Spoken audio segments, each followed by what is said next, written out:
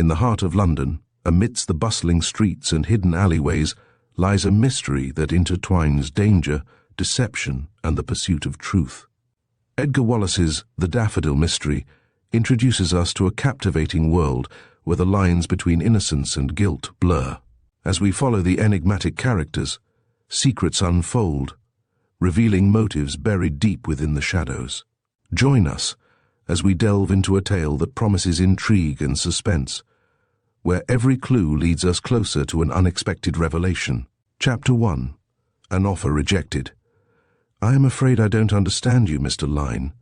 Odette Rider looked gravely at the young man who lolled against his open desk. Her clear skin was tinted with the faintest pink, and there was, in the sober depths of those grey eyes of hers, a light which would have warned a man less satisfied with his own genius and power of persuasion than Thornton. Lyne. He was not looking at her face. His eyes were running approvingly over her perfect figure, noting the straightness of the back, the fine poise of the head, the shapeliness of the slender hands. He pushed back his long black hair from his forehead and smiled. It pleased him to believe that his face was cast in an intellectual mould, and that the somewhat unhealthy pastiness of his skin might be described as the pallor of thought. Presently, he looked away from her through the big bay window which overlooked the crowded floor of Lyne's stores. He had had this office built in the entresol, and the big windows had been put in so that he might at any time overlook the most important department which it was his good fortune to control. Now and again, as he saw, a head would be turned in his direction, and he knew that the attention of all the girls was concentrated upon the little scene, plainly visible from the floor below, in which an unwilling employee was engaged. She too was conscious of the fact, and her discomfort and dismay increased. She made a little movement as if to go, but he stopped her. "You don't understand, Odette," he said.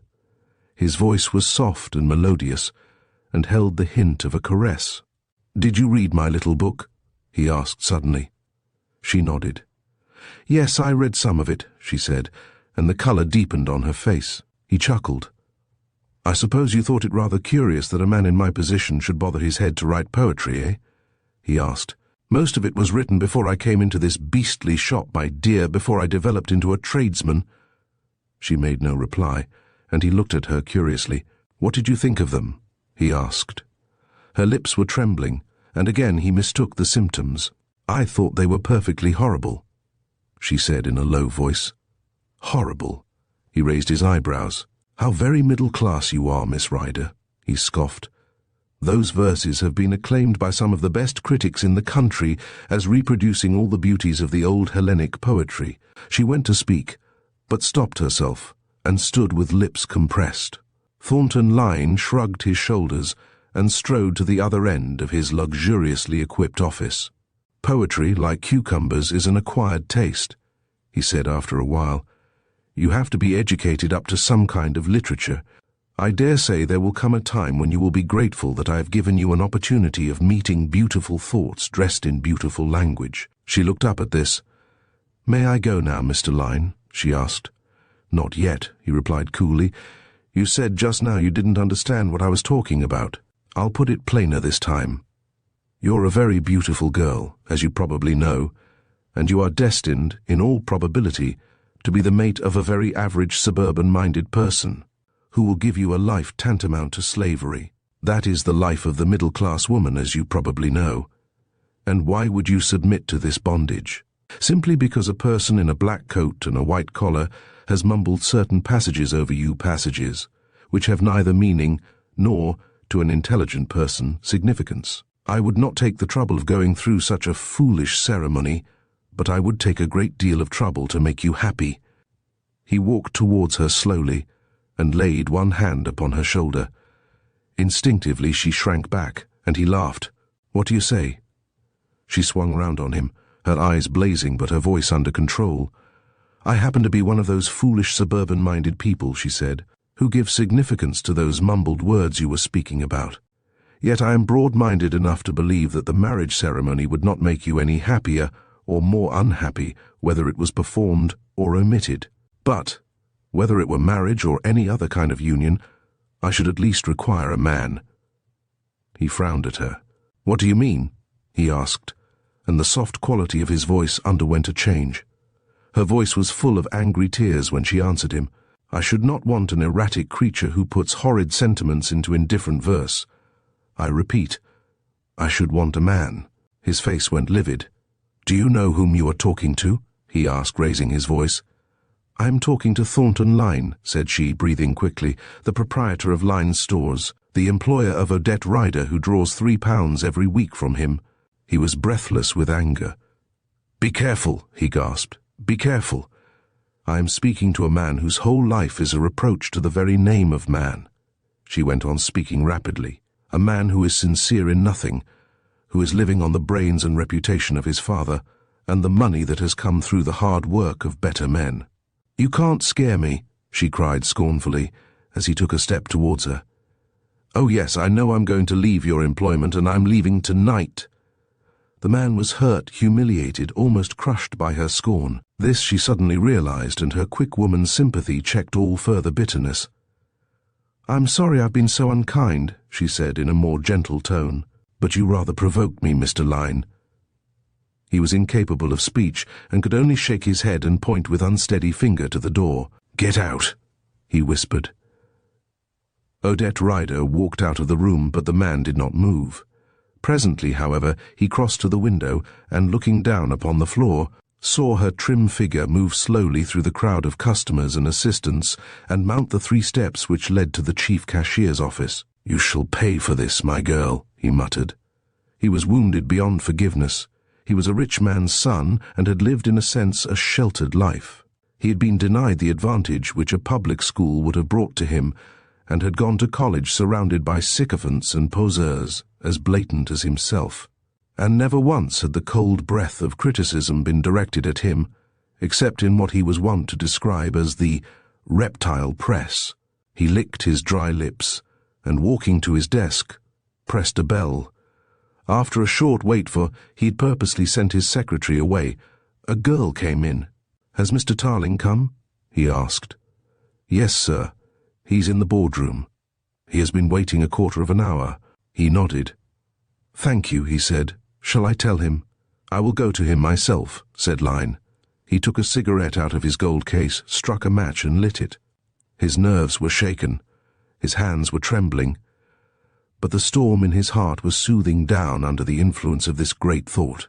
Tarling! What an inspiration! Tarling, with his reputation for ingenuity, his almost sublime, uncanny cleverness. What could be more wonderful than this coincidence? He passed with quick steps along the corridor which connected his private den with the boardroom, and came into that spacious apartment with outstretched hand. The man who turned to greet him may have been 27 or 37. He was tall, but lithe rather than broad. His face was the colour of mahogany, and the blue eyes turned to Lyne were unwinking and expressionless. That was the first impression which Lyne received. He took Lyne's hand in his. It was as soft as a woman's. As they shook hands, Lyne noticed a third figure in the room. He was below middle height and sat in the shadow thrown by a wall pillar. He too rose, but bowed his head. A Chinese man, eh? Said Lyne, looking at this unexpected apparition with curiosity. Oh, of course, Mr. Tarling. I had almost forgotten that you've almost come straight from China. Won't you sit down?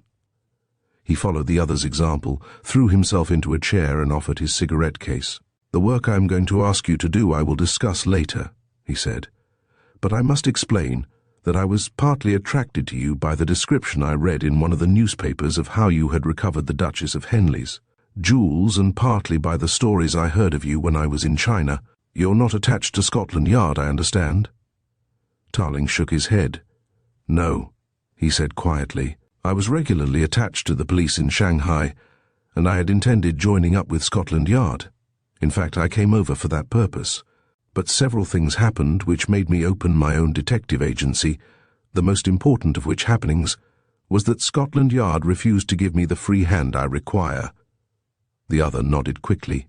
China rang with the achievements of Jack Oliver Tarling, or, as the Chinese criminal world had named him in parody of his name, Liu Jian, the hunter of men. Lyne judged all people by his own standard, and saw in this unemotional man a possible tool, and in all probability, a likely accomplice. The detective force in Shanghai did curious things by all accounts, and were not too scrupulous as to whether they kept within the strict letter of the law. There were even rumors that the hunter of men was not above torturing his prisoners, if by so doing he could elicit confessions which could implicate some greater criminal. Lyne did not and could not know all the legends which had grown around the name of the hunter, nor could he be expected in reason to differentiate between the truth and the false. "I pretty well know why you've sent for me," Tarling went on. He spoke slowly and had a decided drawl. "You gave me a rough outline in your letter. You suspect a member of your staff of having consistently robbed the firm for many years, a Mr. Milburgh, your chief departmental manager." Lyne stopped him with a gesture and lowered his voice. "I want you to forget that for a little while, Mr. Tarling," he said. "In fact, I am going to introduce you to Milburgh, and maybe Milburgh can help us in my scheme. I do not say that Milburgh is honest, or that my suspicions were unfounded, but for the moment, I have a much greater business on hand, and you will oblige me if you forget all the things I have said about Milburgh. I will ring for him now." He walked to a long table which ran half the length of the room, took up a telephone which stood at one end, and spoke to the operator. "Tell Mr. Milburgh to come to me in the boardroom, please," he said. Then he went back to his visitor. "That matter of Milburgh can wait," he said. "I'm not so sure that I shall proceed any farther with it. Did you make inquiries at all? If so, you had better tell me the gist of them before Milburgh comes." Tarling took a small white card from his pocket and glanced at it. "What salary are you paying Milburgh?" "900 a year," replied Lyne. "He is living at the rate of 5,000, said Tarling. "I may even discover that he's living at a much larger rate. He has a house up the river, entertains very lavishly." But the other brushed aside the report impatiently. "No, let that wait," he cried. "I tell you I have much more important business. Milburgh may be a thief." "Did you send for me, sir?" He turned round quickly. The door had opened without noise, and a man stood on the threshold of the room, an ingratiating smile on his face, his hands twining and intertwining ceaselessly, as though he was washing them with invisible soap. Chapter 2. The Hunter Declines His Quarry. "This is Mr. Milburgh," said Lyne awkwardly. If Mr. Milburgh had heard the last words of his employer, his face did not betray the fact. His smile was set, and not only curved the lips, but filled the large, lustreless eyes. Tarling gave him a rapid survey and drew his own conclusions. The man was a born lackey, plump of face, bald of head, and bent of shoulder, as though he lived in a perpetual gesture of abasement. "Shut the door, Milburgh, and sit down. This is Mr. Tarling." Mr. Tarling, is a detective?" "Indeed, sir."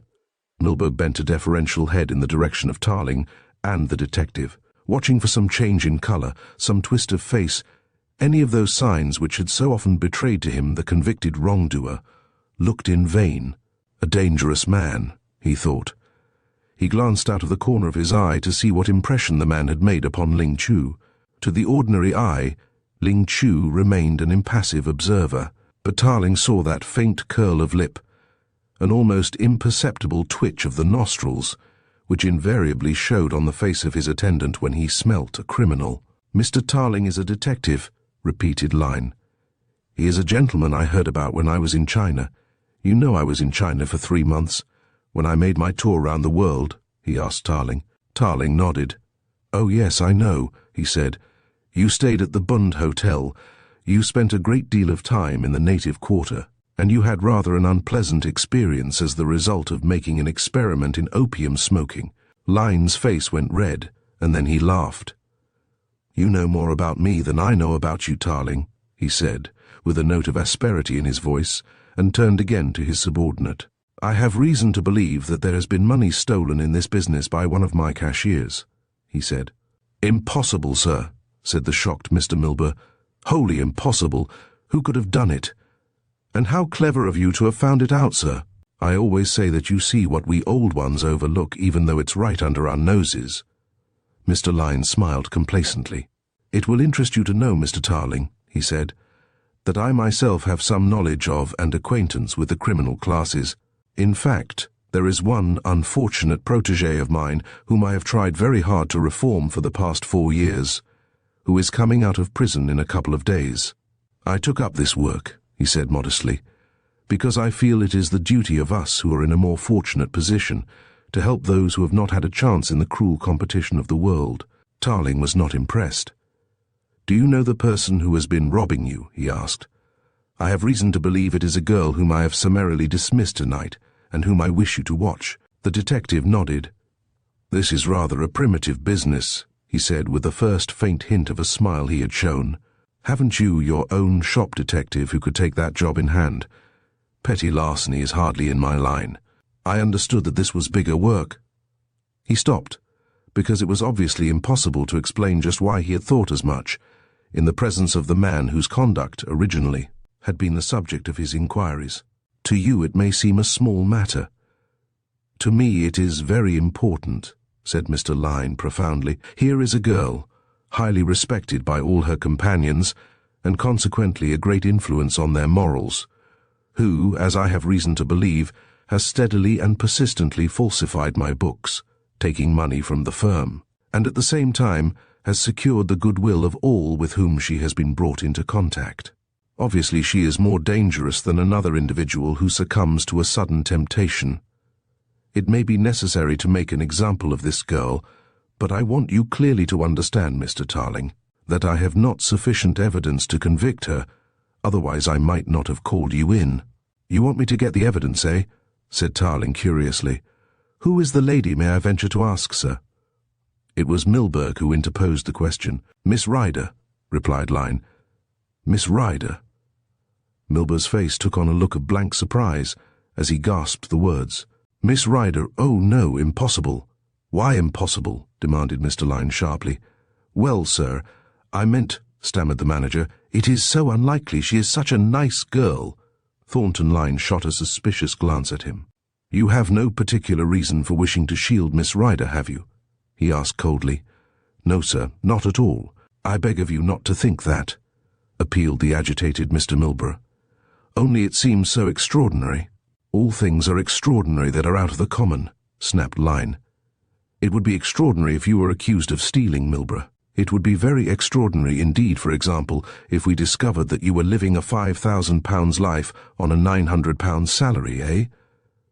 Only for a second did Milburgh lose his self-possession. The hand that went to his mouth shook, and Tarling, whose eyes had never left the man's face, saw the tremendous effort which he was making to recover his equanimity.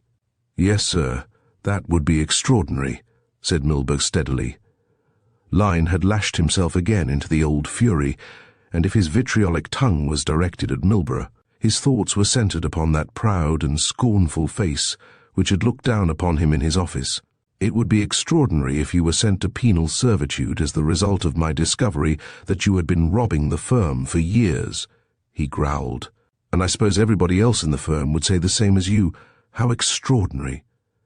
"I dare say they would, sir," said Mr. Milburgh, his old smile back, the twinkle again returning to his eyes, and his hands rubbing together in ceaseless ablutions. "It would sound extraordinary, and it would be extraordinary, and nobody here would be more surprised than the unfortunate victim. Ha! Ha! Perhaps not," said Lyne coldly. "Only I want to say a few words in your presence, and I would like you to give them every attention. You have been complaining to me for a month past," he said, speaking with deliberation, "about small sums of money being missing from the cashier's office. It was a bold thing to say, and in many ways a rash thing. He was dependent for the success of his hastily formed plan, not only upon Milburgh's guilt, but upon Milburgh's willingness to confess his guilt. If the manager agreed to stand sponsored to this lie, he admitted his own peculations, and Tarling, to whom the turn of the conversation had at first been unintelligible, began dimly to see the drift it was taking. "I have complained that sums of money have been missing for the past month," repeated Milburgh dully. The smile had gone from his lips and eyes. His face was haggard. He was a man at bay. "That is what I said," said Lyne, watching him. "Isn't that the fact?" There was a long pause, and presently Milburgh nodded. "That is the fact, sir," he said in a low voice. "And you have told me that you suspected Miss Ryder of defalcations." Again the pause, and again the man nodded. "Do you hear?" asked Lyne triumphantly. "I hear," said Tarling quietly. "Now what do you wish me to do? Isn't this a matter for the police? I mean the regular police." Lyne frowned. "The case has to be prepared first," he said. "I will give you full particulars as to the girl's address and her habits, and it will be your business to collect such information as will enable us to put the case in the hands of Scotland Yard." "I see," said Tarling, and smiled again. Then he shook his head. "I'm afraid I can't come into this case, Mr. Lyne." "Can't come in?" said Lyne in astonishment. "Why not?" "Because it's not my kind of job," said Tarling. "The first time I met you, I had a feeling that you were leading me to one of the biggest cases I had ever undertaken. It shows you how one's instincts can lead one astray." He smiled again and picked up his hat. "What do you mean? You're going to throw up a valuable client?" "I don't know how valuable you're likely to be," said Tarling, "but at the present moment the signs are not particularly encouraging. I tell you I do not wish to be associated with this case, Mr. Lyne, and I think there the matter can end." "You don't think it's worthwhile, eh?" sneered Lyne. "Yet when I tell you that I am prepared to give you a fee of 500 guineas, if you gave me a fee of 5,000 guineas, or 50,000 guineas, I should still decline to be associated with this matter," said Tarling, and his words had the metallic quality which precludes argument. "At any rate, I am entitled to know why you will not take up this case." "Do you know the girl?" asked Lyne loudly. "I have never met the lady, and probably never shall," said Tarling. "I only know that I will not be concerned with what is called in the United States of America a frame-up." "Frame-up?" repeated the other. "A frame-up. I dare say you know what it means. I will put the matter more plainly and within your understanding. For some reason or other, you have a sudden grudge against a member of your staff. I read your face, Mr. Lyne, and the weakness of your chin and the appetite of your mouth suggest to me that you are not over-scrupulous with the women who are in your charge. I guess rather than know that you have been turned down with a dull, sickening thud by a decent girl, and in your mortification you are attempting to invent a charge which has no substance and no foundation. Mr. Milburgh," he turned to the other, and again Mr. Milburgh ceased to smile, "has his own reasons for complying with your wishes. He is your subordinate, and moreover, the side threat of penal servitude for him if he refuses has carried some weight." Thornton Lyne's face was distorted with fury. "I will take care that your behaviour is widely advertised," he said. "You have brought a most monstrous charge against me, and I shall proceed against you for slander. The truth is that you are not equal to the job I intended giving you, and you are finding an excuse for getting out." "The truth is," replied Tarling, biting off the end of a cigar he had taken from his pocket, "that my reputation is too good to be risked in associating with such a dirty business as yours. I hate to be rude, and I hate just as much to throw away good money. But I can't take good money for bad work, Mr. Lyne, and if you will be advised by me, you will drop this stupid scheme for vengeance which your hurt vanity has suggested. It is the clumsiest kind of frame-up that was ever invented. And also, you will go and apologize to the young lady, whom I have no doubt you have grossly insulted." He beckoned to his Chinese satellite and walked leisurely to the door, incoherent with rage, shaking in every limb with a weak man's sense of his own impotence. Lyne watched him until the door was half closed. Then, springing forward with a strangled cry, he wrenched the door open and leapt at the detective. Two hands gripped his arm and, lifting him bodily back into the room, pushed him down into a chair. A not unkindly face blinked down at him, a face relieved from utter solemnity by the tiny laughter lines about the eyes. "Mr. Lyne," said the mocking voice of Tarling, "you are setting an awful example to the criminal classes. It is a good job your convict friend is in gaol." Without another word he left the room. Chapter 3. The Man Who Loved Lyne. 2 days later, Thornton Lyne sat in his big limousine which was drawn up on the edge of Wandsworth Common, facing the gates of the jail. Poet and poseur he was, the strangest combination ever seen in man. Thornton Lyne was a storekeeper, a Bachelor of Arts, the winner of the Mangate Science Prize and the author of a slim volume, The quality of the poetry therein was not very great, but it was undoubtedly a slim volume printed in queerly ornate type, with old-fashioned S's and wide margins. He was a storekeeper because storekeeping supplied him with caviar and peaches, a handsome little two-seater, a 6-cylinder limousine for state occasions, a country house and a flat in town, the decorations of which ran to a figure which would have purchased many stores of humbler pretensions than Lyne's Serve First Emporium. To the elder Lyne, Joseph Emmanuel of that family, the inception and prosperity of Lyne's Serve First Emporium was due. He had devised a sales system which ensured every customer being attended to the moment he or she entered one of the many departments which made up the splendid whole of the Emporium. It was a system based upon the age-old principle of keeping efficient reserves within call. Thornton Lyne succeeded to the business at a moment when his slim volume had placed him in the category of the gloriously misunderstood. Because such reviewers as had noticed his book wrote of his poetry using inverted commas to advertise their scorn, and because nobody bought the volume despite its slimness, he became the idol of men and women who also wrote that which nobody read, and in consequence developed souls with a celerity that a small boy develops stomachache. For nothing in the wide world was more certain to the gloriously misunderstood than this: the test of excellence is scorn. Thornton Lyne might in different circumstances have drifted upward to sets even more misunderstood, yea, even to a set superior to marriage and soap and clean shirts and fresh air, only his father died of a surfeit. And Thornton became the Lyne of Lyne's Serve First. His first inclination was to sell the property and retire to a villa in Florence or Capri. Then the absurdity, the rich humour of an idea struck him. He, a scholar, a gentleman, and a misunderstood poet, sitting in the office of a store, appealed to him. Somebody remarked in his hearing that the idea was rich. He saw himself in character, and the part appealed to him. To everybody's surprise, he took up his father's work, which meant that he signed cheques, collected profits, and left the management to the Salts and the Knees whom old Napoleon Lyne had relied upon in the foundation of his empire. Thornton wrote an address to his 3,000 employees, which address was printed on decided antique paper in queerly ornate type with wide margins. He quoted Seneca, Aristotle, Marcus Aurelius, and the Iliad.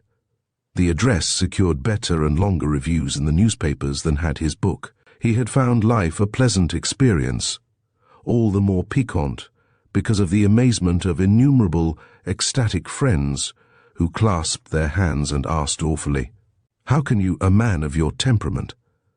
Life might have gone on being pleasant if every man and woman he had met had let him have his own way. Only there were at least two people with whom Thornton Lyne's millions carried no weight. It was warm in his limousine, which was electrically heated, but outside, on that raw April morning, it was bitterly cold, and the shivering little group of women who stood at a respectful distance from the prison gates drew their shawls tightly about them as errant flakes of snow whirled across the open. The common was covered with a white powder, and the early flowers looked supremely miserable in their wintry setting. The prison clock struck 8, and a wicket gate opened. A man slouched out, his jacket buttoned up to his neck, his cap pulled over his eyes. At sight of him, Lyne dropped the newspaper he had been reading, opened the door of the car and jumped out, walking towards the released prisoner. "Well, Sam," he said, genially, "you didn't expect me?" The man stopped as if he had been shot and stood staring at the fur-coated figure. Then, "Oh, Mr. Lyne," he said brokenly. "Oh, Governor." He choked, and tears streamed down his face, and he gripped the outstretched hand in both of his, unable to speak. "You didn't think I'd desert you, Sam, eh?" said Mr. Lyne, all aglow with consciousness of his virtue. "I thought you'd given me up, sir," said Sam Stay huskily.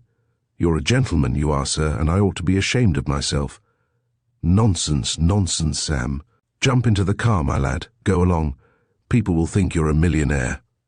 The man gulped, grinned sheepishly, opened the door and stepped in, and sank, with a sigh of comfort, into the luxurious depths of the big brown cushions. "Gord, to think that there are men like you in the world, sir. Why, I believe in angels, I do."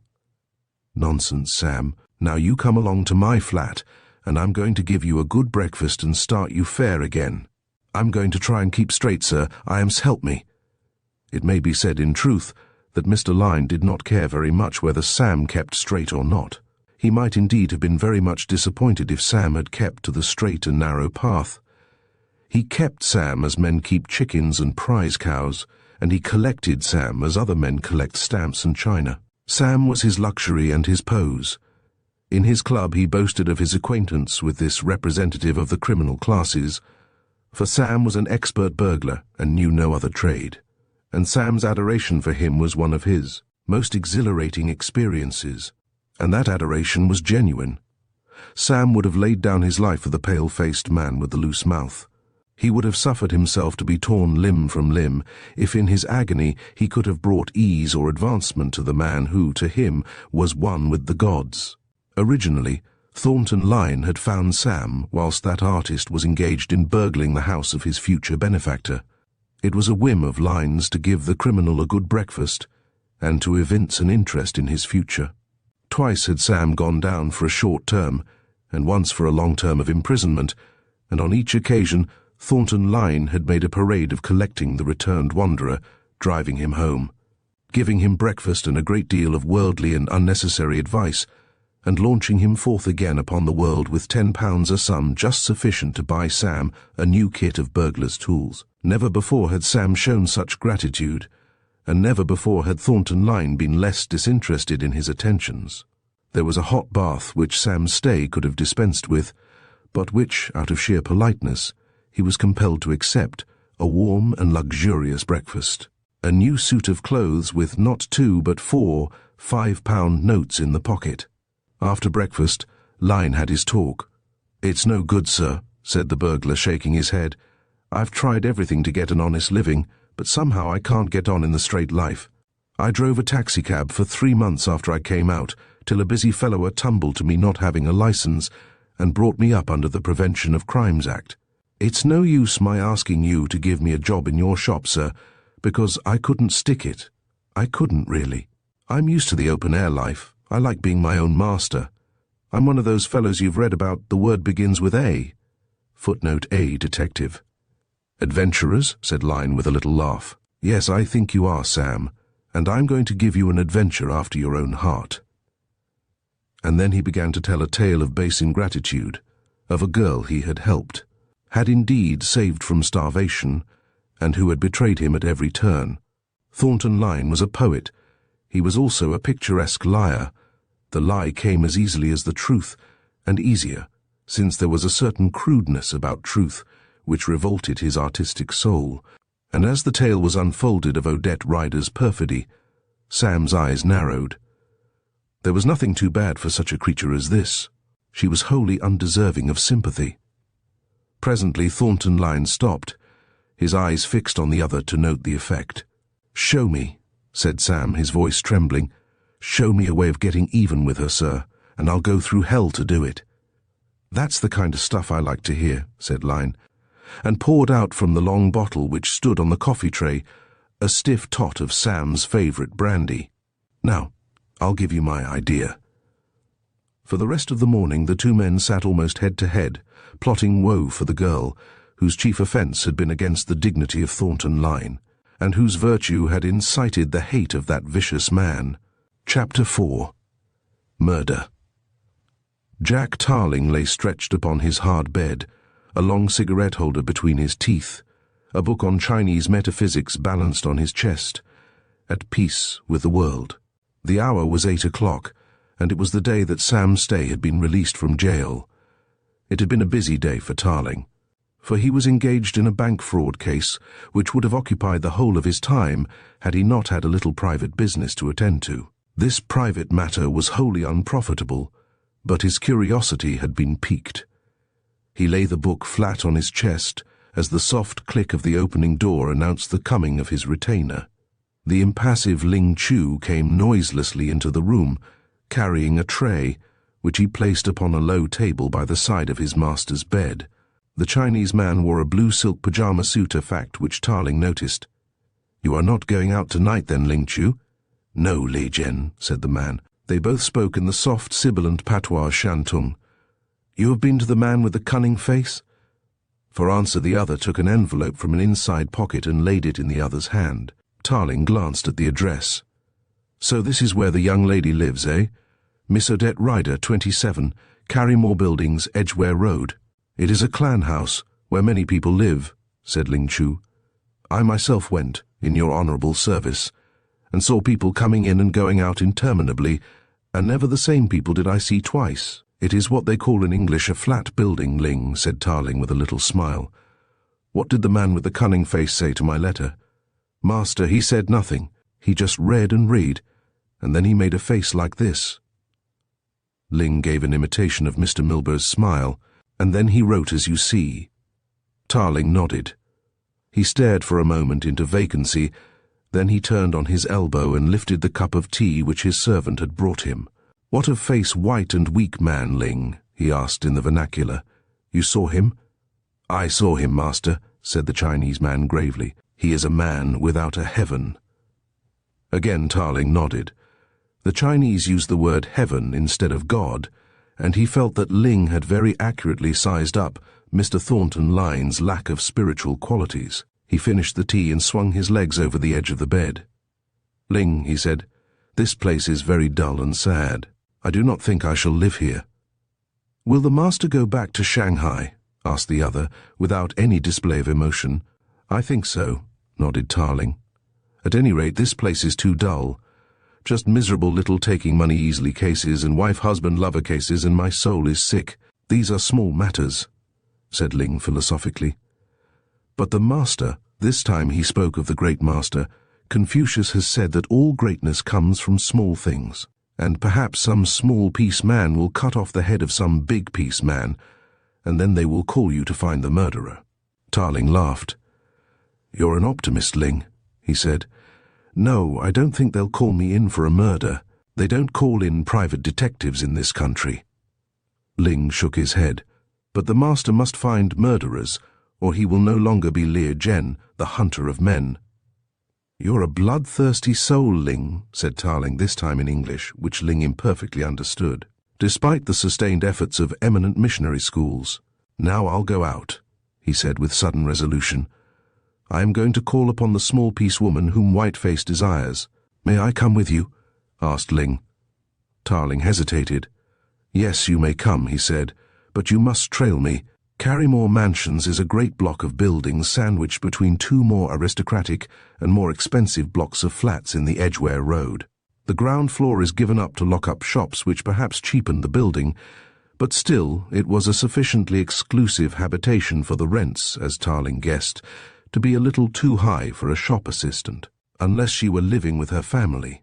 The explanation, as he was to discover, lay in the fact that there were some very undesirable basement flats which were let at a lower rental. He found himself standing outside the polished mahogany door of one of these, wondering exactly what excuse he was going to give to the girl for making a call so late at night. And that she needed some explanation was clear from the frank suspicion which showed in her face when she opened the door to him. "Yes, I am Miss Ryder," she said. "Can I see you for a few moments?" "I'm sorry," she said, shaking her head, "but I am alone in the flat, so I can't ask you to come in." This was a bad beginning. "Is it not possible for you to come out?" he asked anxiously, and in spite of herself she smiled.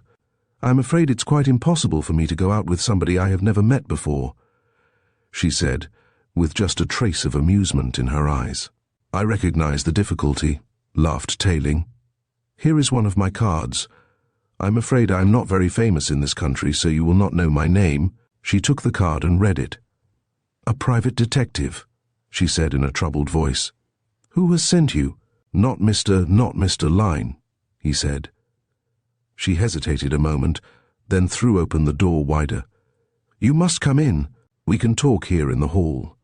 Do I understand Mr. Lyne has not sent you?" "Mr. Lyne was very anxious that I should come," he said. "I am betraying his confidence, but I do not think that he has any claim upon my loyalty. I don't know why I've bothered you at all, except that I feel that you ought to be put on your guard." "Against what?" she asked. "Against the machinations of a gentleman to whom you have been—" He hesitated for a word. "Very offensive," she finished for him. "I don't know how offensive you've been," he laughed, "but I gather you have annoyed Mr. Lyne for some reason or other, and that he is determined to annoy you. I do not ask your confidence in this respect because I realize that you would hardly like to tell me. But what I want to tell you is this, that Mr. Lyne is probably framing up a charge against you, that is to say, inventing a charge of theft." "Of theft?" she cried in indignant amazement. "Against me? Of theft? It's impossible that he could be so wicked." "It's not impossible that anybody could be wicked," said Tarling of the impassive face and the laughing eyes. "All that I know is that he even induced Mr. Milburgh to say that complaints have been made by Milburgh concerning thefts of money from your department." "That's absolutely impossible," she cried emphatically. "Mr. Milburgh would never say such a thing. Absolutely impossible." "Mr. Milburgh didn't want to say such a thing, I give him credit for that," said Tarling slowly, and then gave the gist of the argument, omitting any reference, direct or indirect, to the suspicion which surrounded Milburgh. "So you see," he said in conclusion, "that you ought to be on your guard. I suggest to you that you see a solicitor and put the matter in his hands. You need not move against Mr. Lyne, but it would strengthen your position tremendously if you had already detailed the scheme to some person in authority." "Thank you very, very much, Mr. Tarling," she said warmly, and looked up into his face with a smile so sweet, so pathetic, so helpless, that Tarling's heart melted towards her. "And if you don't want a solicitor," he said, "you can depend upon me. I will help you if any trouble arises. You don't know how grateful I am to you, Mr. Tarling. I didn't receive you very graciously. If you will forgive my saying so, you would have been a fool to have received me in any other way," he said. She held out both hands to him, he took them, and there were tears in her eyes. Presently she composed herself and led him into her little drawing-room.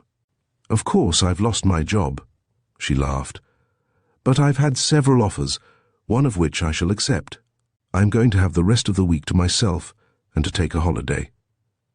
Tarling stopped her with a gesture. His ears were superhumanly sensitive. "Are you expecting a visitor?" he asked softly. "No," said the girl in surprise. "Do you share this flat with somebody?" "I have a woman who sleeps here," she said. "She is out for the evening. Has she a key?" The girl shook her head.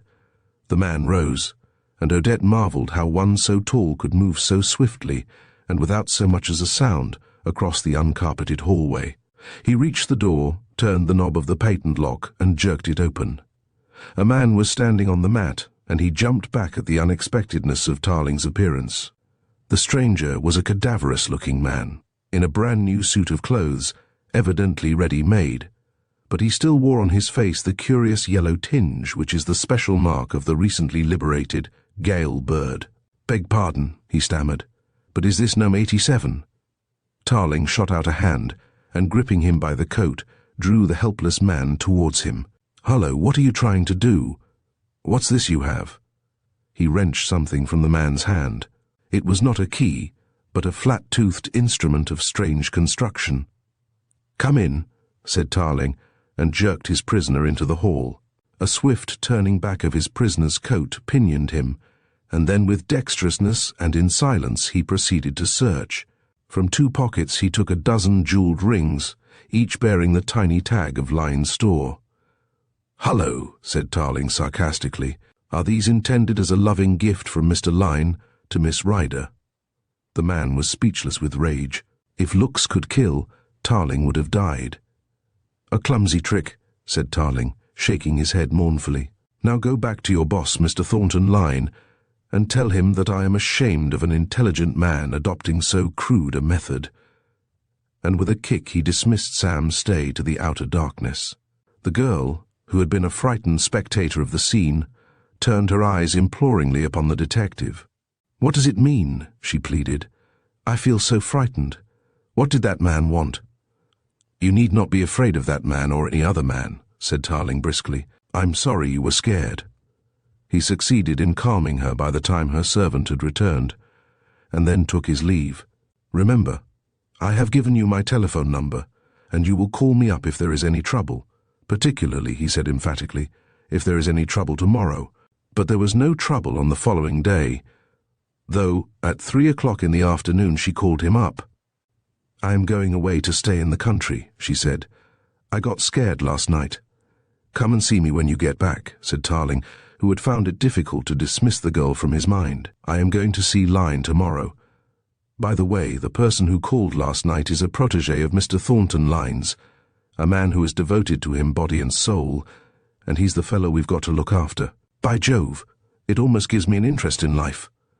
He heard the faint laugh of the girl. "Must I be butchered to make a detective's holiday?" She mocked, and he grinned sympathetically. "Anyway, I'll see Lyne tomorrow," he said. The interview which Jack Tarling projected was destined never to take place. On the following morning, an early worker taking a short cut through Hyde Park found the body of a man lying by the side of a carriage drive. He was fully dressed, save that his coat and waistcoat had been removed. Wound about his body was a woman's silk nightdress stained with blood. The hands of the figure were crossed on the breast, and upon them lay a handful of daffodils.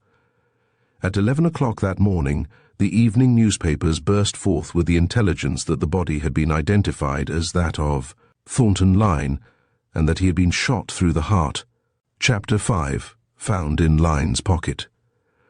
The London police are confronted with a new mystery, which has features so remarkable that it would not be an exaggeration to describe this crime as the murder mystery of the century. A well-known figure in London society, Mr. Thornton Lyne, head of an important commercial organisation, a poet of no mean quality, and a millionaire renowned for his philanthropic activities, was found dead in Hyde Park in the early hours of this morning, in circumstances which admit of no doubt that he was most brutally murdered.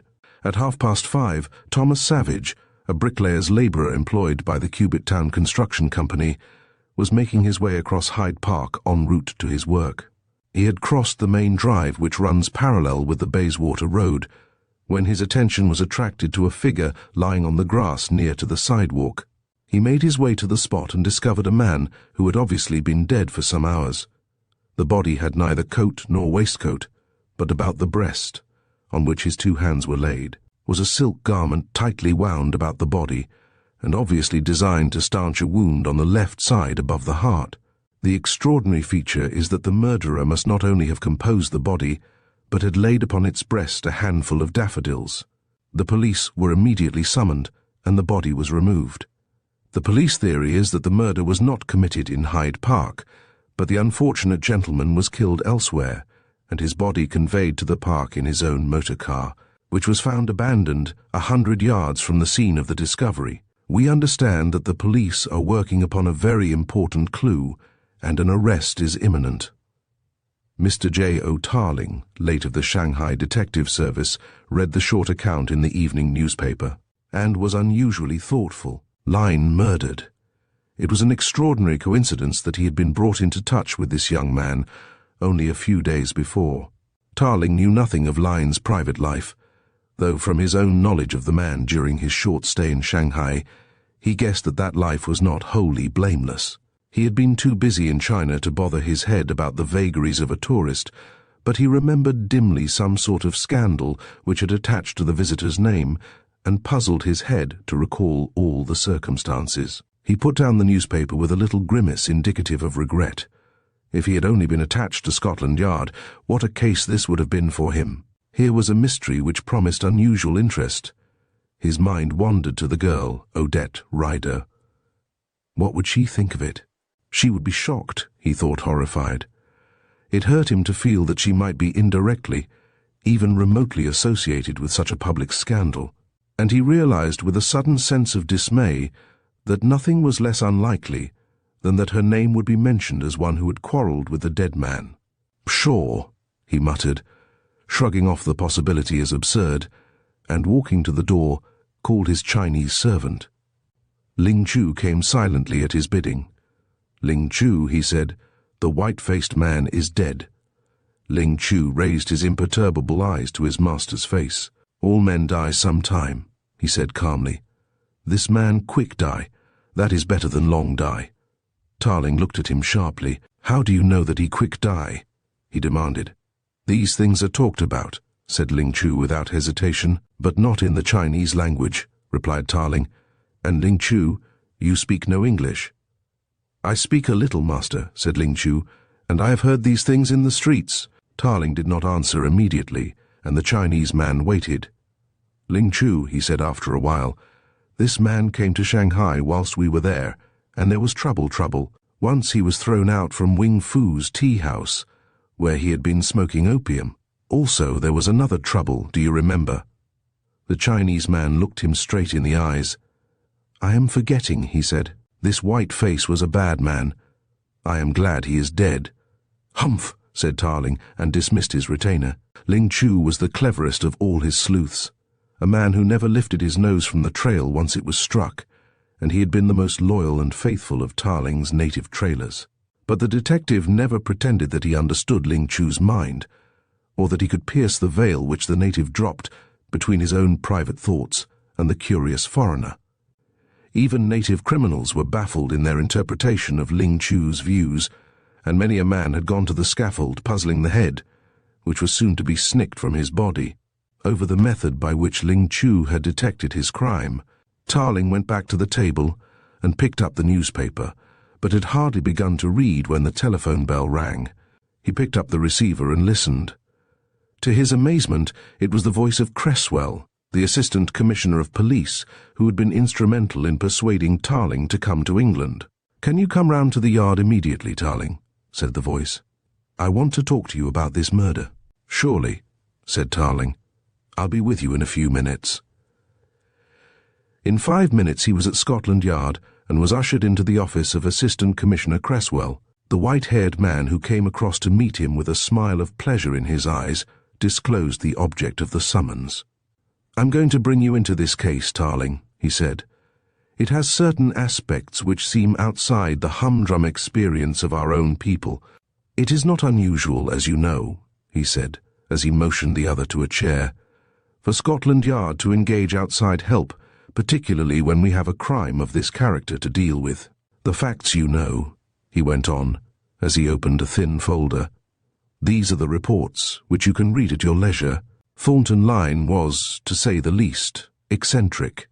His life was not a particularly wholesome one, and he had many undesirable acquaintances, amongst whom was a criminal and ex-convict who was only released from jail a few days ago." "That's rather extraordinary," said Tarling, lifting his eyebrows. "What had he in common with the criminal?" Commissioner Cresswell shrugged his shoulders. "My own view is that this acquaintance was rather a pose of Lyne's. He liked to be talked about. It gave him a certain reputation for character amongst his friends." "Who is the criminal?" asked Tarling. "He is a man named Stay, a petty larcenist, and in my opinion a much more dangerous character than the police have realized." "Is he—" began Tarling, but the Commissioner shook his head. "I think we can rule him out from the list of people who may be suspected of this murder," he said. "Sam Stay has very few qualities that would commend themselves to the average man, but there can be no doubt at all that he was devoted to Lyne, body and soul. When the detective temporarily in charge of the case went down to Lambeth to interview Stay, he found him lying on his bed prostrate with grief, with a newspaper containing the particulars of the murder by his side. The man is beside himself with sorrow and threatens to do in the person who is responsible for this crime. You can interview him later. I doubt whether you will get much out of him, because he is absolutely incoherent. Lyne was something more than human in his eyes, and I should imagine that the only decent emotion he has had in his life is this affection for a man who was certainly good to him, whether he was sincere in his philanthropy or otherwise. Now here are a few of the facts which have not been made public." Cresswell settled himself back in his chair and ticked off on his fingers the points as he made them. "You know that around Lyne's chest a silk nightdress was discovered?" Tarling nodded. Under the nightdress, made into a pad, evidently with the object of arresting the bleeding, were 2 handkerchiefs neatly folded, as though they had been taken from a drawer. They were ladies' handkerchiefs, so we may start on the supposition that there is a woman in the case. Tarling nodded.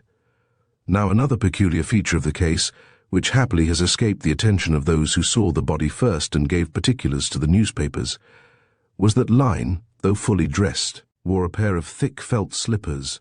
They were taken out of his own store yesterday evening, as we have ascertained by Lyne himself, who sent for one of his assistants to his office and told him to get a pair of very soft-soled slippers. The third item is that Lyne's boots were discovered in the deserted motor car, which was drawn up by the side of the road 100 yards from where the body was lying. And the fourth feature, and this explains why I have brought you into the case, is that in the car was discovered his blood-stained coat and waistcoat. In the right-hand pocket of the latter garment, said Cresswell, speaking slowly, was found this. He took from his drawer a small piece of crimson paper 2 inches square and handed it without comment to the detective. Tarling took the paper and stared. Written in thick black ink were 4 Chinese characters, Su Chao Fan Nao. He brought this trouble upon himself. Chapter 6. The Mother of Odette Ryder. The two men looked at one another in silence. "Well?" said the Commissioner at last. Tarling shook his head. "That's amazing," he said, and looked at the little slip of paper between his finger and thumb. "You see why I am bringing you in," said the Commissioner. "If there is a Chinese end to this crime, nobody knows better than you how to deal with it. I have had this slip translated. It means he brought this trouble upon himself. Literally, self-look for trouble," said Tarling. "But there is one fact which you may not have noticed. If you will look at the slip, you will see that it is not written but printed." He passed the little red square across the table, and the Commissioner examined it. "That's true," he said in surprise. "I did not notice that. Have you seen these slips before?" Tarling nodded. "A few years ago," he said. "There was a very bad outbreak of crime in Shanghai, mostly under the leadership of a notorious criminal whom I was instrumental in getting beheaded. He ran a gang called the Cheerful Hearts. You know, the fantastic titles which these Chinese gangs adopt. It was their custom to leave on the scene of their depredations the Hong, or sign manual of the gang. It was worded exactly as this slip, only it was written. These visiting cards of the Cheerful Hearts were bought up as curios and commanded high prices until some enterprising Chinese man started printing them, so that you could buy them at almost any stationer's shop in Shanghai just as you buy picture postcards." The Commissioner nodded. "And this is one of those?" "This is such a one. How it came here, heaven knows," he said. "It is certainly the most remarkable discovery." The Commissioner went to a cupboard, unlocked it, and took out a suitcase, which he placed upon the table and opened. "Now," said the Commissioner, "look at this, Tarling." This was a stained garment, which Tarling had no difficulty in recognizing as a nightdress.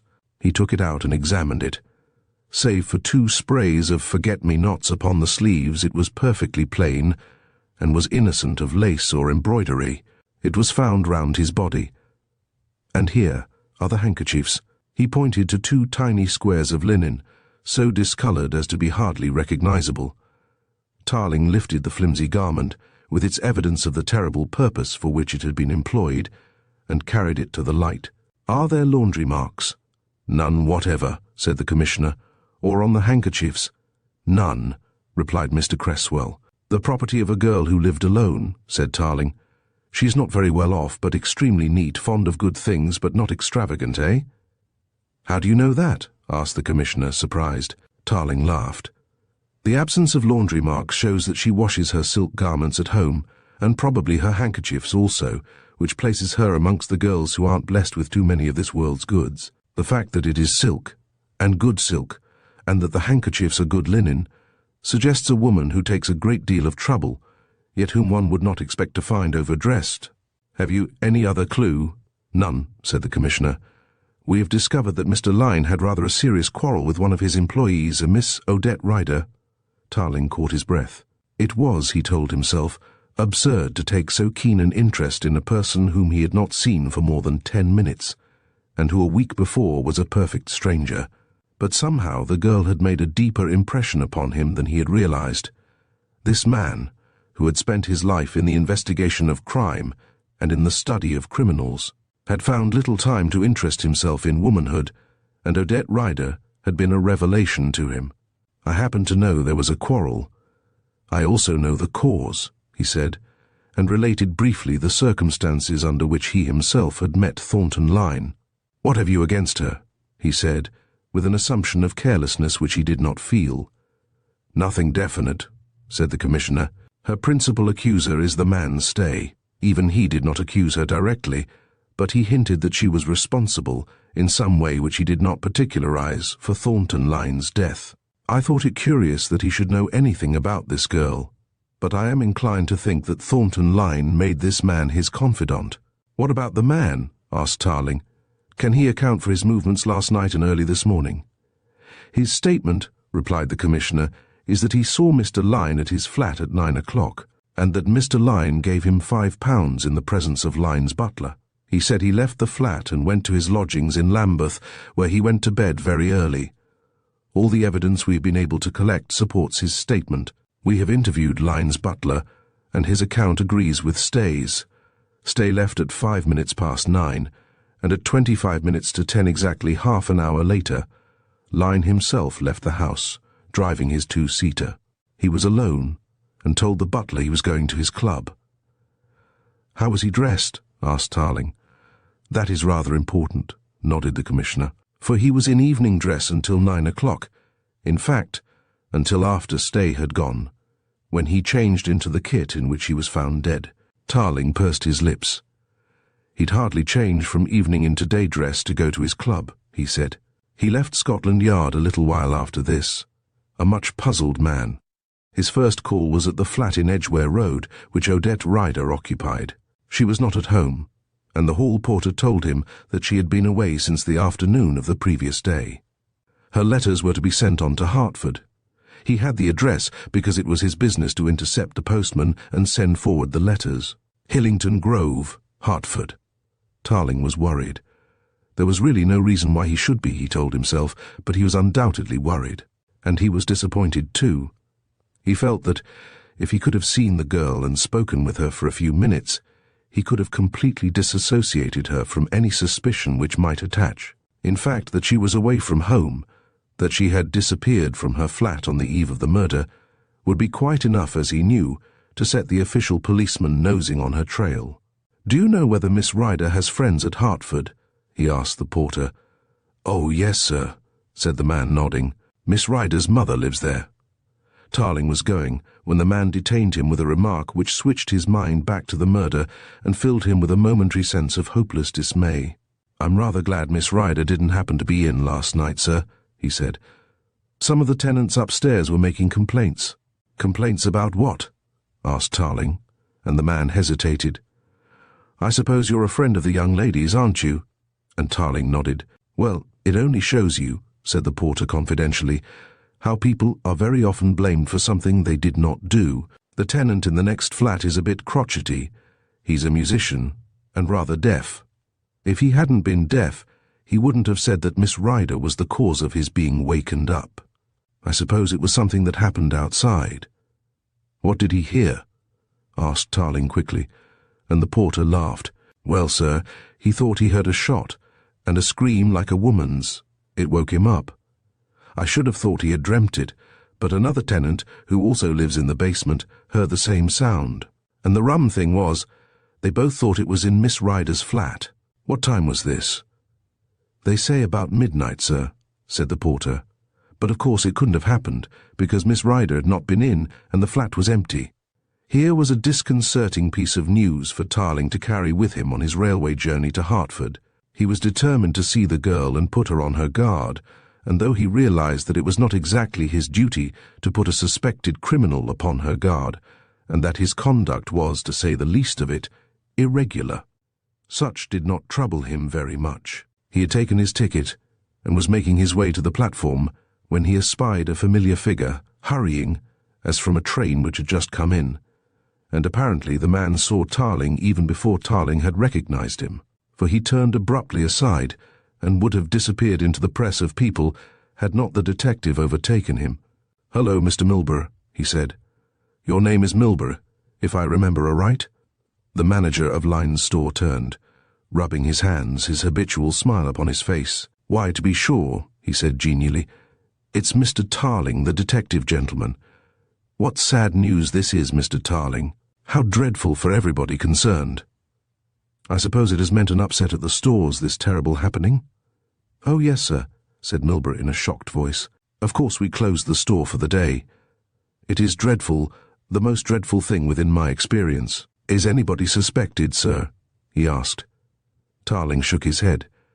"It is a most mysterious circumstance, Mr. Milburgh," he said.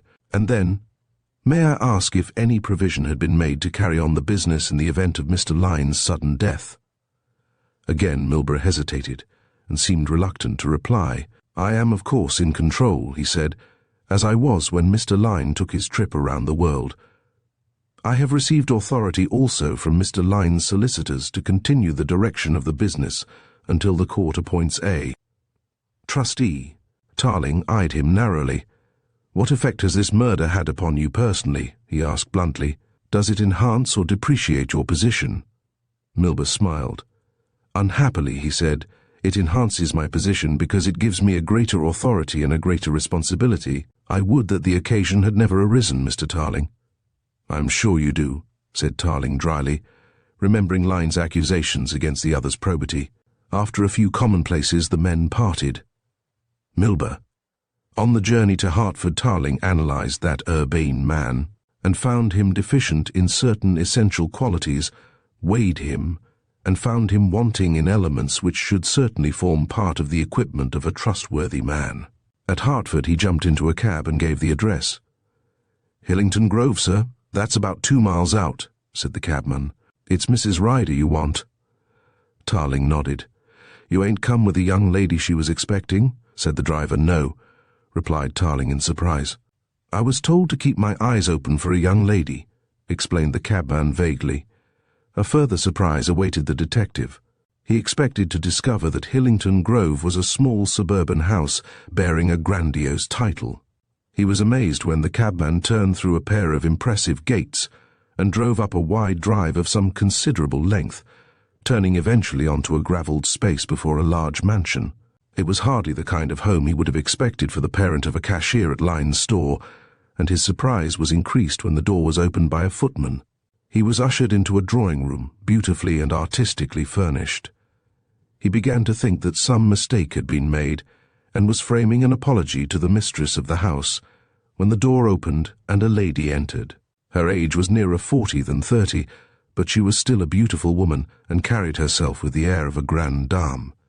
She was graciousness itself to the visitor, but Tarling thought he detected a note of anxiety both in her mien and in her voice. "I'm afraid there's some mistake," he began. "I have probably found the wrong Mrs. Ryder. I wanted to see Miss Odette Ryder." The lady nodded. "That is my daughter," she said. "Have you any news of her?" "I am quite worried about her." "Worried about her," said Tarling quickly. "Why, what has happened? Isn't she here?" "Here?" said Mrs. Ryder wide-eyed. "Of course she is not." "But hasn't she been here?" asked Tarling. "Didn't she arrive here 2 nights ago?" Mrs. Ryder shook her head. "My daughter has not been," she replied. "But she promised to come and spend a few days with me, and last night I received a telegram. Wait a moment, I will get it for you." She was gone a few moments and came back with a little buff form, which she handed to the detective. He looked and read, "My visit cancelled. Do not write to me at flat. I will communicate with you when I reach my destination." The telegram had been handed in at the General Post Office, London, and was dated 9 o'clock 3 hours, according to expert opinion, before the murder was committed. Chapter 7. The Woman in the Case. "May I keep this telegram?" asked Tarling. The woman nodded. He saw that she was nervous, ill at ease and worried. "I can't quite understand why Odette should not come," she said. "Is there any particular reason?" "That I can't say," said Tarling. "But please don't let it worry you, Mrs. Ryder. She probably changed her mind at the last moment and is staying with friends in town." "Then you haven't seen her?" asked Mrs. Ryder anxiously. "I haven't seen her for several days. Is anything wrong?" Her voice shook for a second, but she recovered herself. "You see," she made an attempt to smile, "I have been in the house for 2 or 3 days, and I have seen neither Odette nor anybody else," she added quickly. Who was she expecting to see, wondered Tarling, and why did she check herself? Was it possible that she had not heard of the murder? He determined to test her. "Your daughter is probably detained in town owing to Mr. Lyne's death," he said, watching her closely. She started and went white. "Mr. Lyne's death?" she stammered. "Has he died, that young man?" "He was murdered in Hyde Park yesterday morning," said Tarling, and she staggered back and collapsed into a chair. "Murdered, murdered," she whispered. "Oh God, not that, not that." Her face was ashen white and she was shaking in every limb, this stately woman who had walked so serenely into the drawing-room a few minutes before. Presently she covered her face with her hands and began to weep softly, and Tarling waited. "Did you know Mr. Lyne?" he asked after a while. She shook her head. "Have you heard any stories about Mr. Lyne?" She looked up. "None," she said listlessly, "except that he was not a very nice man. Forgive me asking you, but are you very much interested?" He hesitated, and she lifted her head. He did not know how to put this question into words. It puzzled him that the daughter of this woman, who was evidently well off, should be engaged in a more or less humble capacity in Lyne's store. He wanted to know whether she knew that the girl had been dismissed, and whether that made much difference to her. Then again, his conversation with Odette Ryder had not led him to the conclusion that she could afford to throw up her work. She spoke of finding another job, and that did not sound as though her mother was in a good position. "Is there any necessity for your daughter working for a living?" he asked bluntly, and she dropped her eyes.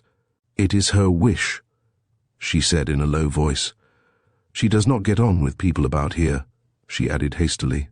There was a brief silence, then he rose and offered his hand. "I do hope I haven't worried you with my questions," he said, "and I dare say you wonder why I have come. I will tell you candidly that I am engaged in investigating this murder, and I was hoping to hear that your daughter, in common with the other people who were brought into contact with Mr. Lyne, might give me some thread of a clue which would lead to more important things." "A detective?" she asked, and he could have sworn there was horror in her eyes. "A sort of detective," he laughed, "but not a formidable one, I hope, Mrs. Ryder." She saw him to the door and watched him as he disappeared down the drive, then walked slowly back to the room and stood against the marble mantelpiece, her head upon her arms, weeping softly. Jack Tarling left Hertford more confused than ever. He had instructed the fly driver to wait for him at the gates, and this worthy he proceeded to pump. Mrs. Ryder had been living in Hertford for 4 years and was greatly respected. Did the cabman know the daughter? Oh yes, he had seen the young lady once or twice, but she don't come very often, he explained. By all accounts, she doesn't get on with her father. Her father? I did not know she had a father, said Tarling in surprise. Yes, there was a father. He was an infrequent visitor, and usually came up from London by the late train, and was driven in his own brougham to the house. He had not seen him.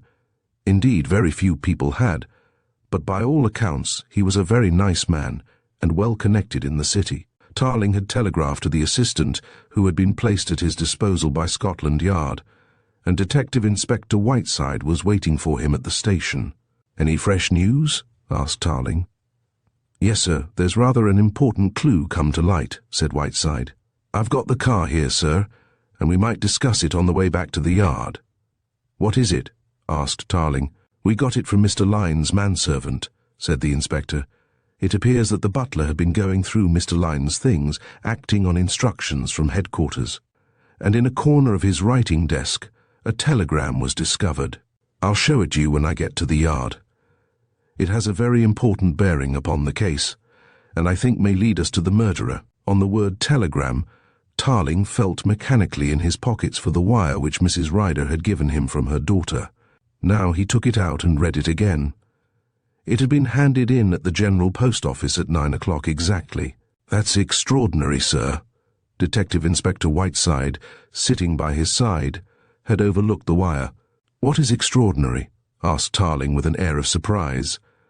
"I happen to see the signature to that wire, Odette, isn't it?" said the Scotland Yard man. "Yes," nodded Tarling. "Why? What is there extraordinary in that?" "Well, sir," said Whiteside, "it's something of a coincidence that the telegram which was found in Mr. Lyne's desk, and making an appointment with him at a certain flat in the Edgware Road, was also signed Odette, and—" He bent forward, looking at the wire still in the astonished Tarling's hand. "And," he said in triumph, "it was handed in exactly at the same time as that." An examination of the telegram at Scotland Yard left no doubt in the detective's mind that Whiteside had spoken nothing but the truth. An urgent message was dispatched to the General Post Office, and in 2 hours the original telegrams were before him. They were both written in the same hand, the first to her mother saying that she could not come, the second to Lyne running, "Will you see me at my flat tonight at 11 o'clock? Odette Rider." Tarling's heart sank within him. This amazing news was stunning. It was impossible, impossible, he told himself again and again, that this girl could have killed Lyne. Suppose she had. Where had they met? Had they gone driving together, and had she shot him in making the circuit of the park? But why should he be wearing list slippers? Why should his coat be off? And why should the nightdress be bound round and round his body? He thought the matter out, but the more he thought, the more puzzled he became. It was a very depressed man who interviewed an authority that night and secured from him a search warrant. Armed with this, and accompanied by Whiteside, he made his way to the flat in Edgware Road, and, showing his authority, secured a pass key from the hall porter, who was also the caretaker of the building. Tarling remembered the last time he had gone to the flat, and it was with a feeling of intense pity for the girl that he turned the key in the lock and stepped into the little hall, reaching out his hand and switching on the light as he did so. There was nothing in the hall to suggest anything unusual. There was just that close and musty smell which is peculiar to all buildings which have been shut up, even for a few days. But there was something else. Tarling sniffed and Whiteside sniffed. A dull, burnt smell, some pungent, scorched odour, which he recognized as the stale stench of exploded cordite. He went into the tiny dining room. Everything was neat, nothing displaced. "That's curious," said Whiteside, pointing to the sideboard, and Tarling saw a deep glass vase half filled with daffodils. 2 or 3 blossoms had either fallen or had been pulled out, and were lying, shriveled and dead, on the polished surface of the sideboard. "Humph," said Tarling. "I don't like this very much." He turned and walked back into the hall and opened another door which stood ajar. Again he turned on the light. He was in the girl's bedroom. He stopped dead and slowly examined the room. But for the disordered appearance of the chest of drawers, there was nothing unusual in the appearance of the room. At the open doors of the bureau, a little heap of female attire had been thrown pell-mell upon the floor. All these were eloquent of hasty action.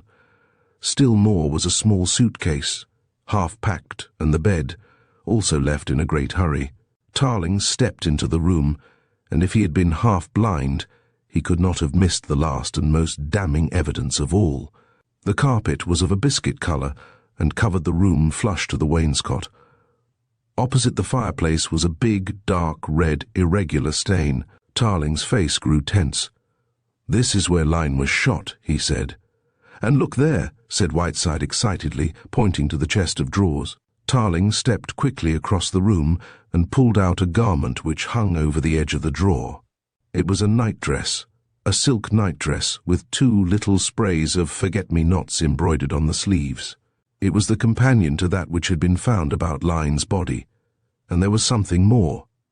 The removal of the garment from the drawer disclosed a mark on the white enamel of the bureau. It was a bloody thumbprint.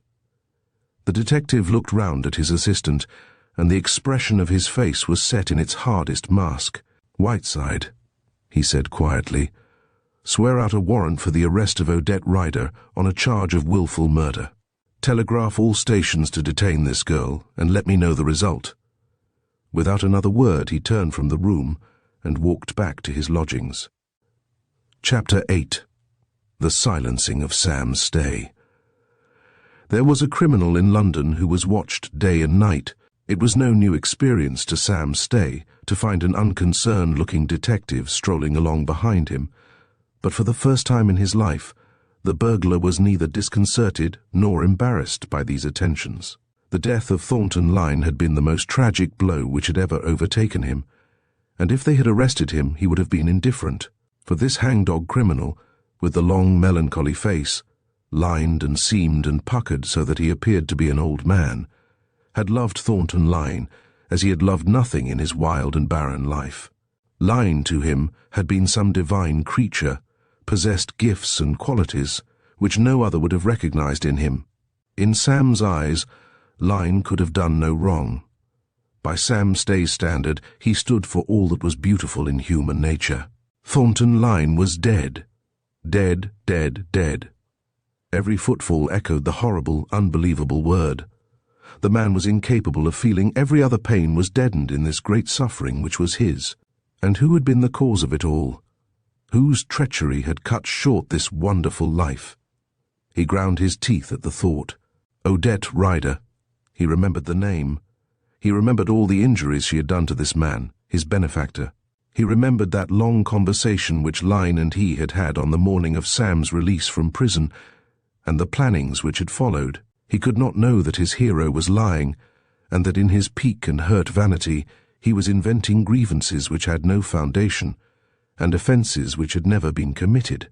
He only knew that, because of the hate which lay in Thornton Lyne's heart, justifiable hate from Sam's view, the death of this great man had been encompassed. He walked aimlessly westward, unconscious of and uncaring for his shadower, and had reached the end of Piccadilly when somebody took him gently by the arm. He turned, and as he recognized an acquaintance, his thick lips went back in an ugly snarl. "It's all right, Sam," said the plain-clothes policeman with a grin. "There's no trouble coming to you. I just want to ask you a few questions." "You fellows have been asking questions day and night since that happened," growled Sam. Nevertheless, he permitted himself to be mollified and led to a seat in the park. "Now, I'm putting it to you straight, Sam," said the policeman. "We've got nothing against you at the Yard, but we think you might be able to help us. You knew Mr. Lyne. He was very decent to you." "Here, shut up," said Sam savagely. "I don't want to talk about it. I don't want to think about it. Do you hear? He was the grandest fellow that ever was Mr. Lyne, God bless him." "Oh, my God, he wailed, and to the detective's surprise this hardened criminal buried his face in his hands. "That's all right, Sam. I know he was a nice fellow. Had he any enemies, he might have talked to a chap like you where he wouldn't have talked to his friends." Sam, red-eyed, looked up suspiciously. "Am I going to get into any trouble for talking?" he said. "None at all, Sam," said the policeman quickly. "Now, you be a good lad and do all you can to help us, and maybe, if you ever get into trouble, we'll put one in for you. Do you see? Did anybody hate him?" Sam nodded. "Was it a woman?" asked the detective with studied indifference. "It was," replied the other with an oath. "Damn her, it was. He treated her well, did Mr. Lyne. She was broke, half-starving. He took her out of the gutter and put her into a good place, and she went about making accusations against him." He poured forth a stream of the foulest abuse which the policeman had ever heard. "That's the kind of girl she was, Slade," he went on, addressing the detective, as criminals will, familiarly by their surnames. "She ain't fit to walk the earth." His voice broke. "Might I ask her name?" demanded Slade.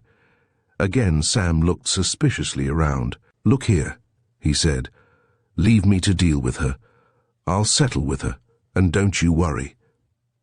"That would only get you into trouble, Sam," mused Slade. "Just give us her name. Did it begin with an R?" "How do I know?" growled the criminal. "I can't spell. Her name was Odette." "Ryder," said the other eagerly. "That's her. She used to be cashier in Lyne's store. Now just quieten yourself down and tell me all Lyne told you about her, will you, my lad?"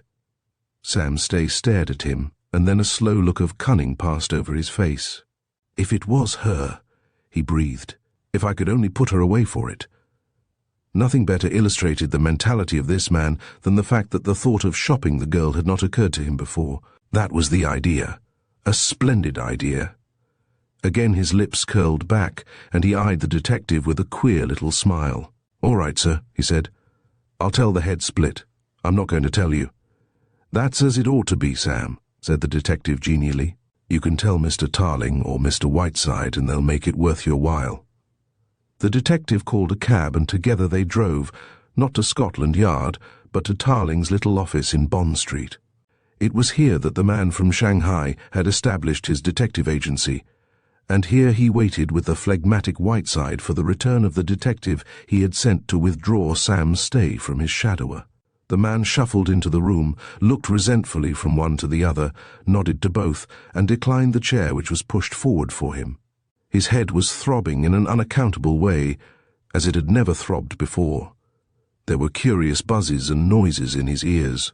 It was strange that he had not noticed this until he came into the quiet room to meet the grave eyes of a hard-faced man, whom he did not remember having seen before.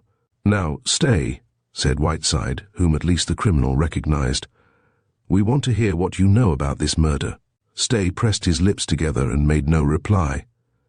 "Sit down," said Tarling, and this time the man obeyed. "Now, my lad," Tarling went on, and when he was in a persuasive mood his voice was silky. "They tell me that you were a friend of Mr. Lyne's." Sam nodded. "He was good to you, was he not?" "Good." The man drew a deep breath. "I'd have given my heart and soul to save him from a minute's pain, I would, sir. I'm telling you straight. And may I be struck dead if I'm lying. He was an angel on earth. My God, if ever I lay me hands on that woman, I'll strangle her. I'll put her out. I'll not leave her till she's torn to rags." His voice rose. Specks of foam stood on his lips. His whole face seemed transfigured in an ecstasy of hate. "She's been robbing him for years," he shouted. "He looked after her and protected her, and she went and told lies about him, she did. She trapped him." His voice rose to a scream, and he made a move forward towards the desk, both fists clenched till the knuckles showed white. Tarling sprang up, for he recognized the signs. Before another word could be spoken, the man collapsed in a heap on the floor and lay like one dead. Tarling was round the table in an instant, turned the unconscious man on his back, and lifting one eyelid, examined the pupil. "Epilepsy or something worse," he said. "This thing has been preying on the poor devil's mind. Phone an ambulance, Whiteside, will you?" "Shall I give him some water?" Tarling shook his head. "He won't recover for hours if he recovers at all," he said. "If Sam Stay knows anything to the detriment of Odette Rider, he is likely to carry his knowledge to the grave." And in his heart of hearts J.O. Tarling felt a little sense of satisfaction that the mouth of this man was closed. Chapter 9. Where the flowers came from. Where was Odette Rider? That was a problem which had to be solved. She had disappeared, as though the earth had opened and swallowed her up. Every police station in the country had been warned. All outgoing ships were being watched. Tactful inquiries had been made in every direction where it was likely she might be found, and the house at Hertford was under observation day and night. Tarling had procured an adjournment of the inquest, for, whatever might be his sentiments towards Odette Rider, he was, it seemed, more anxious to perform his duty to the state, and it was very necessary that no prurient-minded coroner should investigate too deeply into the cause and the circumstances leading up to Thornton Lyne's death, lest the suspected criminal be warned. Accompanied by Inspector Whiteside, he re-examined the flat to which the blood-stained carpet pointed unmistakably as being the scene of the murder. The red thumbprints on the bureau had been photographed and were awaiting comparison with the girl's the moment she was apprehended. Carrymore Mansions, where Odette Rider lived, were, as has been described, a block of good-class flats, the ground floor being given over to shops. The entrance to the flats was between two of these, and a flight of stairs led down to the basement. Here were 6 sets of apartments, with windows giving out to the narrow areas which ran parallel to the side streets on either side of the block. The center of the basement consisted of a large concrete storeroom, about which were set little cubicles or cellars in which the tenants stored such of their baggage, furniture, etc., as they did not need. It was possible, he discovered, to pass from the corridor of the basement flat into the storeroom and out through a door at the back of the building into a small courtyard. Access to the street was secured through a fairly large door, placed there for the convenience of tenants who wished to get their coal and heavy stores delivered. In the street behind the block of flats was a mews, consisting of about a dozen shut-up stables, all of which were rented by a taxicab company, and now used as a garage. If the murder was committed in the flat, it was by this way the body would have been carried to the mews, and here too a car would attract little attention. Inquiries made amongst employees of the cab company, some of whom occupied little rooms above their garages, elicited the important information that the car had been seen in the mews on the night of the murder, a fact, it seemed, which had been overlooked in the preliminary police investigations. The car was a two-seater Daimler with a yellow body and a hood. This was an exact description of Thornton Lyne's machine, which had been found near the place where his body was discovered. The hood of the car was up when it was seen in the mews, and the time apparently was between 10 and 11 on the night of the murder. But though he pursued the most diligent inquiries, Tarling failed to discover any human being who had either recognized Lyne or observed the car arrive or depart. The hall porter of the flats, on being interviewed, was very emphatic that nobody had come into the building by the main entrance between the hours of 10 and past. It was possible, he admitted, that they could have come between 10:30 and 11:15 because he had gone to his office, which proved to be a stuffy little place under the stairs, to change from his uniform into his private clothes before going home. He was in the habit of locking the front door at 11 o'clock. Tenants of the mansions had pass keys to the main door, and of all that happened after 11 he would be ignorant. He admitted that he may have gone a little before 11 that night, but even as to this he was not prepared to swear. In fact, said Whiteside afterwards, his evidence would lead nowhere. At the very hour when somebody might have come into the flat, that is to say, between 10:30 and 11:15, he admits he was not on duty. Tarling nodded. He had made a diligent search of the floor of the basement corridor through the storeroom into the courtyard, but had found no trace of blood. Nor did he expect to find any such trace, since it was clear that if the murder had been committed in the flat and the nightdress which was wound about the dead man's body was Odette Rider's, there would be no bleeding. "Of one thing I am satisfied," he said. "If Odette Rider committed this murder, she had an accomplice. It was impossible that she could have carried or dragged this man into the open and put him into the car, carried him again from the car, and laid him on the grass." "The daffodils puzzle me," said Whiteside. "Why should he be found with daffodils on his chest? And why, if he was murdered here, should she trouble to pay that tribute of her respect?" Tarling shook his head. He was nearer a solution to the latter mystery than either of them knew. His search of the flat completed, he drove to Hyde Park and, guided by Whiteside, made his way to the spot where the body was found.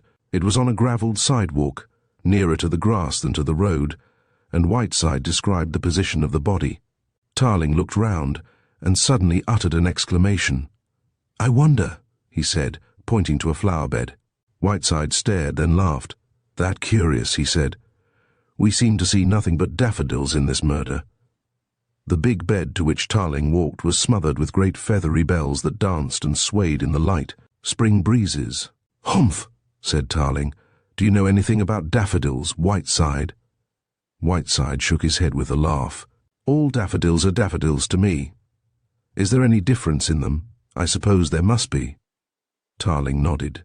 "These are known as golden spurs," he said, "a kind which is very common in England. The daffodils in Miss Rider's flat are the variety known as the Emperor." "Well?" said Whiteside. "Well," said the other slowly, "the daffodils I saw this morning which were found on Lyne's chest were golden spurs." He knelt down by the side of the bed and began pushing aside the stems, examining the ground carefully. "Here you are," he said. He pointed to a dozen jagged stems. "That is where the daffodils were plucked. I'd like to swear to that. Look, they were all pulled together by one hand. Somebody leaned over and pulled a handful." Whiteside looked dubious. "Mischievous boys sometimes do these things." "Only in single stalks," said Tarling, "and the regular flower thieves are careful to steal from various parts of the bed, so that the loss should not be reported by the park. Gardeners. Then you suggest—" "I suggest that whoever killed Thornton Lyne found it convenient, for some reason best known to himself or herself, to ornament the body as it was found, and the flowers were got from here, not from the girl's flat at all." "I'm sure of that," replied Tarling emphatically. "In fact, I knew that this morning when I'd seen the daffodils which you had taken to Scotland Yard." Whiteside scratched his nose in perplexity. "The further this case goes, the more puzzled I am," he said. "Here is a man, a wealthy man, who has apparently no bitter enemies, discovered dead in Hyde Park, with a woman's silk nightdress wound round his chest, with list slippers on his feet, and a Chinese inscription in his pocket, and further, to puzzle the police, a bunch of daffodils on the chest. That was a woman's act, Mr. Tarling," he said suddenly. Tarling started. "How do you mean?" he asked. "It was a woman's act to put flowers on the man," said Whiteside quietly. "Those daffodils tell me of pity and compassion, and perhaps repentance." A slow smile dawned on Tarling's face. "My dear Whiteside," he said, "you are getting sentimental.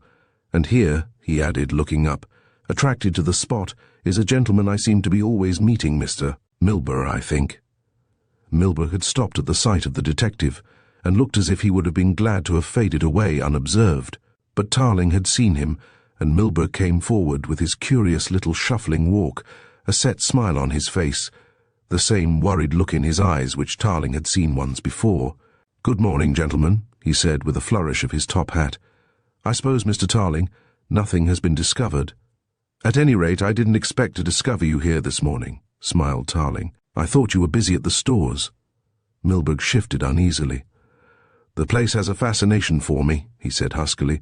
I can't keep away from it." He dropped his eyes before Tarling's keen gaze and repeated the question. "Is there any fresh news?" "I ought to ask you that," said Tarling quietly. The other looked up. "You mean Miss Ryder?" he asked. "No, sir. Nothing has been found to her detriment, and I cannot trace her present address, although I have pursued the most diligent inquiries. It is very upsetting." There was a new emphasis in his voice. Tarling remembered that when Lyne had spoken to Milburgh before, and had suggested that the girl had been guilty of some act of predation, Milburgh had been quick to deny the possibility. Now his manner was hostile to the girl, indefinitely so, but sufficiently marked for Tarling to notice it. "Do you think that Miss Ryder had any reason for running away?" asked the detective. Milburgh shrugged his shoulders. "In this world," he said unctuously, "one is constantly being deceived by people in whom one has put one's trust. In other words, you suspect Miss Ryder of robbing the firm?" Up went Mr. Milburgh's plump hands. "I would not say that," he said. "I would not accuse a young woman of such an act of treachery to her employers, and I distinctly refuse to make any charges until the auditors have completed their work.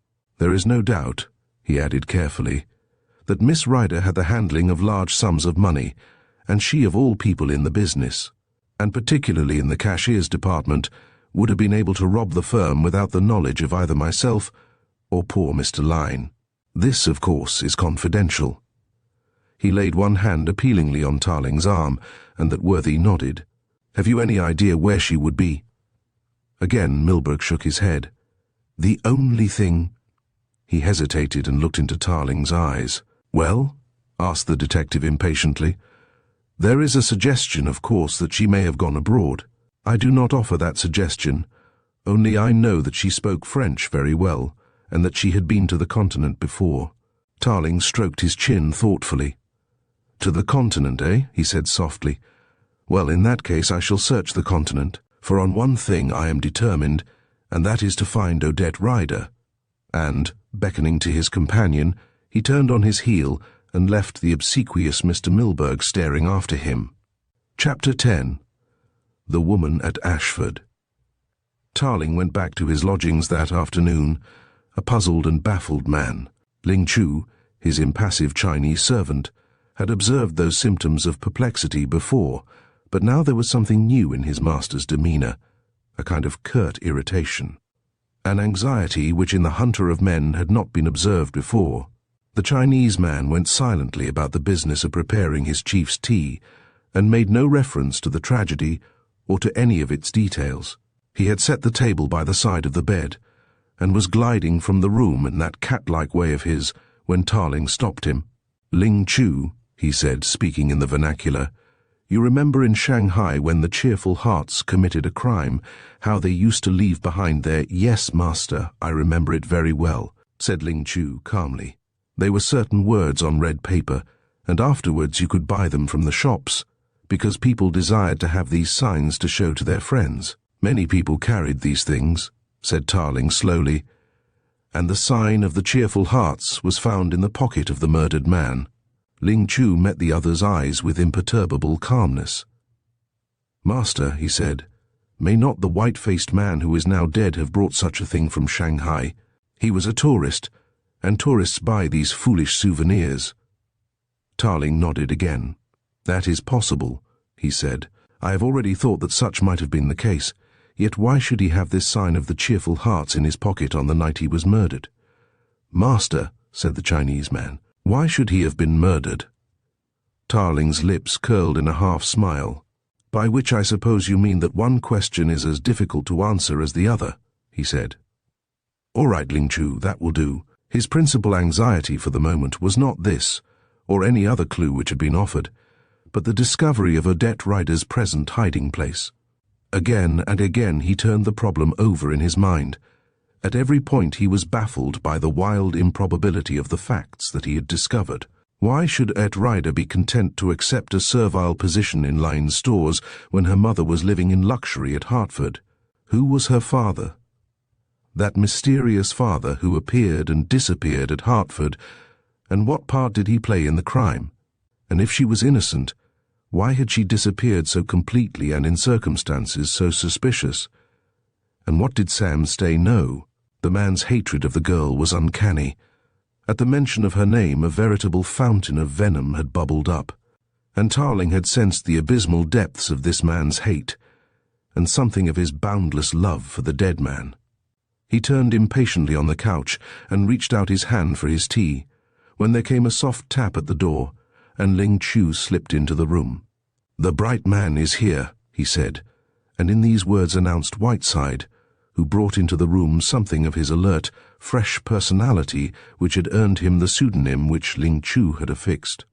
"Well, Mr. Tarling," said the inspector, taking out a little notebook, "I'm afraid I haven't done very much in the way of discovering the movements of Miss Rider, but so far as I can find out by inquiries made at Charing Cross booking office, several young ladies unattended have left for the continent in the past few days." "You cannot identify any of these with Miss Rider?"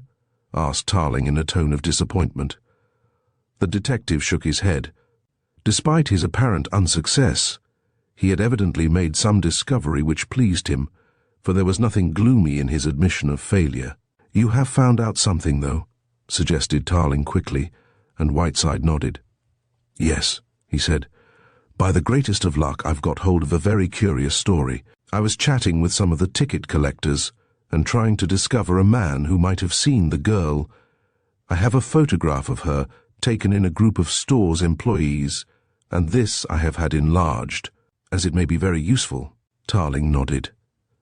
"Whilst I was talking with the man on the gate," Whiteside proceeded, "a travelling ticket inspector came up, and he brought rather an extraordinary story from Ashford. On the night of the murder there was an accident to the Continental Express." "I remember seeing something about it," said Tarling, "but my mind has been occupied by this other matter. What happened?"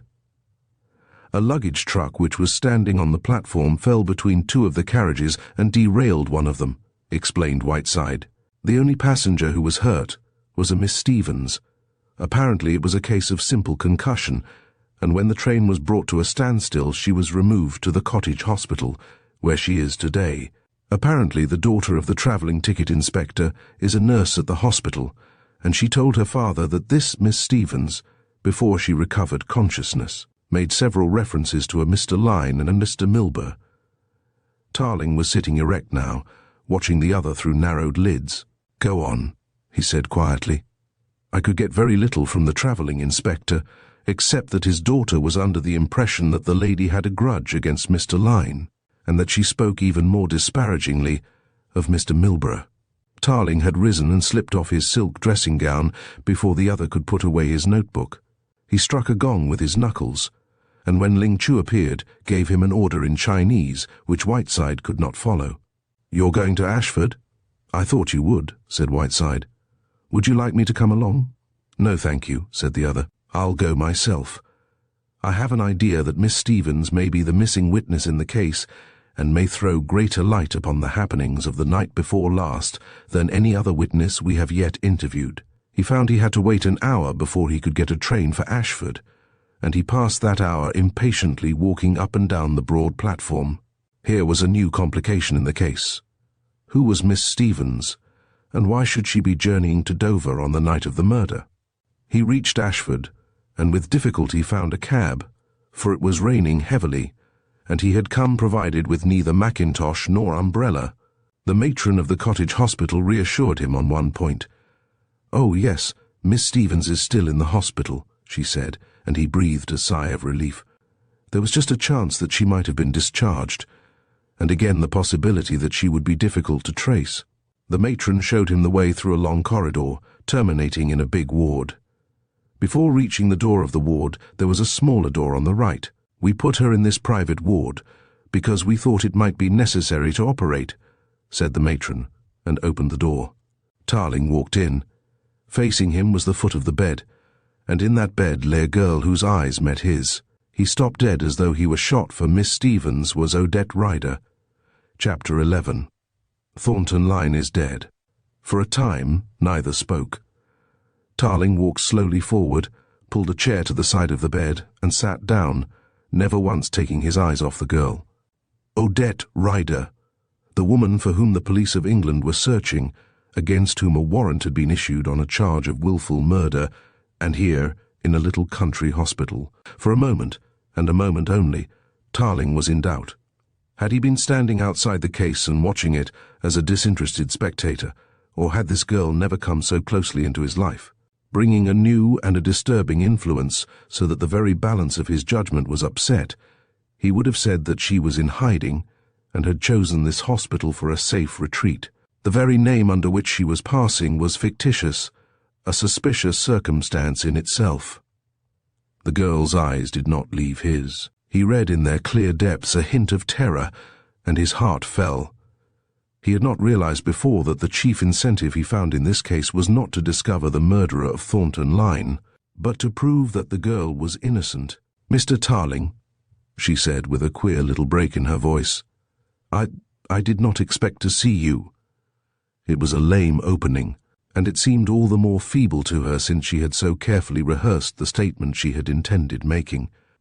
For her waking moments, since the accident, had been filled with thoughts of this hard-faced man, what he would think, what he would say, and what, in certain eventualities, he would do. "I suppose not," said Tarling gently.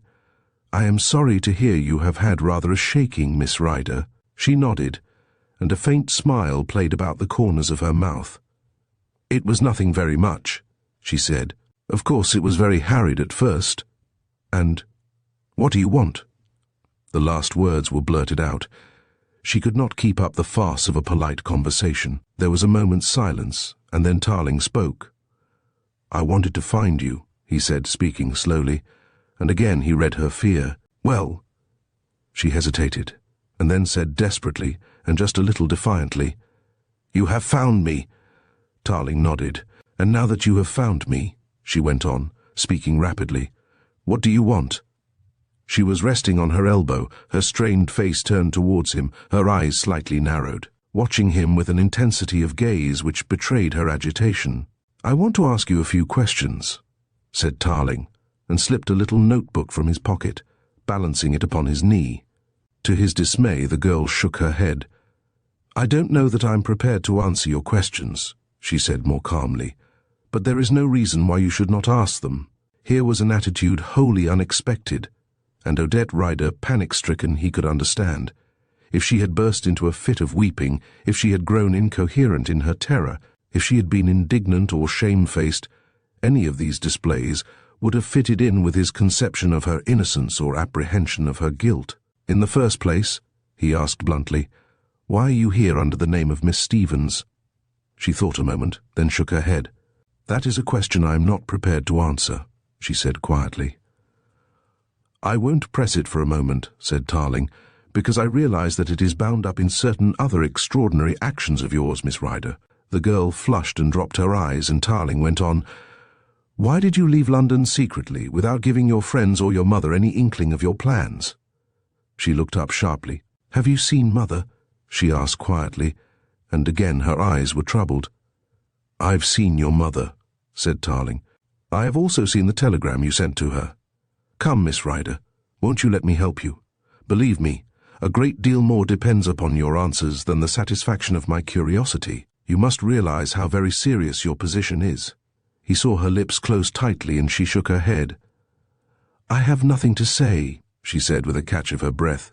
If you think I have—" She stopped dead. "Finish your sentence," said Tarling sternly. "If I think you have committed this crime—" She nodded. He put away his notebook before he spoke again, and leaning over the bed, took her hand. "Miss Ryder, I want to help you," he said earnestly, "and I can help you best if you're frank with me. I tell you I do not believe that you committed this act. I tell you now that though all the circumstances point to your guilt, I have absolute confidence that you can produce an answer to the charge." For a moment her eyes filled with tears, but she bit her lip and smiled bravely into his face. "That is good and sweet of you, Mr. Tarling, and I do appreciate your kindness. But I can't tell you anything. I can't.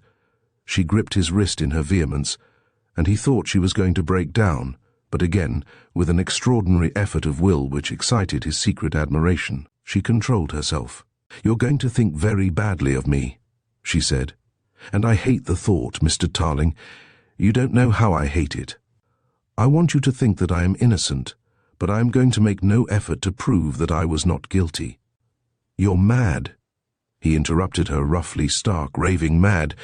"You must do something, do you hear? You've got to do something." She shook her head, and the little hand which rested on his closed gently about 2 of his fingers. "I can't," she said simply. "I just can't." Tarling pushed back the chair from the bed. He could have groaned at the hopelessness of the girl's case. If she had only given him one thread that would lead him to another clue. If she only protested her innocence. His heart sank within him, and he could only shake his head helplessly.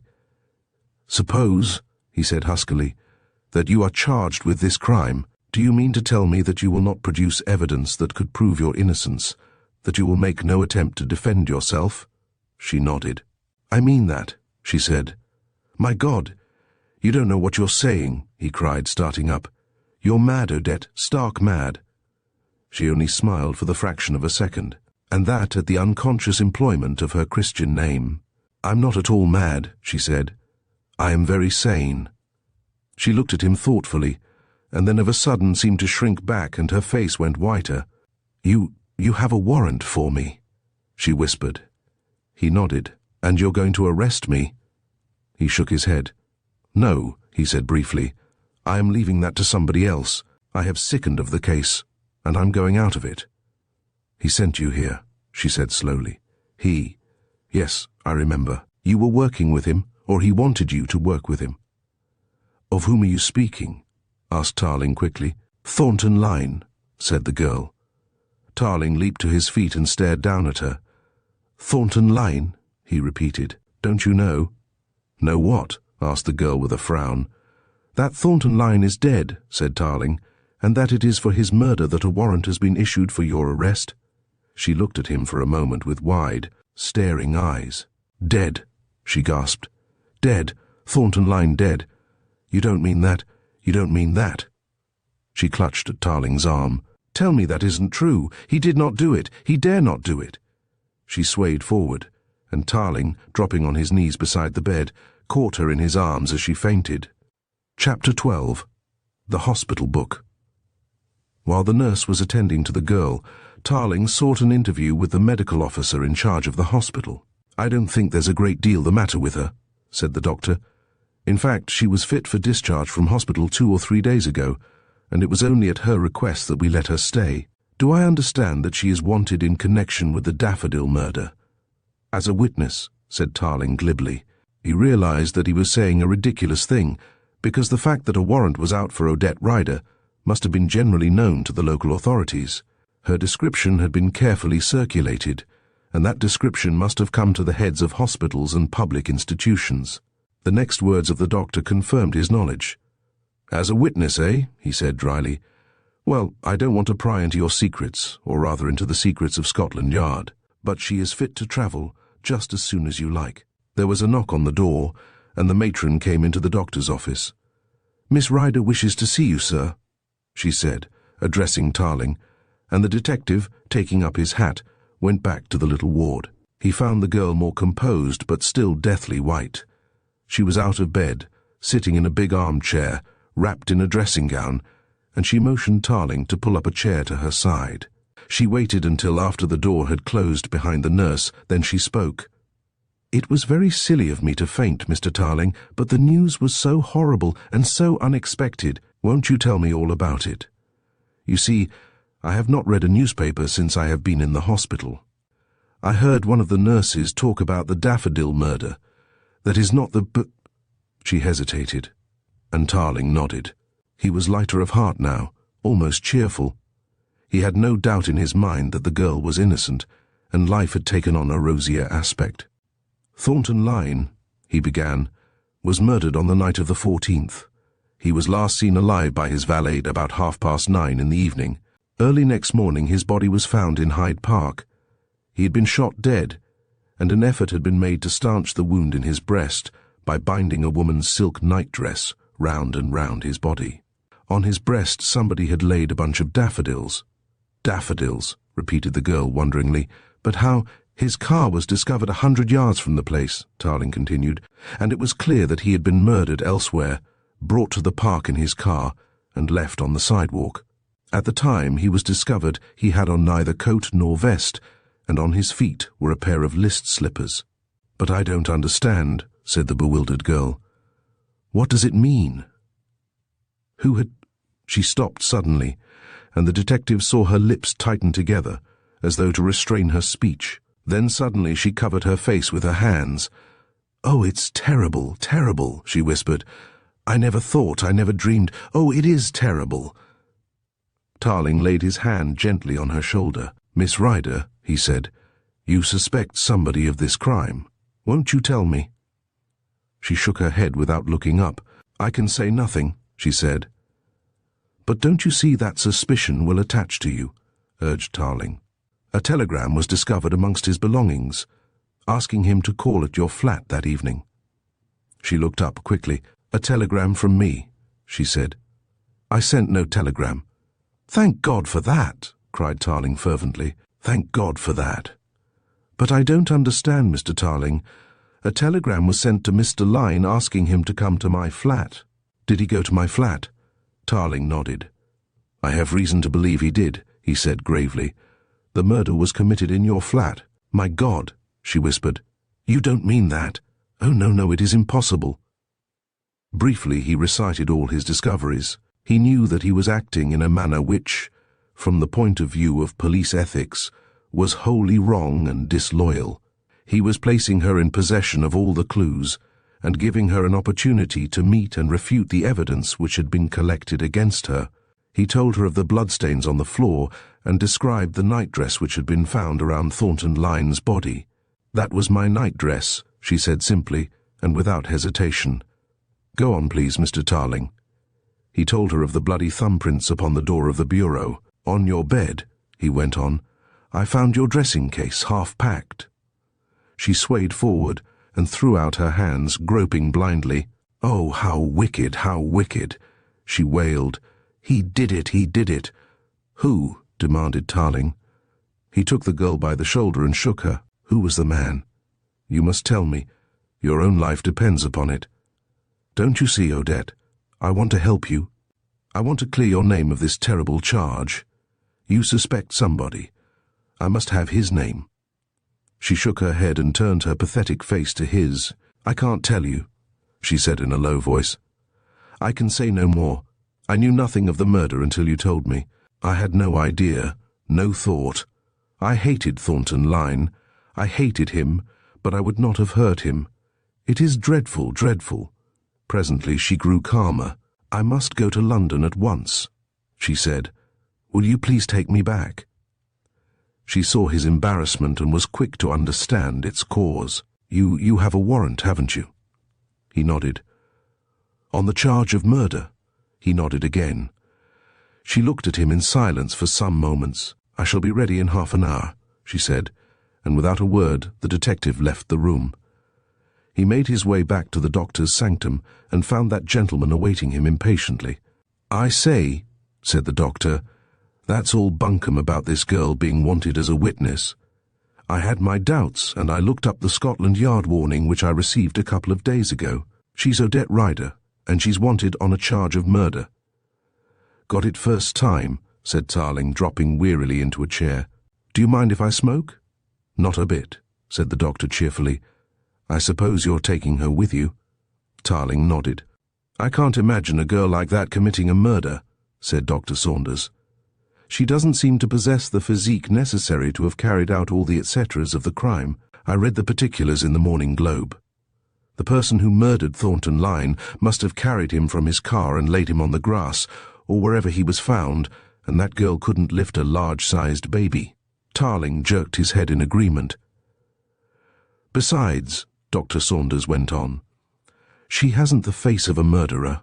I don't mean to say that because she's pretty she couldn't commit a crime, but there are certain types of prettiness which have their origin in spiritual beauty, and Miss Stevens, or Ryder, as I suppose I should call her, is one of that type.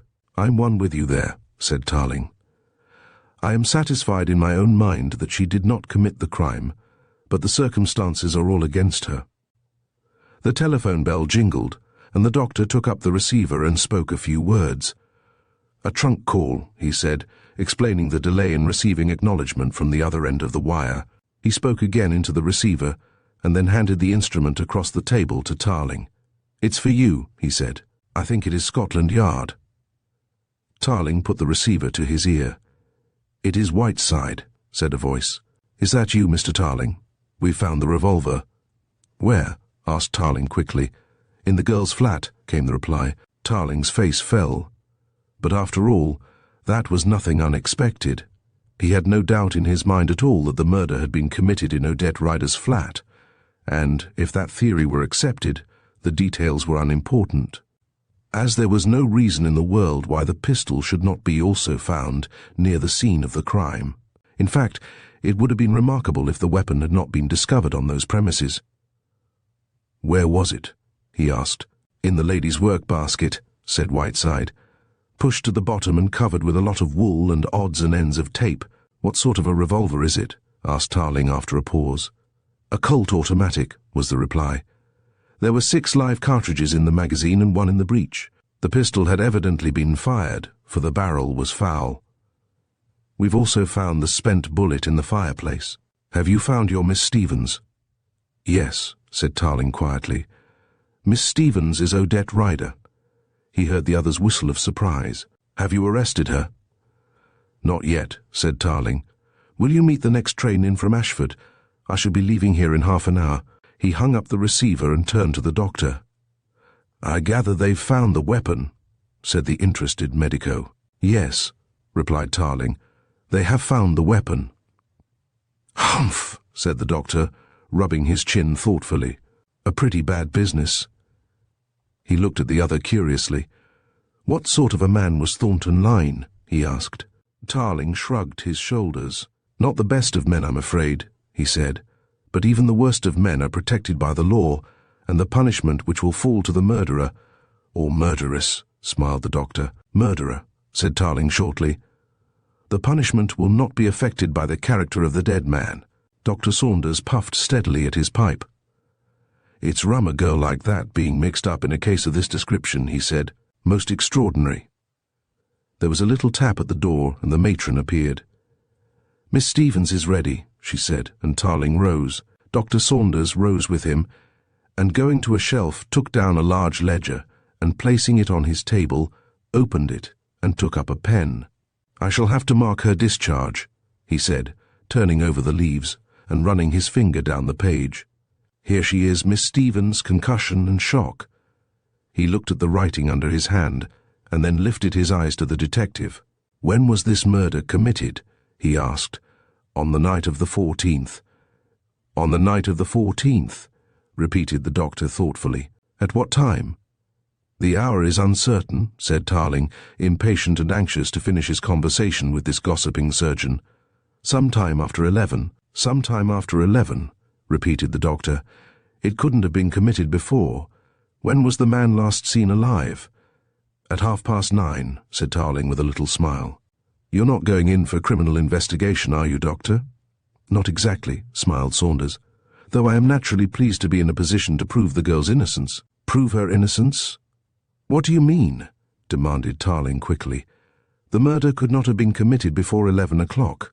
The dead man was last seen alive at 9:30. Well, said Tarling. Well, repeated Dr. Saunders, at 9 o'clock the boat train left Charing Cross, and at 10:30 Miss Ryder was admitted to this hospital suffering from shock and concussion. For a moment, Tarling said nothing and did nothing. He stood as though turned to stone, staring at the doctor with open mouth. Then he lurched forward, gripped the astonished medical man by the hand, and wrung it. "That's the best bit of news I have had in my life," he said huskily. Chapter 13. 2 shots in the night. The journey back to London was one the details of which were registered with photographic realism in Tarling's mind for the rest of his life. The girl spoke little, and he himself was content to meditate and turn over in his mind the puzzling circumstances which had surrounded Odette Rider's flight. In the very silences which occurred between the interchanges of conversation was a comradeship and a sympathetic understanding which both the man and the girl would have found it difficult to define. Was he in love with her? He was shocked at the possibility of such a catastrophe overtaking him. Love had never come into his life. It was a hypothetical condition which he had never even considered. He had known men to fall in love, just as he had known men to suffer from malaria or yellow fever, without considering that the same experience might overtake him. A shy, reticent man, behind that hard mask, was a diffidence unsuspected by his closest friends. So that the possibility of being in love with Odette Rider disturbed his mind, because he lacked sufficient conceit to believe that such a passion could be anything but hopeless. That any woman could love him he could not conceive. And now her very presence, the fragrant nearness of her, at once soothed and alarmed him. Here was a detective virtually in charge of a woman suspected of murder, and he was frightened of her. He knew the warrant in his pocket would never be executed, and that Scotland Yard would not proceed with the prosecution, because, though Scotland Yard makes some big errors, it does not like to have its errors made public. The journey was all too short, and it was not until the train was running slowly through a thin fog which had descended on London that he returned to the subject of the murder, and only then with an effort. "I am going to take you to an hotel for the night," he said, "and in the morning I will ask you to come with me to Scotland Yard to talk to the chief." "Then I am not arrested?" She smiled. "No, I don't think you're arrested." He smiled responsively. "But I'm afraid that you are going to be asked a number of questions which may be distressing to you. You see, Miss Rider, your actions have been very suspicious. You leave for the continent under an assumed name, and undoubtedly the murder was committed in your flat." She shivered. "Please, please don't talk about that," she said in a low voice. He felt a brute, but he knew that she must undergo an examination at the hands of men who had less regard for her feelings. "I do wish you would be frank with me," he pleaded. "I am sure I could get you out of all your troubles without any difficulty." "Mr. Lyne hated me," she said. "I think I touched him on his tenderest spot, poor man, his vanity. You yourself know how he sent that criminal to my flat in order to create evidence against me." He nodded. "Did you ever meet Stay before?" he asked. She shook her head. "I think I have heard of him," she said. "I know that Mr. Lyne was interested in a criminal, and that this criminal worshipped him. Once Mr. Lyne brought him to the stores and wanted to give him a job, but the man would not accept it. Mr. Lyne once told me that Sam Stay would do anything in the world for him." "Stay thinks you committed the murder," said Tarling bluntly. "Lyne has evidently told stories about you and your hatred for him, and I really think that Stay would have been more dangerous to you than the police. Only fortunately the little crook has gone off his head." She looked at him in astonishment. "Mad?" she asked. "Poor fellow! Has this awful thing driven him?" Tarling nodded. "He was taken to the county asylum this morning. He had a fit in my office, and when he recovered, he seemed to have lost his mind completely. Now, Miss Rider, you're going to be frank with me, aren't you?" She looked at him again and smiled sadly. "I'm afraid I shan't be any more frank than I have been, Mr. Tarling," she said. "If you want me to tell you why I assumed the name of Stevens or why I ran away from London, I cannot tell you. I had a good reason." She paused. "And I may yet have a better reason for running away." She nearly said again, but checked the word. He laid his hand on hers. "When I told you of this murder," he said earnestly, "I knew by your surprise and agitation that you were innocent. Later the doctor was able to prove an alibi which cannot be shaken. But, Miss Rider, when I surprised you, you spoke as though you knew who committed the crime. You spoke of a man, and it is that man's name I want." She shook her head. "That I shall never tell you," she said simply. "But don't you realize that you may be charged with being an accessory before or after the act?" he urged. "Don't you see what it means to you and to your mother?" Her eyes closed at the mention of her mother's name, as though to shut out the vision of some unpleasant possibility. "Don't talk about it. Don't talk about it," she murmured. "Please, Mr. Tarling, do as you wish. Let the police arrest me or try me or hang me, but do not ask me to say any more, because I will not. I will not." Tarling sank back amongst the cushions, baffled and bewildered, and no more was said.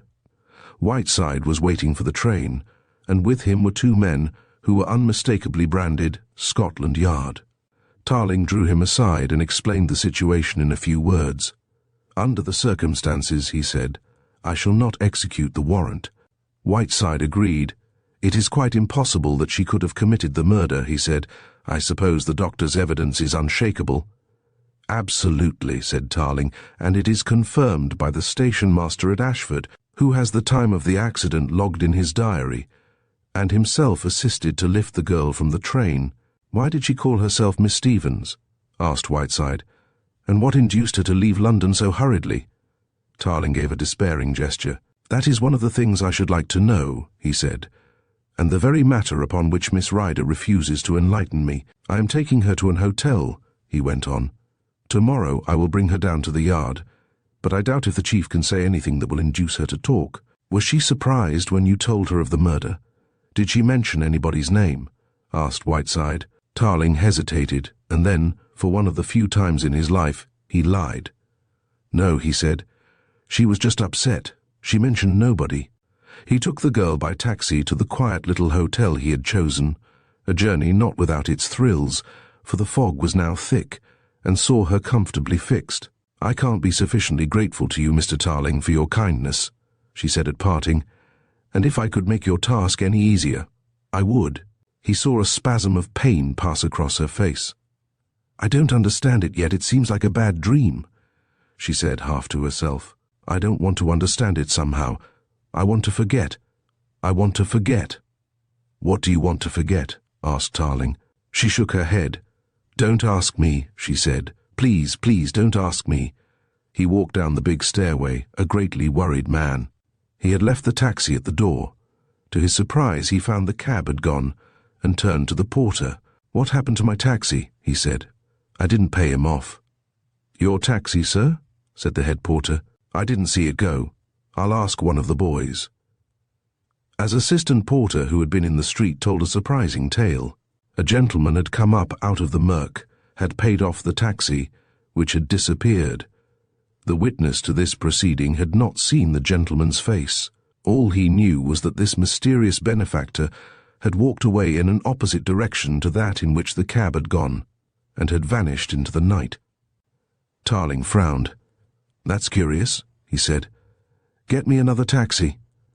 "I'm afraid you'll find that difficult, sir." The hotel porter shook his head. "You see how the fog is. We always get them thick about here. It's rather late in the year for fogs." Tarling cut short his lecture on meteorology, buttoned up his coat, and turned out of the hotel in the direction of the nearest underground station. The hotel to which he had taken the girl was situated in a quiet residential street, and at this hour of the night the street was deserted, and the fog added something to its normal loneliness. Tarling was not particularly well acquainted with London, but he had a rough idea of direction. The fog was thick, but he could see the blurred nimbus of a street lamp, and was midway between two of these when he heard a soft step behind him. It was the faintest shuffle of sound, and he turned quickly. Instinctively he threw up his hands and stepped aside. Something whizzed past his head and struck the pavement with a thud. "Sandbag," he noted mentally, and leapt at his assailant. As quickly his unknown attacker jumped back. There was a deafening report. His feet were scorched with burning cordite, and momentarily he released his grip of his enemy's throat, which he had seized. He sensed rather than saw the pistol raised again, and made one of those lightning falls which he had learnt in far-off days from Japanese instructors of jiu-jitsu. Head over heels he went as the pistol exploded for the second time. It was a clever trick, designed to bring the full force of his foot against his opponent's knee, but the mysterious stranger was too quick for him, and when Ling leapt to his feet, he was alone. But he had seen the face big and white and vengeful. It was glimpse and guesswork, but he was satisfied that he knew his man. He ran in the direction he thought the would-be assassin must have taken, but the fog was patchy and he misjudged. He heard the sound of hurrying footsteps and ran towards them, only to find that it was a policeman attracted by the sound of shots. The officer had met nobody. He must have gone the other way, said Tarling, and raced off in pursuit, without, however, coming up with his attacker. Slowly he retraced his footsteps to where he had left the policeman searching the pavement for same clue which would identify the assailant of the night. The constable was using a small electric lamp which he had taken from his pocket. "Nothing here, sir," he said. "Only this bit of red paper." Tarling took the small square of paper from the man's hand and examined it under the light of the lamp, a red square on which were written 4 words in Chinese. He brought this trouble upon himself. It was the same inscription as had been found neatly folded in the waistcoat pocket of Thornton, Lyne. That morning he was discovered lying starkly dead. Chapter 14. The Search of Milburgh's Cottage. Mr. Milburgh had a little house in one of the industrial streets of Camden Town. It was a street made up for the most part of blank walls, pierced at intervals with great gates, through which one could procure at times a view of gaunt factories and smoky-looking chimney stacks. Mr. Milburgh's house was the only residence in the road, if one excepted the quarters of caretakers and managers, and it was agreed by all who saw his tiny demesne that Mr. Milburgh had a good landlord. The house was a detached cottage in about half an acre of ground, a 1-story building, monopolizing the space which might have been occupied by factory extension. Both the factory to the right and the left had made generous offers to acquire the ground, but Mr. Milburgh's landlord had been adamant. There were people who suggested that Mr. Milburgh's landlord was Mr. Milburgh himself. But how could that be? Mr. Milburgh's salary was something under £400 a year, and the cottage site was worth at least £4,000. Canvey Cottage, as it was called, stood back from the road, behind a lawn, innocent of flowers, and the lawn itself was protected from intrusion by high iron railings, which Mr. Milburgh's landlord had erected at considerable cost. To reach the house it was necessary to pass through an iron gate and traverse a stone-flagged path to the door of the cottage. On the night when Tarling of Scotland Yard was the victim of a murderous assault, Mr. Milburgh unlocked the gate and passed through, locking and double-locking the gate behind him. He was alone, and as was his wont, he was whistling a sad little refrain which had neither beginning nor end. He walked slowly up the stone pathway, unlocked the door of his cottage, and stood only a moment on the doorstep to survey the growing thickness of the night. Before he closed and bolted the door and switched on the electric light, he was in a tiny hallway, plainly but nicely furnished. The note of luxury was struck by the zone etchings which hung on the wall, and which Mr. Milburgh stopped to regard approvingly. He hung up his coat and hat, slipped off the galoshes he was wearing, for it was wet underfoot, and passing through a door which opened from the passage, came to his living room. The same simple note of furniture and decoration was observable here. The furniture was good, the carpet under his feet thick and luxurious. He snicked down another switch, and an electric radiator glowed in the fireplace. Then he sat down at the big table, which was the most conspicuous article of furniture in the room. It was practically covered with orderly little piles of paper, most of them encircled with rubber bands. He did not attempt to touch or read them, but sat looking moodily at his blotting pad, preoccupied and absent. Presently he rose with a little grunt, and crossing the room, unlocked a very commonplace and old-fashioned cupboard, the top of which served as a sideboard. From the cupboard he took a dozen little books and carried them to the table. They were of uniform size, and each bore the figures of a year.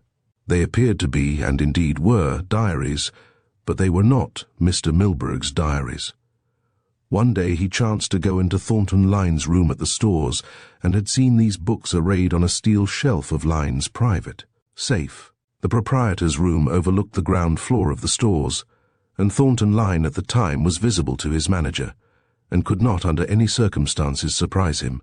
So Mr. Milburgh had taken out one volume and read, with more than ordinary interest, the somewhat frank and expansive diary which Thornton Lyne had kept.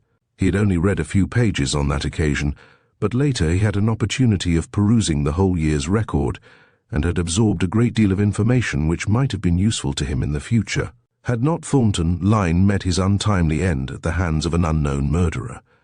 On the day when Thornton Lyne's body was discovered in Hyde Park with a woman's nightdress wrapped around the wound in his breast, Mr. Milburgh had, for reasons of expediency and assisted by a duplicate key of Lyne's safe, removed those diaries to a safer place. They contained a great deal that was unpleasant for Mr. Milburgh, particularly the current diary. For Thornton Lyne had set down not only his experiences, but his daily happenings, his thoughts, poetical and otherwise, and had stated very exactly and in libellous terms his suspicions of his manager. The diary provided Mr. Milburgh with a great deal of very interesting reading matter, and now he turned to the page where he had left off the night before and continued his study. It was a page easy to find, because he had thrust between the leaves a thin envelope of foreign make, containing certain slips of paper, and as he took out his improvised bookmark, a thought seemed to strike him, and he felt carefully in his pocket. He did not discover the thing for which he was searching, and with a smile he laid the envelope carefully on the table, and went on at the point where his studies had been interrupted, lunched at the London hotel and dozed away the afternoon, weather fearfully hot, had arranged to make a call upon a distant cousin, a man named Tarling, who is in the police force at Shanghai, but too much of a fag, spent evening at Chu Han's dancing hall, got very friendly with a pretty little Chinese girl who spoke pidgin English. Am seeing her tomorrow at Ling Fu's. She is called the Little Narcissus. I called her my little daffodil. Mr. Milburgh stopped in his reading. Little daffodil, he repeated, then looked at the ceiling and pinched his thick lips. Little daffodil, he said again, and a big smile dawned on his face. He was still engaged in reading when a bell shrilled in the hall. He rose to his feet and stood listening, and the bell rang again. He switched off the light, pulled aside the thick curtain which hid the window, and peered out through the fog. He could just distinguish in the light of the street lamp 2 or 3 men standing at the gate. He replaced the curtain, turned up the light again, took the books in his arms and disappeared with them into the corridor. The room at the back was his bedroom, and into this he went, making no response to the repeated jingle of the bell for fully 5 minutes. At the end of that time he reappeared, but now he was in his pyjamas, over which he wore a heavy dressing gown. He unlocked the door and shuffled in his slippers down the stone pathway to the gate. "Who's that?" he asked. "Tarling. You know me," said a voice. "Mr. Tarling," said Milburgh in surprise. "Really, this is an unexpected pleasure. Come in, gentlemen." "Open the gate," said Tarling briefly. "Excuse me while I go and get the key," said Milburgh. "I didn't expect visitors at this hour of the night." He went into the house, took a good look round his room, and then reappeared, taking the key from the pocket of his dressing gown. It had been there all the time, if the truth be told, but Mr. Milburgh was a cautious man, and took few risks. Tarling was accompanied by Inspector Whiteside, and another man, whom Milburgh rightly supposed was a detective. Only Tarling and the inspector accepted his invitation to step inside, the third man remaining on guard at the gate. Milburgh led the way to his cosy sitting room. "I have been in bed some hours, and I'm sorry to have kept you so long." "Your radiator is still warm," said Tarling quietly, stooping to feel the little stove. Mr. Milburgh chuckled. "Isn't that clever of you to discover that?" he said admiringly. "The fact is, I was so sleepy when I went to bed several hours ago that I forgot to turn the radiator off, and it was only when I came down to answer the bell that I discovered I had left it switched on." Tarling stooped and picked the butt end of a cigar out of the hearth. It was still alight. "You've been smoking in your sleep, Mr. Milburgh," he said dryly. No, said the airy Mr. Milburgh. "I was smoking that when I came downstairs to let you in. I instinctively put a cigar in my mouth the moment I wake up in the morning. It is a disgraceful habit, and really is one of my few vices," he admitted. "I threw it down when I turned out the radiator." Tarling smiled. "Won't you sit down?" said Milburgh, seating himself in the least comfortable of the chairs. "You see," his smile was apologetic as he waved his hand to the table, The work is frightfully heavy now that poor Mr. Lyne is dead. I am obliged to bring it home, and I can assure you, Mr. Tarling, that there are some nights when I work till daylight, getting things ready for the auditor." "Do you ever take exercise?" asked Tarling innocently. "Little night walks in the fog for the benefit of your health." A puzzled frown gathered on Milburgh's face. "Exercise, Mr. Tarling?" he said with an air of mystification. "I don't quite understand you. Naturally, I shouldn't walk out on a night like this. What an extraordinary fog for this time of the year. Do you know Paddington at all?" "No," said Mr. Milburgh, "except that there is a station there which I sometimes use. But perhaps you will explain to me the meaning of this visit." "The meaning is," said Tarling shortly, "that I have been attacked tonight by a man of your build and height who fired twice at me at close quarters. I have a warrant—" Mr. Milburgh's eyes narrowed. "I have a warrant to search this house." "For what?" demanded Milburgh boldly. "For a revolver or an automatic pistol and anything else I can find." Milburgh rose. "You're at liberty to search the house from end to end," he said. "Happily, it is a small one, as my salary does not allow of an expensive establishment." "Do you live here alone?" asked Tarling. "Quite," replied Milburgh. "A woman comes in at 8 o'clock tomorrow morning to cook my breakfast and make the place tidy, but I sleep here by myself. I am very much hurt," he was going on. "You will be hurt much worse," said Tarling dryly, and proceeded to the search. It proved to be a disappointing one, for there was no trace of any weapon, and certainly no trace of the little red slips which he had expected to find in Milburgh's possession. For he was not searching for the man who had assailed him, but for the man who had killed Thornton Lyne. He came back to the little sitting room where Milburgh had been left with the inspector, and apparently he was unruffled by his failure. "Now, Mr. Milburgh," he said brusquely, "I want to ask you, have you ever seen a piece of paper like this before?" He took a slip from his pocket and spread it on the table. Milburgh looked hard at the Chinese characters on the crimson square, and then nodded. "You have?" said Tarling in surprise. "Yes, sir," said Mr. Milburgh complacently. "I should be telling an untruth if I said I had not. Nothing is more repugnant to me than to deceive anybody." "That I can imagine," said Tarling. "I am sorry you are sarcastic, Mr. Tarling," said the reproachful Milburgh, "but I assure you that I hate and loathe an untruth. Where have you seen these papers?" "On Mr. Lyne's desk," was the surprising answer. "On Lyne's desk?" Milburgh nodded. "The late Mr. Thornton Lyne," he said, "came back from the East with a great number of curios, and amongst them were a number of slips of paper covered with Chinese characters similar to this. I do not understand Chinese," he said, "because I have never had occasion to go to China. The characters may have been different one from the other, but to my unsophisticated eye they all look alike." "You've seen these slips on Lyne's desk?" said Tarling. "Then why did you not tell the police before? You know that the police attach a great deal of importance to the discovery of one of these things in the dead man's pocket." Mr. Milburgh nodded.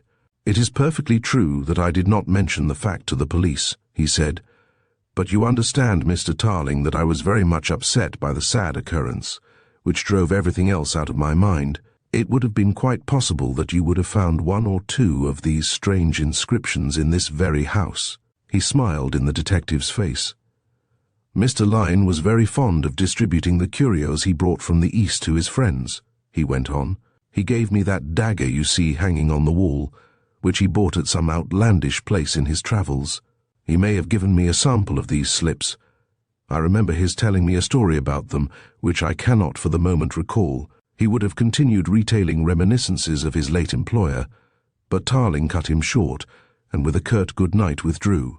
Milburgh accompanied him to the front gate and locked the door upon the three men before he went back to his sitting room, smiling quietly to himself.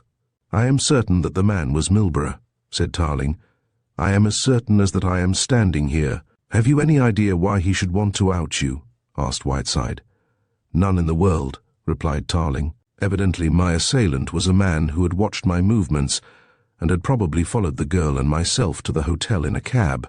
When I disappeared inside, he dismissed his own, and then took the course of dismissing my cab, which he could easily do by paying the man his fare and sending him off. A cabman would accept that dismissal without suspicion.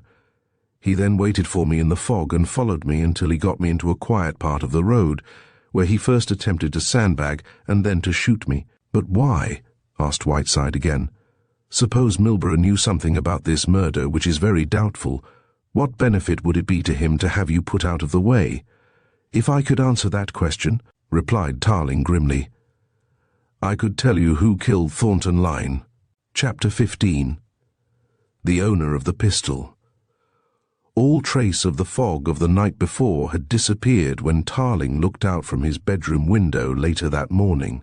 The streets were flooded with yellow sunshine, and there was a tang in the air which brought the colour to the cheek and light to the eye of the patient Londoner. Tarling stretched his arms and yawned in the sheer luxury of living before he took down his silk dressing gown and went in to the breakfast which Ling had laid for him. The blue-bloused Chinese man who stood behind his master's chair poured out the tea and laid a newspaper on one side of the plate and letters on the other. Tarling ate his breakfast in silence and pushed away the plate. "Ling Chu," he said in the vernacular of Lower China, "I shall lose my name as the man-hunter, for this case puzzles me beyond any other." "Master," said the Chinese man in the same language, "there is a time in all cases when the hunter feels that he must stop and weep. I myself had this feeling when I hunted down Wu Feng, the strangler of Hankow. Yet," he added philosophically, "one day I found him and he is sleeping on the terrace of night." He employed the beautiful Chinese simile for death. "Yesterday I found the little young woman," said Tarling after a pause. In this quaint way did he refer to Odette Rider. "You may find the little young woman, and yet not find the killer," said Ling Chu, standing by the side of the table, his hands respectfully hidden under his sleeves. "For the little young woman did not kill the white-faced man." "How do you know?" asked Tarling, and the Chinese man shook his head. "The little young woman has no strength, master," he said. "Also, it is not known that she has skill in the driving of the quick cart." "You mean the motor?" asked Tarling quickly, and Ling Chu nodded. "By Jove! I never thought of that," said Tarling. "Of course, whoever killed Thornton Lyne must have put his body in the car and driven him to the park. But how do you know that she does not drive?" "Because I have asked," said the Chinese man simply. "Many people know the little young woman at the great stores where the white-faced man lived, and they all say that she does not drive the quick cart." Tarling considered for a while. "Yes, it is true talk," he said. "The little young woman did not kill the white-faced man because she was many miles away when the murder was committed. That we know. The question is, who did?" "The hunter of men will discover," said Ling Chu. "I wonder," said Tarling. He dressed and went to Scotland Yard. He had an appointment with Whiteside, and later intended accompanying Odette Rider to an interview before the Assistant Commissioner. Whiteside was at Scotland Yard before him, and when Tarling walked into his room was curiously examining an object which lay before him on a sheet of paper. It was a short-barreled automatic pistol. "Hullo," he said, interested. "Is that the gun that killed Thornton Lyne?" "That's the weapon," said the cheerful Whiteside. "An ugly-looking brute, isn't it? Where did you say it was discovered?" "At the bottom of the girl's work basket." "This has a familiar look to me," said Tarling, lifting the instrument from the table. "By the way, is the cartridge still in the chamber?" Whiteside shook his head. "No, I removed it," he said. "I've taken the magazine out too. I suppose you've sent out the description and the number to all the gunsmiths?" Whiteside nodded. "Not that it's likely to be of much use," he said. "This is an American-made pistol, and unless it happens to have been sold in England, there is precious little chance of our discovering its owner." Tarling was looking at the weapon, turning it over and over in his hand. Presently he looked at the butt and uttered an exclamation. Following the direction of his eyes, Whiteside saw two deep furrows running diagonally across the grip. "What are they?" he asked. "They look like two bullets fired at the holder of the revolver some years ago, which missed him but caught the butt." Whiteside laughed. "Is that a piece of your deduction, Mr. Tarling?" he asked. "No," said Tarling. "That is a bit of fact. That pistol is my own." Chapter 16. The Heir. "Your pistol?" said Whiteside incredulously. "My dear good chap, you are mad. How could it be your pistol?" "It is nevertheless my pistol," said Tarling quietly. "I recognized it the moment I saw it on your desk, and thought there must be some mistake. These furrows prove that there is no mistake at all. It has been one of my most faithful friends, and I carried it with me in China for 6 years." Whiteside gasped. "And you mean to tell me," he demanded, "that Thornton Lyne was killed with your pistol?" Tarling nodded. "It is an amazing but bewildering fact," he said. "That is undoubtedly my pistol, and it is the same that was found in Miss Ryder's room at Carrymore Mansions. And I have not the slightest doubt in my mind that it was by a shot fired from this weapon that Thornton Lyne lost his life." There was a long silence. "Well, that beats me," said Whiteside, laying the weapon on the table. "At every turn some new mystery arises. This is the second jar I've had today." "The second?" said Tarling. He put the question idly, for his mind was absorbed in this new and to him tremendous aspect of the crime. Thornton Lyne had been killed by his pistol. That to him was the most staggering circumstance which had been revealed since he had come into the case. "Yes," Whiteside was saying, "it's the second setback." With an effort, Tarling brought his mind back from speculating upon the new mystery. "Do you remember this?" said Whiteside. He opened his safe and took out a big envelope, from which he extracted a telegram.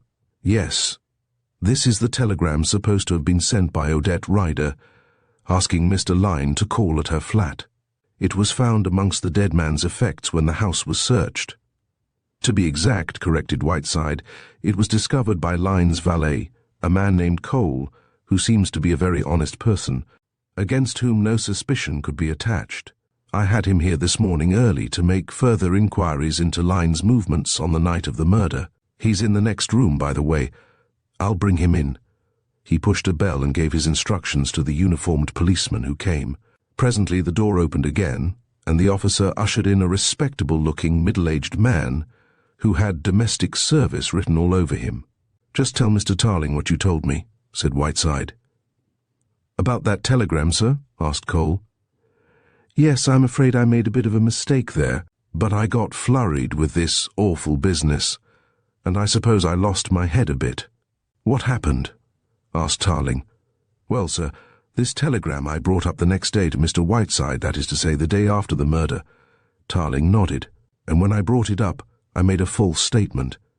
It's a thing I've never done before in my life, but I tell you I was scared by all these police inquiries." "What was the false statement?" asked Tarling quickly. "Well, sir," said the servant, twisting his hat nervously, "I said that it had been opened by Mr. Lyne.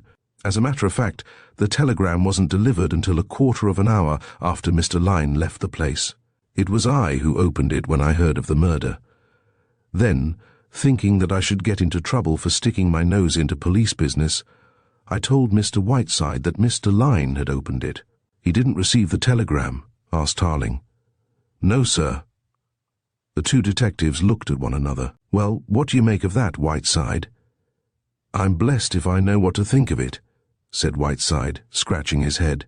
"We depended upon that telegram to implicate the girl. It breaks a big link in the chain against her." "Supposing it was not already broken," said Tarling almost aggressively, "and it certainly removes the only possible explanation for Lyne going to the flat on the night of the murder. You're perfectly sure, Cole, that that telegram did not reach Mr. Lyne?" "Perfectly, sir," said Cole emphatically. "I took it in myself."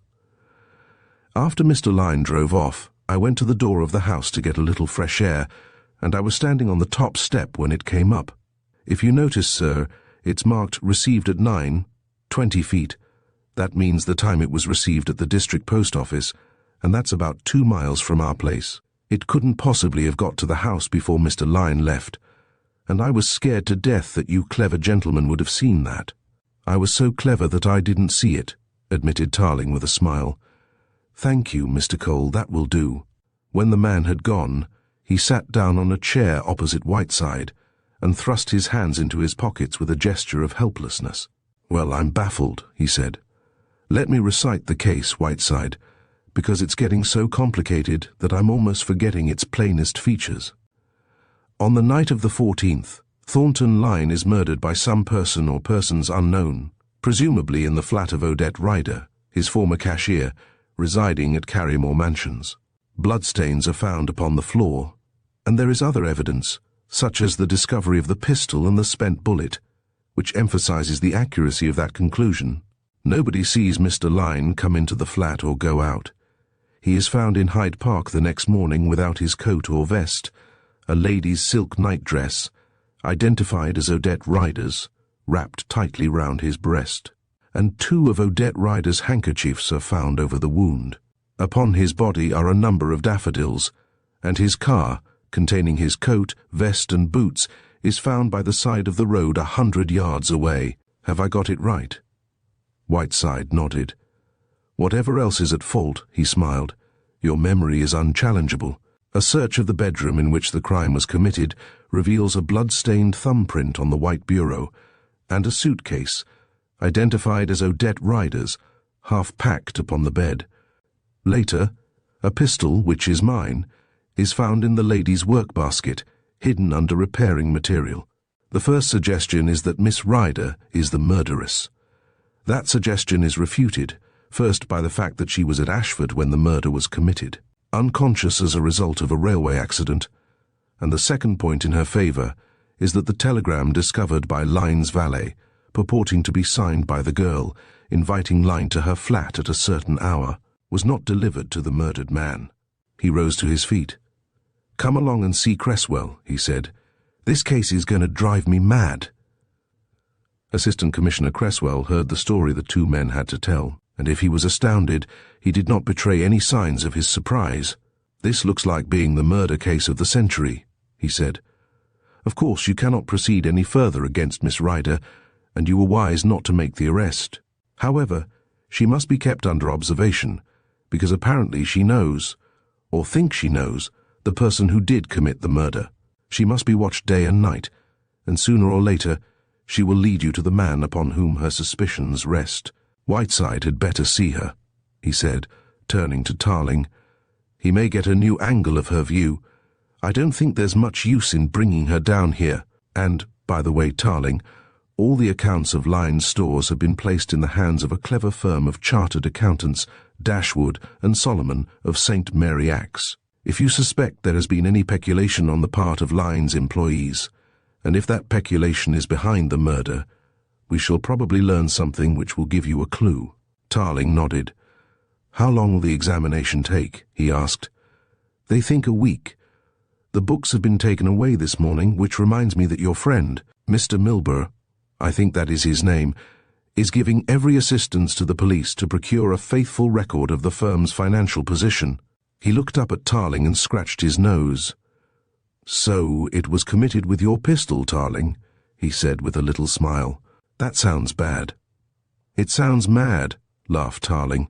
"I'm going straight back to discover what happened to my pistol and how it got into that room.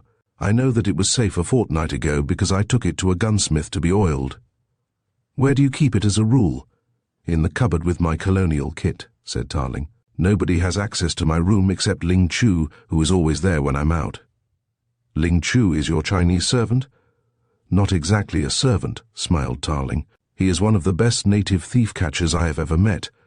He is a man of the greatest integrity, and I would trust him with my life." "Murdered with your pistol, eh?" asked the Commissioner.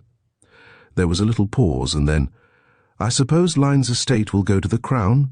He has no relations and no heir."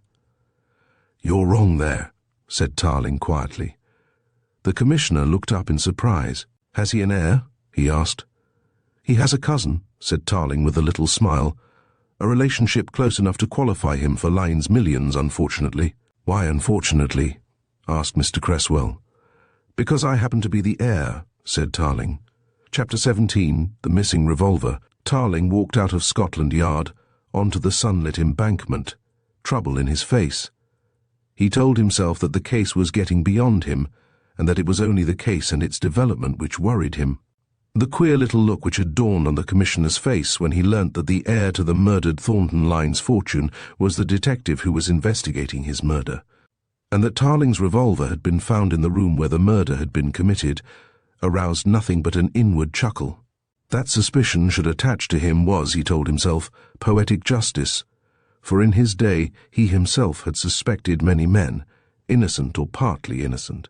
He walked up the stairs to his room and found Ling Chu polishing the meagre stock of silver which Tarling possessed. Ling Chu was a thief-catcher and a great detective, but he had also taken upon himself the business of attending to Tarling's personal comfort.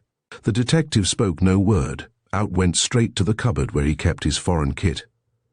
On a shelf in neat array and carefully folded were the thin white drill suits he wore in the tropics. His sun helmet hung on a peg, and on the opposite wall was a revolver holster hanging by a strap. He lifted the holster. It was empty. He had had no doubts in his mind that the holster would be empty, and closed the door with a troubled frown. "Ling Chu," he said quietly. "You speak me, Liajen," said the man, putting down the spoons and rubber he was handling. "Where is my revolver?" "It is gone, Liajen," said the man calmly. "How long has it been gone?" "I miss him 4 days," said Ling Chu calmly. "Who took it?" demanded Tarling. "I miss him 4 days," said the man. There was an interval of silence, and Tarling nodded his head slowly. "Very good, Ling Chu," he said. "There is no more to be said." For all his outward calm, he was distressed in mind. Was it possible that anybody could have got into the room in Ling Chu's absence? He could only remember one occasion when they had been out together, and that was the night he had gone to the girl's flat, and Ling Chu had shadowed him. What if Ling Chu... He dismissed the thought as palpably absurd. What interest could Ling Chu have in the death of Lyne, whom he had only seen once, the day that Thornton Lyne had called Tarling into consultation at the stores? That thought was too fantastic to entertain, but nevertheless it recurred again and again to him, and in the end he sent his servant away with a message to Scotland Yard, determined to give even his most fantastic theory as thorough and impartial an examination as was possible. The flat consisted of 4 rooms and a kitchen. There was Tarling's bedroom communicating with his dining and sitting room. There was a spare room in which he kept his boxes and trunks. It was in this room that the revolver had been put aside, and there was the small room occupied by Ling Chu. He gave his attendant time to get out of the house, and well on his journey before he rose from the deep chair, where he had been sitting in puzzled thought, and began his inspection. Ling Chu's room was small and scrupulously clean. Save for the bed and a plain black painted box beneath the bed, there was no furniture. The well-scrubbed boards were covered with a strip of Chinese matting, and the only ornamentation in the room was supplied by a tiny red lacquer vase which stood on the mantelpiece. Tarling went back to the outer door of the flat and locked it before continuing his search. If there was any clue to the mystery of the stolen revolver, it would be found here, in this black box. A Chinese man keeps all his possessions within 6 sides, as the saying goes, and certainly the box was very well secured. It was 10 minutes before he managed to find a key to shift the 2 locks with which it was fastened. The contents of the box were few. Ling Chu's wardrobe was not an extensive one, and did little more than half fill the receptacle. Very carefully he lifted out the 1 suit of clothes, the silk shirts, the slippers, and the odds and ends of the Chinese man's toilet, and came quickly to the lower layer. Here he discovered 2 lacquer boxes, neither of which were locked or fastened. The first of these contained sewing material, the second a small package wrapped in native paper and carefully tied about with ribbon. Tarling undid the ribbon, opened the package and found to his surprise a small pad of newspaper cuttings. In the main they were cuttings from colloquial journals printed in Chinese characters, but there were 1 or 2 paragraphs evidently cut from one of the English papers published in Shanghai. He thought at first that these were records of cases in which Ling Chu had been engaged, and though he was surprised that the Chinese man should have taken the trouble to collect these souvenirs, especially the English cuttings, he did not think at first that there was any significance in the act. He was looking for some clue, what he knew not, which would enable him to explain to his own satisfaction the mystery of the filched pistol. He read the first of the European cuttings idly, but presently his eyes opened wide. There was a fracas at Ho-Hans's tea room last night, due apparently to the 2 persistent attentions paid by an English visitor to the dancing girl, the little Narcissus, who is known to the English or such as frequent Ho-Hans's rooms as the little Daffodil. He gasped. The little Daffodil. He let the cutting drop on his knee and frowned in an effort of memory. He knew Shanghai well. He knew its mysterious underworld, and had more than a passing acquaintance with Ho-Hans's tea rooms. Ho-Hans's tea room was, in fact, the mask which hid an opium den that he had been instrumental in cleaning up just before he departed from China, and he distinctly remembered the little Daffodil. He had had no dealings with her in the way of business, for when he had had occasion to go into Ho Hans's tea-rooms, he was usually after bigger game than the graceful little dancer. It all came back to him in a flash. He had heard men at the club speaking of the grace of the little Daffodil, and her dancing had enjoyed something of a vogue amongst the young Britishers who were exiled in Shanghai. The next cutting was also in English and ran, "A sad fatality occurred this morning. A young Chinese girl, Ling, the sister of Inspector Ling Chu of the native police, being found in a dying condition in the yard at the back of Ho Hans's tea-rooms. The girl had been employed at the shop as a dancer, much against her brother's wishes, and figured in a very unpleasant affair reported in these columns last week. It is believed that the tragic act was one of those save-face suicides which are all too common amongst native women." Tarling whistled, a soft, long, understanding whistle. The little Daffodil, and the sister of Ling Chu. He knew something of the Chinese, something of their uncanny patience, something of their unforgiving nature.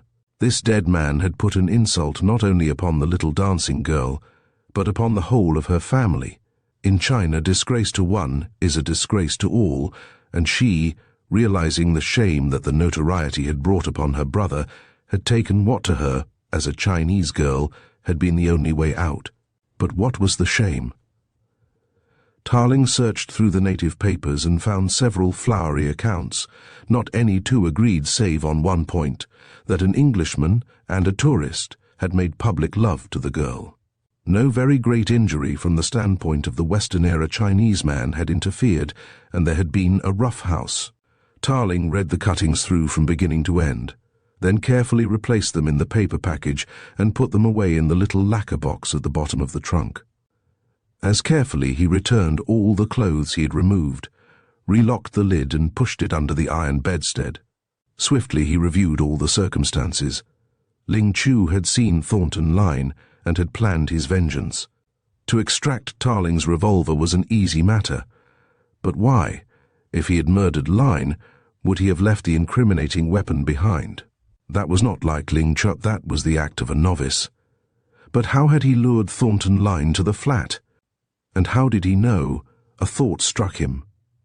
3 nights before the murder, Ling Chu, discussing the interview which had taken place at Lyne's stores, had very correctly diagnosed the situation. Ling Chu knew that Thornton Lyne was in love with the girl and desired her, and it would not be remarkable if he had utilized his knowledge to his own ends. But the telegram which was designed to bring Lyne to the flat was in English, and Ling Chu did not admit to a knowledge of that language. Here again Tarling came to a dead end. Though he might trust the Chinese man with his life, he was perfectly satisfied that this man would not reveal all that he knew, and it was quite possible that Ling Chu spoke English as well as he spoke his own native tongue and the 4 dialects of China. "I give it up," said Tarling, half to himself and half aloud. He was undecided as to whether he should wait for his subordinate's return from Scotland Yard and tax him with the crime, or whether he should let matters slide for a day or two and carry out his intention to visit Odette Ryder. He took that decision, leaving a note for the Chinese man, and a quarter of an hour later got out of his taxi at the door of the West Somerset Hotel. Odette Ryder was in That He Knew and waiting for him. She looked pale and her eyes were tired, as though she had slept little on the previous night, but she greeted him with that half-smile of hers. "I've come to tell you that you are to be spared the ordeal of meeting the 3rd-degree men of Scotland Yard," he said laughingly, and her eyes spoke her relief. "Haven't you been out this beautiful morning?" he asked innocently, and this time she laughed aloud. "What a hypocrite you are, Mr. Tarling," she replied. "You know very well I haven't been out, and you know too that there are 3 Scotland Yard men watching this hotel who would accompany me in any constitutional I took." "How did you know that?" he asked without denying the charge. "Because I've been out," she said naively and laughed again. "You aren't so clever as I thought you were," she rallied him. "I quite expected when I said I'd not been out, to hear you tell me just where I'd been, how far I walked and just what I bought. Some green sewing silk, 6 handkerchiefs, and a toothbrush." said Tarling promptly, and the girl stared at him in comic dismay. "Why, of course I ought to have known you better than that," she said. "Then you do have watchers?" "Watchers and talkers," said Tarling gaily. "I had a little interview with a gentleman in the vestibule of the hotel, and he supplied me with quite a lot of information. Did he shadow you?" She shook her head. "I saw nobody," she confessed, "though I looked most carefully. Now what are you going to do with me, Mr. Tarling?" For answer, Tarling took from his pocket a flat oblong box. The girl looked wonderingly as he opened the lid and drew forth a slip of porcelain covered with a thin film of black ink and 2 white cards. His hand shook as he placed them on the table, and suddenly the girl understood. "You want my fingerprints?" she asked, and he nodded. "I just hate asking you," he said. "But—" "Show me how to do it," she interrupted, and he guided her. He felt disloyal, a very traitor, and perhaps she realized what he was thinking, for she laughed as she wiped her stained fingertips.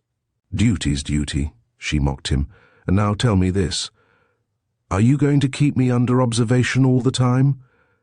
"For a little while," said Tarling gravely. "In fact, until we get the kind of information we want." He put away the box into his pocket as she shook her head. "That means you're not going to tell us anything," said Tarling.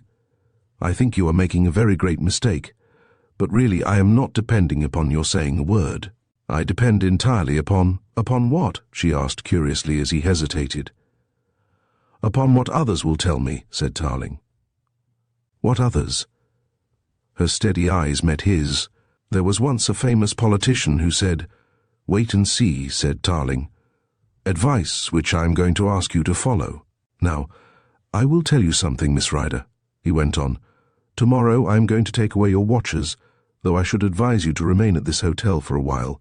It is obviously impossible for you to go back to your flat." The girl shivered. "Don't talk about that," she said in a low voice. "But is it necessary that I should stay here?" "There is an alternative," he said, speaking slowly. "An alternative," he said, looking at her steadily. "And it is that you should go to your mother's place at Hertford." She looked up quickly. "That is impossible," she said. He was silent for a moment. "Why don't you make a confidant of me, Miss Ryder?" he said. "I should not abuse your trust. Why don't you tell me something about your father?" "My father?" She looked at him in amazement. "My father, did you say?" He nodded. "But I have no father," said the girl. "Have you—" He found a difficulty in framing his words, and it seemed to him that she must have guessed what was coming. "Have you a lover?" he asked at length. "What do you mean?" she countered, and there was a note of hauteur in her voice. "I mean this," said Tarling steadily. "What is Mr. Milburgh to you?" Her hand went up to her mouth, and she looked at him in wide-eyed distress. Then, "Nothing," she said huskily. "Nothing. Nothing." Chapter 18. The Fingerprints. Tarling, his hands thrust into his pockets, his chin dropped, his shoulders bent, slowly walked the broad pavement of the Edgware Road on his way from the girl's hotel to his flat. He dismissed with good reason the not unimportant fact that he himself was suspect. He, a comparatively unknown detective from Shanghai, was by reason of his relationship to Thornton Lyne, and even more so because his own revolver had been found on the scene of the tragedy, the object of some suspicion on the part of the higher authorities, who certainly would not pooh-pooh the suggestion that he was innocent of any association with the crime because he happened to be engaged in the case. He knew that the whole complex machinery of Scotland Yard was working, and working at top speed, to implicate him in the tragedy. Silent and invisible though that work may be, it would nevertheless be sure. He smiled a little and shrugged himself from the category of the suspected. First and most important of the suspects was Odette Ryder. That Thornton Lyne had loved her, he did not for one moment imagine. Thornton Lyne was not the kind of man who loved. Rather had he desired, and very few women had thwarted him. Odette Ryder was an exception. Tarling only knew of the scene which had occurred between Lyne and the girl on the day he had been called in. But there must have been many other painful interviews. Painful for the girl, humiliating for the dead millionaire. Anyway, he thought thankfully, it would not be Odette. He had got into the habit of thinking of her as Odette, a discovery which had amused him. He could rule her out, because obviously she could not be in two places at once. When Thornton Lyne was discovered in Hyde Park with Odette Rider's nightdress round about his wound, the girl herself was lying in a cottage hospital at Ashford, 50 miles away. But what of Milburgh, that suave and oily man? Tarling recalled the fact that he had been sent for by his dead relative to inquire into Milburgh's mode of living, and that Milburgh was under suspicion of having robbed. Firm. Suppose Milburgh had committed the crime. Suppose, to hide his defalcations, he had shot his employer dead. There was a flaw in this reasoning, because the death of Thornton Lyne would be more likely to precipitate the discovery of the manager's embezzlements. There would be an examination of accounts and everything would come out. Milburgh himself was not unmindful of this argument in his favour, as was to be revealed. As against this, Tarling thought, it was notorious that criminals did foolish things.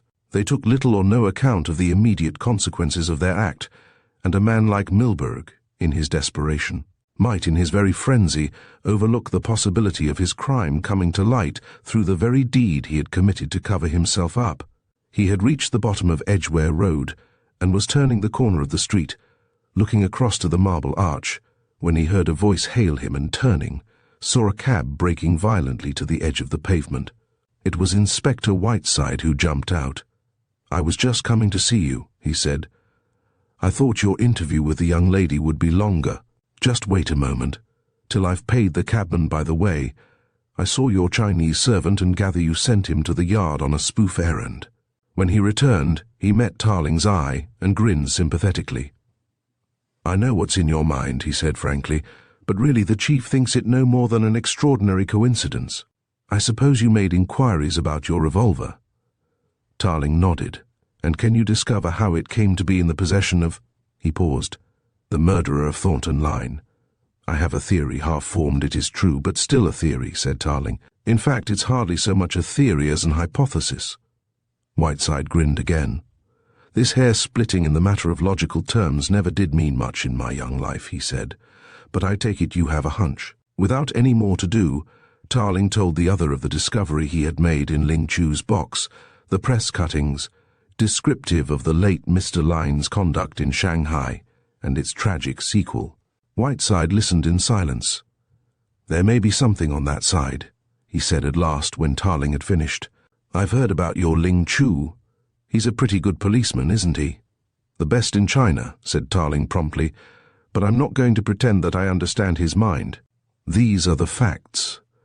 The revolver, or rather the pistol, was in my cupboard, and the only person who could get at it was Ling Chu. There is the second and more important fact imputing motive, that Ling Chu had every reason to hate Thornton Lyne, the man who had indirectly been responsible for his sister's death. I have been thinking the matter over, and I now recall that Ling Chu was unusually silent after he had seen Lyne. He has admitted to me that he has been to Lyne's store, and in fact has been pursuing inquiries there. We happened to be discussing the possibility of Miss Ryder committing the murder, and Ling Chu told me that Miss Ryder could not drive a motor car, and when I questioned him as to how he knew this, he told me that he had made several inquiries at the store. This I knew nothing about. Here is another curious fact," Tarling went on. "I have always been under the impression that Ling Chu did not speak English, except a few words of pidgin that Chinamen pick up through mixing with foreign devils. Yet he pushed his inquiries at Lyne's store amongst the employees, and it is 1,000,000 to 1 against his finding any shop girl who spoke Cantonese." "I'll put a couple of men on to watch him," said Whiteside. But Tarling shook his head. "It would be a waste of good men," he said, "because Ling Chu could lead them just where he wanted to. I tell you, he is a better sleuth than any you have got at Scotland Yard, and he has an absolute gift for fading out of the picture under your very nose. Leave Ling Chu to me. I know the way to deal with him," he added grimly. "The little daffodil," said Whiteside thoughtfully, repeating the phrase which Tarling had quoted. "That was the Chinese girl's name, eh? By Jove, it's something more than a coincidence, don't you think, Tarling?" "It may be or may not be," said Tarling. "There is no such word as daffodil in Chinese. In fact, I am not so certain that the daffodil is a native of China at all, though China's a mighty big place. Strictly speaking, the girl was called the Little Narcissus, but as you say, It may be something more than a coincidence that the man who insulted her is murdered whilst her brother is in London. They had crossed the broad roadway as they were speaking, and had passed into Hyde Park. Tarling thought whimsically that this open space exercised the same attraction on him as it did upon Mr. Milburgh. "What were you going to see me about?" he asked suddenly, remembering that Whiteside had been on his way to the hotel when they had met. "I wanted to give you the last report about Milburgh." Milburgh again. All conversation, all thought, all clues led to that mystery man. But what Whiteside had to tell was not especially thrilling. Milburgh had been shadowed day and night, and the record of his doings was a very prosaic one. But it is out of prosaic happenings that big clues are born. "I don't know how Milburgh expects the inquiry into Lyne's accounts will go," said Whiteside, "but he is evidently connected, or expects to be connected, with some other business." "What makes you say that?" asked Tarling. "Well," replied Whiteside, "he has been buying ledgers," and Tarling laughed. "That doesn't seem to be a very offensive proceeding," he said good-humouredly. "What sort of ledgers?" "Those heavy things which are used in big offices. You know, the sort of thing that it takes one man all his time to lift. He bought 3 at Roebuck's, in City Road, and took them to his house by taxi. Now my theory," said Whiteside earnestly, "is that this fellow is no ordinary criminal, if he is a criminal at all. It may be that he has been keeping a duplicate set of books." "That is unlikely," interrupted Tarling, "and I say this with due respect for your judgment, Whiteside. It would want to be something more than an ordinary criminal to carry all the details of Lyne's mammoth business in his head, and it is more than possible that your first theory was right, namely, that he contemplates either going with another firm or starting a new business of his own. The second supposition is more likely. Anyway, it is no crime to own a ledger, or even 3. By the way, when did he buy these books?" "Yesterday," said Whiteside, "early in the morning before Lyne's opened. How did your interview with Miss Ryder go off?" Tarling shrugged his shoulders. He felt a strange reluctance to discuss the girl with the police officer, and realized just how big a fool he was in allowing her sweetness to drug him. "I am convinced that, whoever she may suspect, she knows nothing of the murder," he said shortly. "Then she does suspect somebody?" Tarling nodded. "Who?" Again Tarling hesitated. "I think she suspects Milburgh," he said. He put his hand in the inside of his jacket and took out a pocket case, opened it, and drew forth the 2 cards bearing the finger impressions he had taken of Odette Ryder.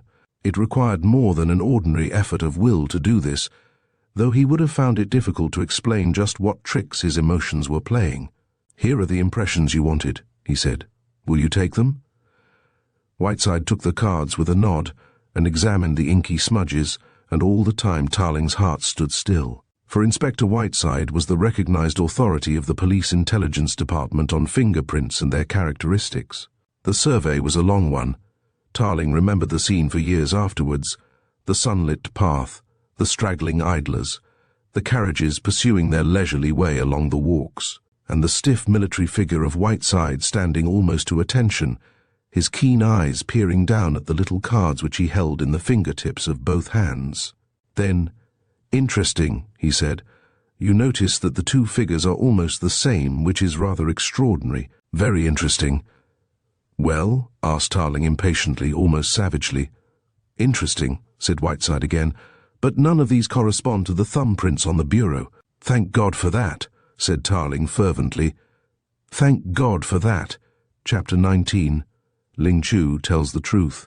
The firm of Dashwood and Solomon occupied a narrow-fronted building in the heart of the City of London.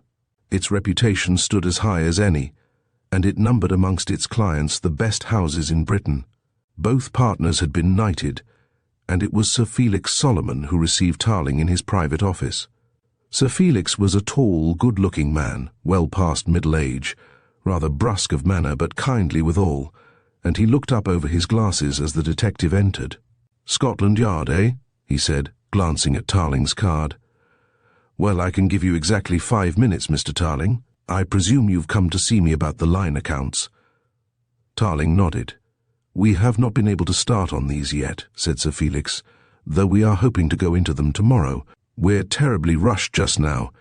and we've had to get in an extra staff to deal with this new work the government has put on us. By the way, you know that we are not Lyne's accountants, they are Messrs. Purbrake and Store, but we have taken on the work at the request of Mr. Purbrake, who very naturally wishes to have an independent investigation, as there seems to be some question of defalcation on the part of one of the employees. This, coupled with the tragic death of Mr. Lyne, has made it all the more necessary that an outside firm should be called in to look into the books. That I understand, said Tarling, and of course the Commissioner quite appreciates the difficulty of your task. I've come along rather to procure information for my own purpose, as I am doubly interested. Sir Felix looked up sharply. Mr. Tarling, he repeated, looking at the card again. Why, of course, I understand that letters of administration are to be applied for on your behalf. I believe that is so, said Tarling quietly, but my interest in the property is more or less impersonal at the moment. The manager of the business is a Mr. Milburgh. Sir Felix nodded. He has been most useful and helpful, he said, and certainly, if the vague rumours I have heard have any substantial foundation, namely, that Milburgh is suspected of robbing the firm, then he is assuredly giving us every assistance to convict himself. You have all the books in your keeping? Absolutely, replied Sir Felix emphatically. The last 3 books, unearthed by Mr. Milburgh himself, came to us only this morning. In fact, those are they. He pointed to a brown paper parcel standing on a smaller table near the window. The parcel was heavily corded, and was secured again by red tape which was sealed. Sir Felix leaned over and pressed a bell on the table, and a clerk came in. Put those books with the others in the strong room, he said. And when the man had disappeared, staggering under the weight of the heavy volumes, he turned to Tarling. We're keeping all the books and accounts of Lyne's stores in a special strong room, he said. They are all under seal, and those seals will be broken in the presence of Mr. Milburgh, as an interested party, and a representative of the public prosecutor. When will this be? Asked Tarling. Tomorrow afternoon, or possibly tomorrow morning. We will notify Scotland Yard as to the exact hour, because I suppose you will wish to be represented. He rose briskly, thereby ending the interview. It was another dead end, thought Tarling, as he went out into St. Mary Axe and boarded a westward-bound omnibus. The case abounded in these cul-de-sac which seemed to lead nowhere. Cul-de-sac number 1 had been supplied by Odette Ryder. Cul-de-sac number 2 might very easily lead to the dead end of Milburgh's innocence. He felt a sense of relief, however, that the authorities had acted so promptly in impounding Lyne's books. An examination into these might lead to the discovery of the murderer, and at any rate would dispel the cloud of suspicion which still surrounded Odette Ryder. He had gone to Dashwood and Solomon to make himself personally acquainted with that string in the tangled skein which he was determined to unravel, and now, with his mind at rest upon that subject, he was returning to settle matters with Ling Chu, that Chinese assistant of his, who was now as deeply under suspicion as any suspect in the case. He had spoken no more than the truth when he had told Inspector Whiteside that he knew the way to deal with Ling Chu, a Chinese criminal, and he was loath to believe that Ling Chu, that faithful servant, came under that description, is not to be handled in the Occidental manner. And he, who had been known throughout southern China as the hunter of men, had a reputation for extracting truth by methods which no code of laws would sanction.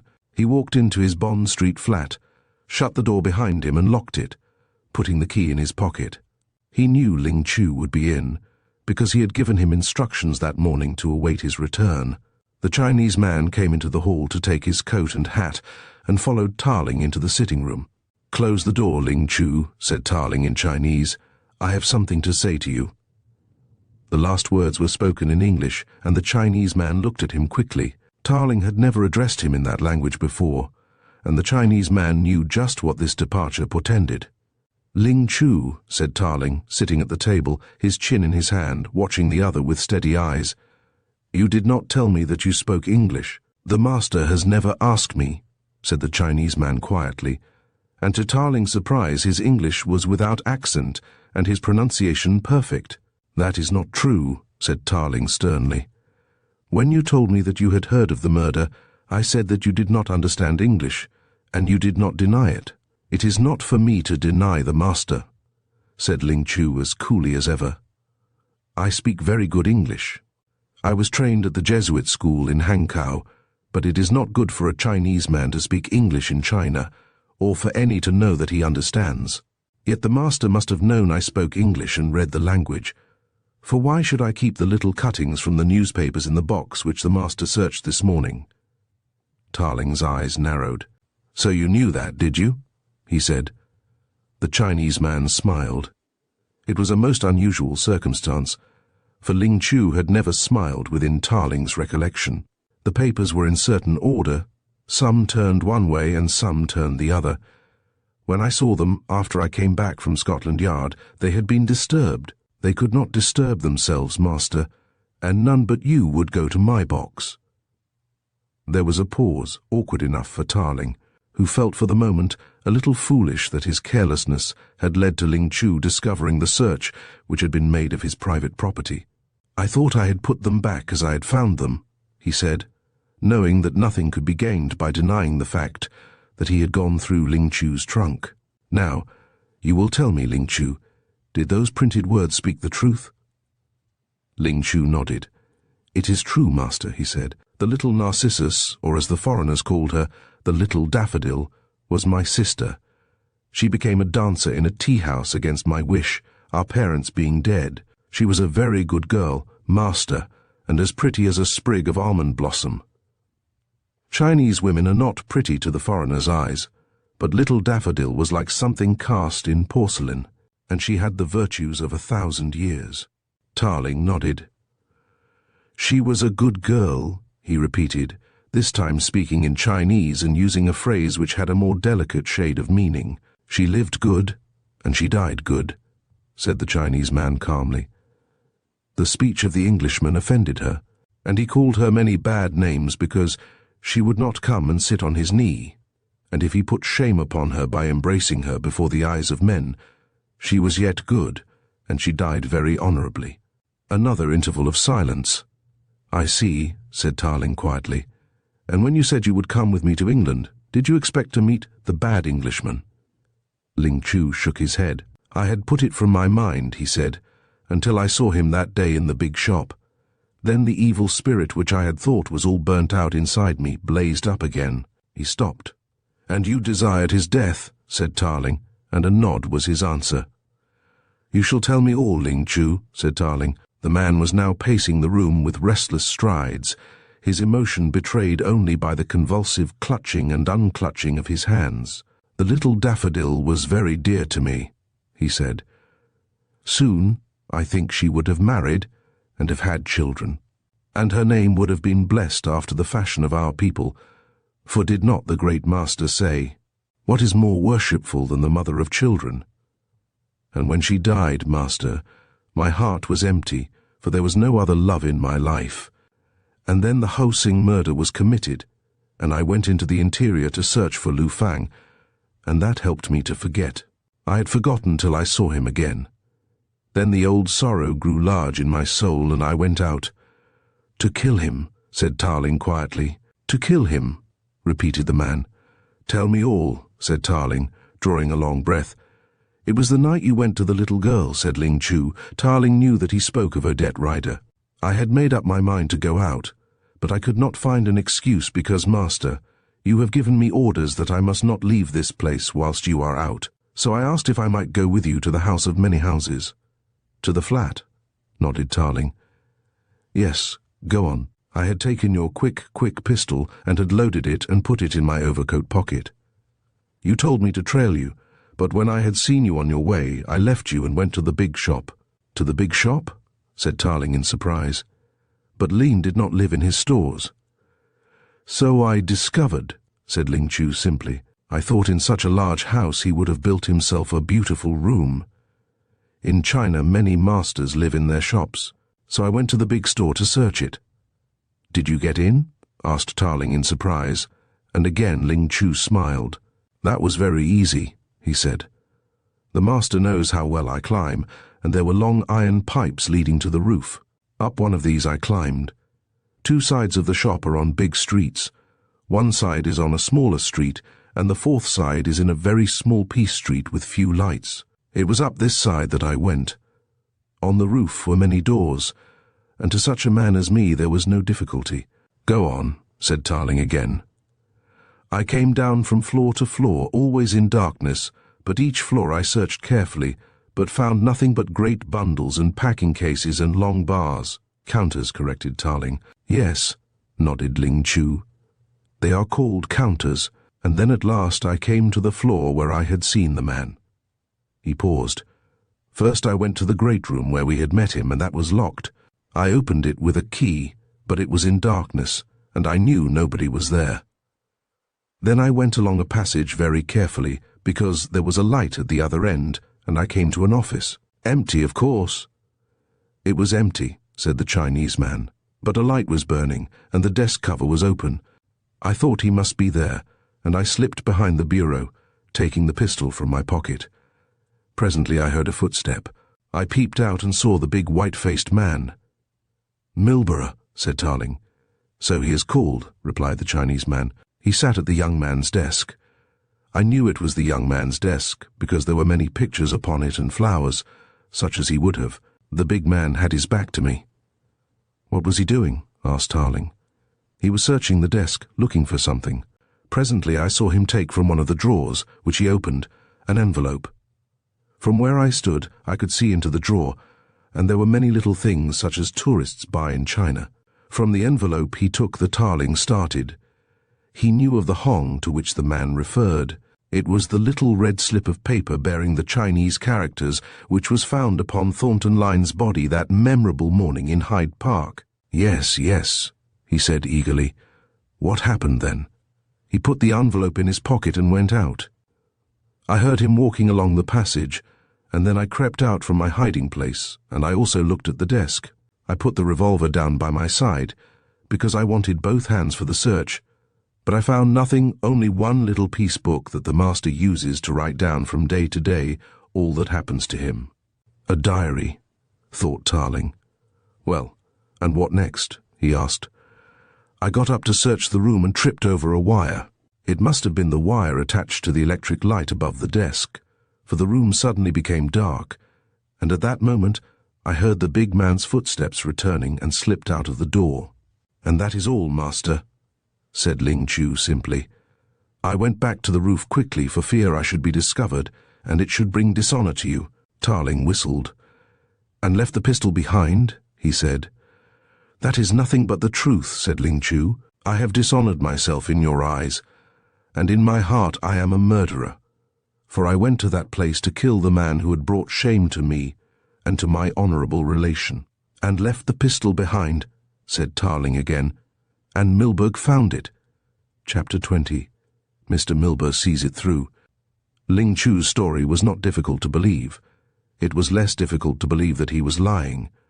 There is no inventor in the world so clever, so circumstantial, so exact as to detail, as the Chinese man. He is a born teller of stories and piecer together of circumstances that fit so closely that it is difficult to see the joints. Yet the man had been frank, straightforward, patently honest.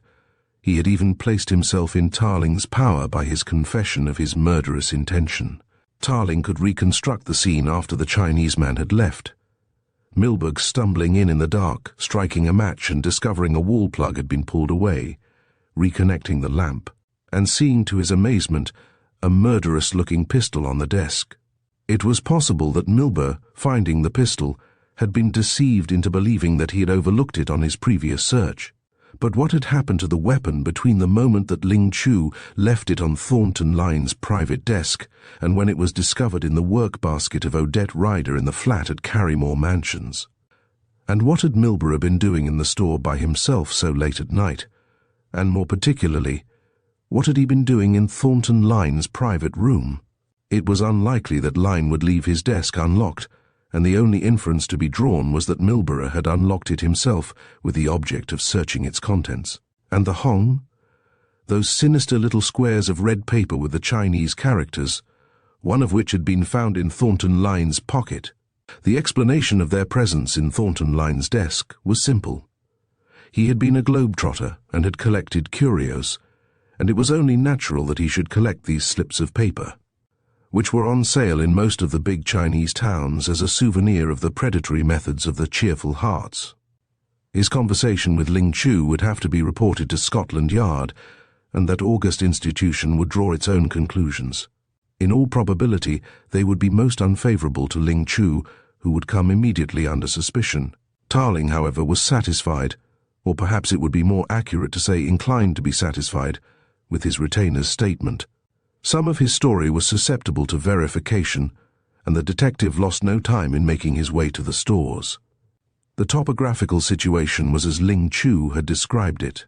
Tarling went to the back of the big block of buildings, into the small, quiet street of which Ling had spoken, and was able to distinguish the iron rain pipe, one of many up which the Chinese man had clambered. Ling would negotiate that task without any physical distress. He could climb like a cat, as Tarling knew, and that part of his story put no great tax upon the detective's credulity. He walked back to the front of the shop, past the huge plate-glass windows, fringed now with shoppers with whom Lyne's store had acquired a new and morbid interest, and through the big swinging doors onto the crowded floor. Mr. Milburgh was in his office, said a shop walker, and led the way. Mr. Milburgh's office was much larger and less ornate than his late employer's. He greeted Tarling effusively and pushed an armchair forward and produced a box of cigars. "We're in rather a turmoil and upset now, Mr. Tarling," he said in his ingratiating voice, with that set smile of his which never seemed to leave his face. "The auditors, or rather I should say the accountants, have taken away all the books, and of course that imposes a terrible strain on me, Mr. Tarling. It means that we've got to organize a system of interim accounts, and you as a businessman will understand just what that means." "You work pretty hard, Mr. Milburgh," said Tarling. "Why, yes, sir," smiled Milburgh. "I've always worked hard." "You were working pretty hard before Mr. Lyne was killed, were you not?" asked Tarling. "Yes," hesitated Milburgh. "I can say honestly that I was." "Very late at night?" Milburgh still smiled, but there was a steely look in his eye as he answered, "Frequently I worked late at night." "Do you remember the night of the 11th?" asked Tarling. Milburgh looked at the ceiling for inspiration. "Yes, I think I do. I was working very late that night."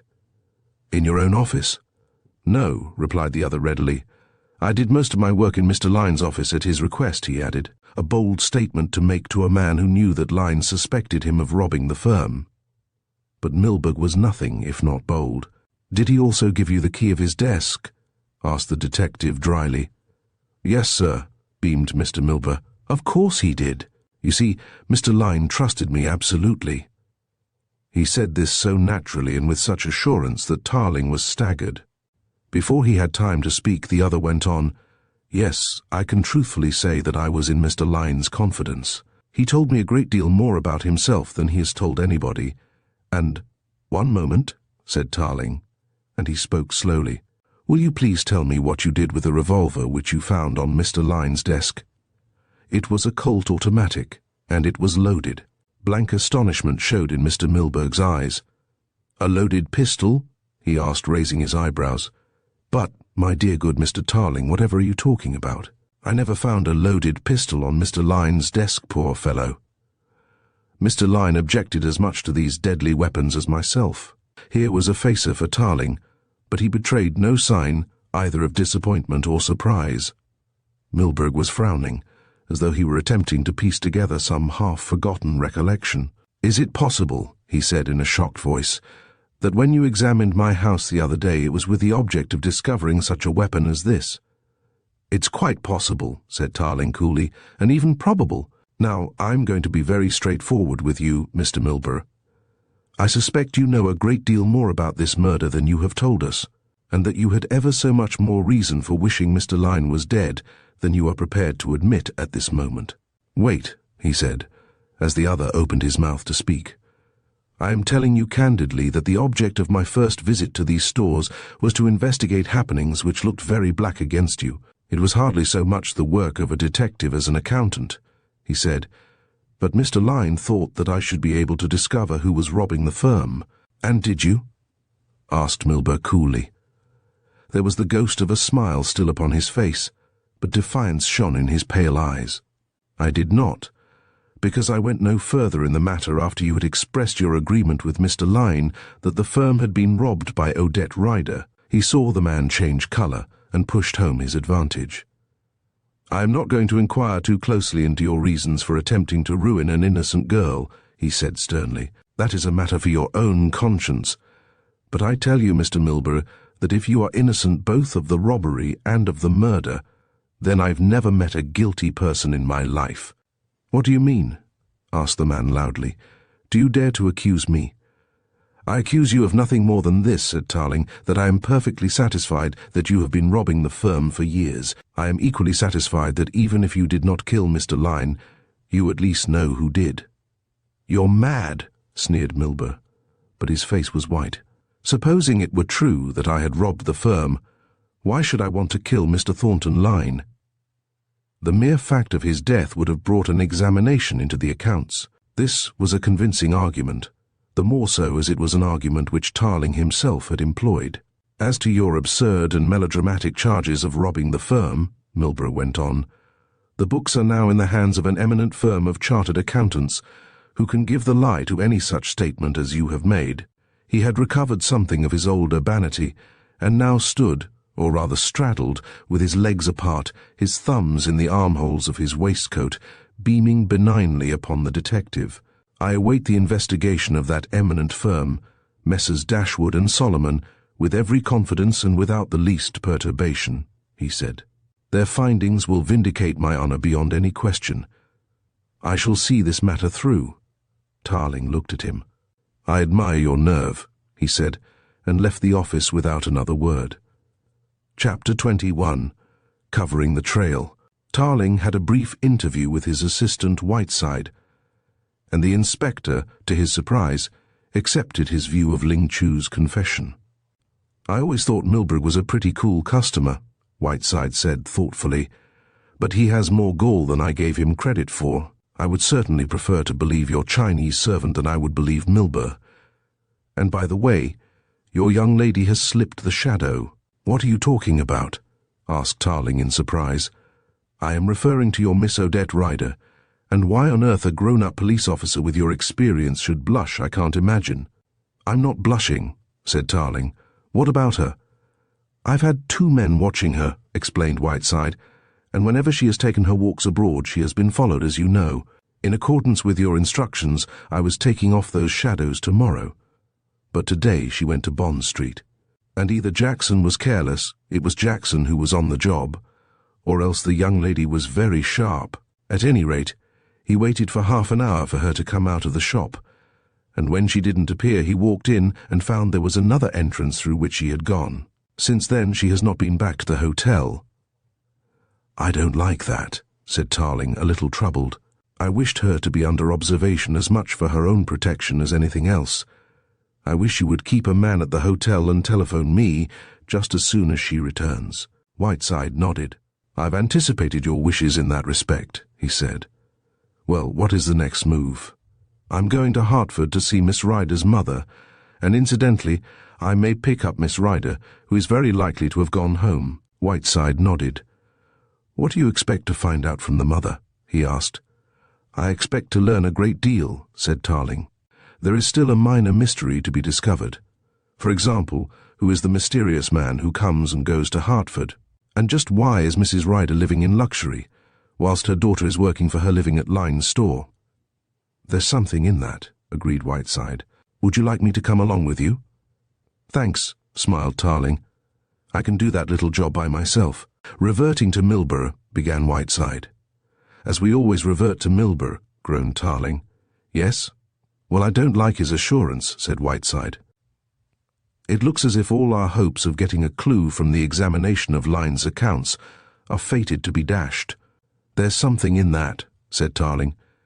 "I don't like it myself. The books are in the hands of one of the best chartered accountants in the country, and if there has been any monkey business, he is the fellow who is certain to find it, and not only that, but to trace whatever defalcations there are to the man responsible. Milburgh is not fool enough to imagine that he won't be found out once the accountants get busy, and his cheeriness in face of exposure is to say the least disconcerting."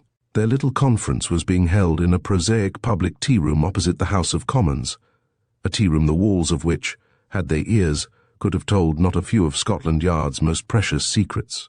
Tarling was on the point of changing the subject when he remembered the parcel of books which had arrived at the accountant's office that morning. "Rather late," said Whiteside thoughtfully.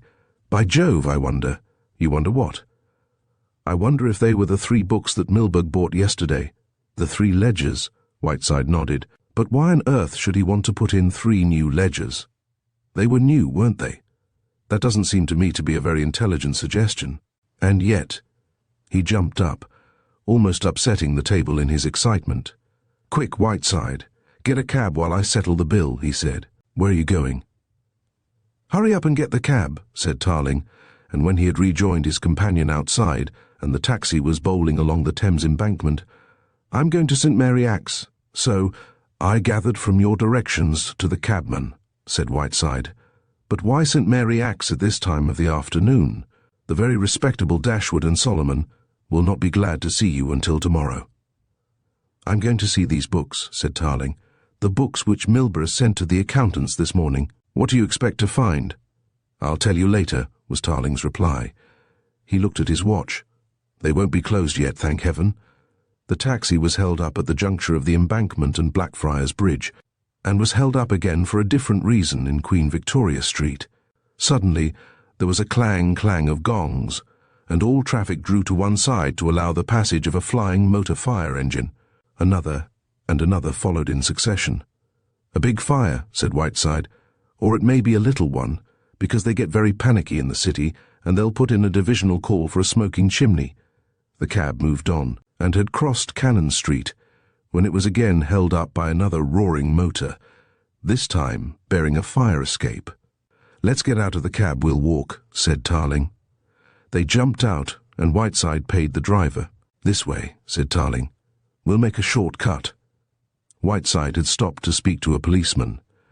"Where's the fire constable?" he asked. "St. Mary Axe, sir," was the policeman's reply. "A big firm of chartered accountants, Dashwood and Solomon. You know them, sir? I'm told the place is blazing from cellar to garret."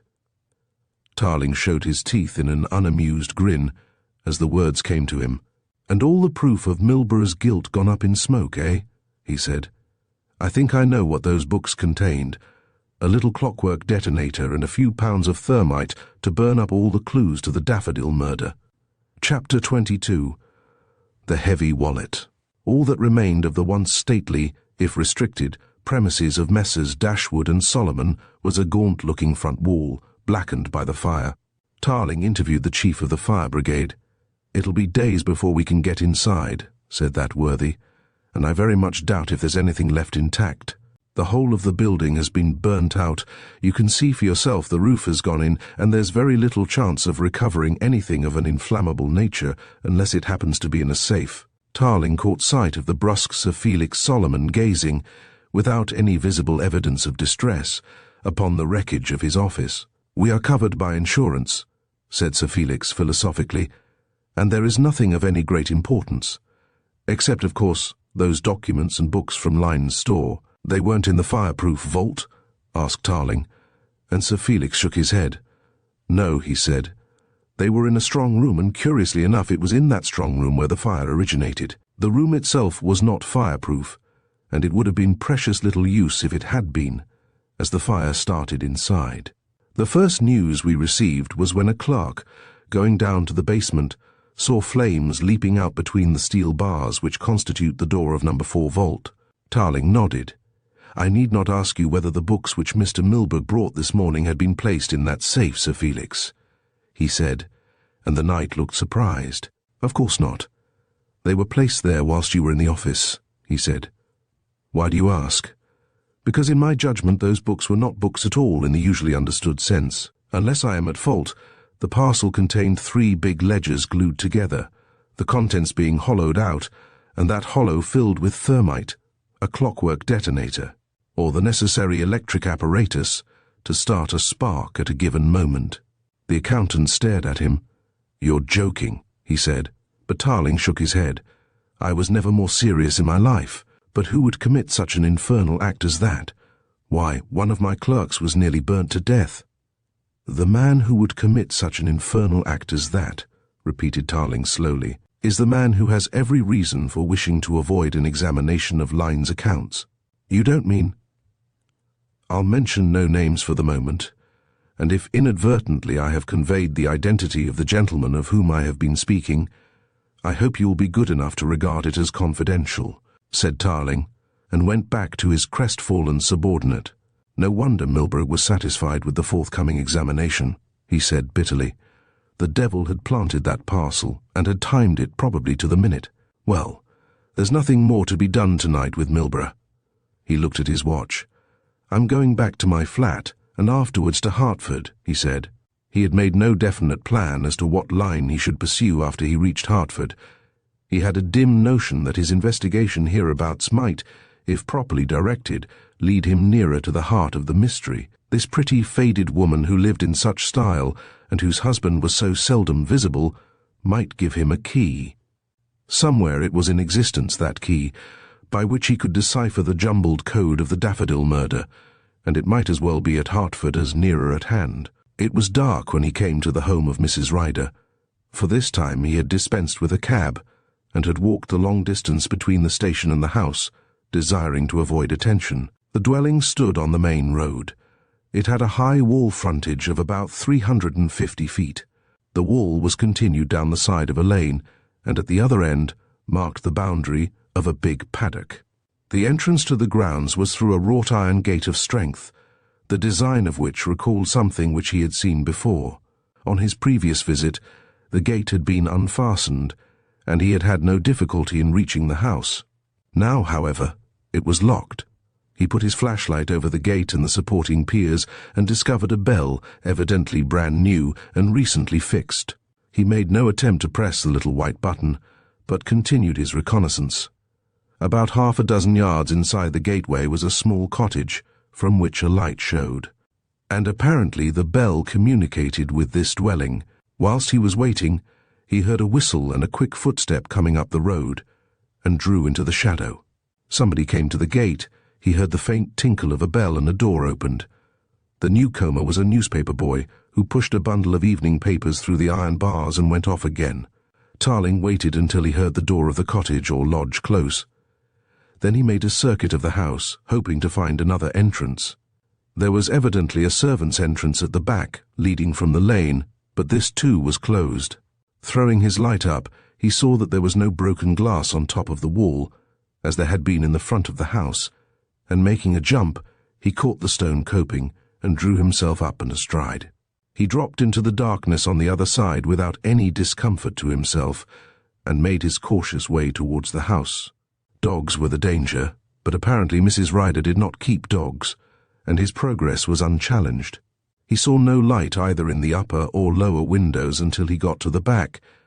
Here was a pillared porch, above which had been built what appeared to be a conservatory. Beneath the porch was a door and a barred window, but it was from the conservatory above that a faint light emanated.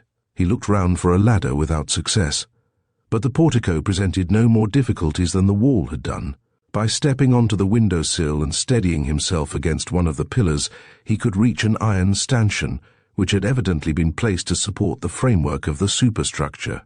From here to the parapet of the conservatory itself was but a swing.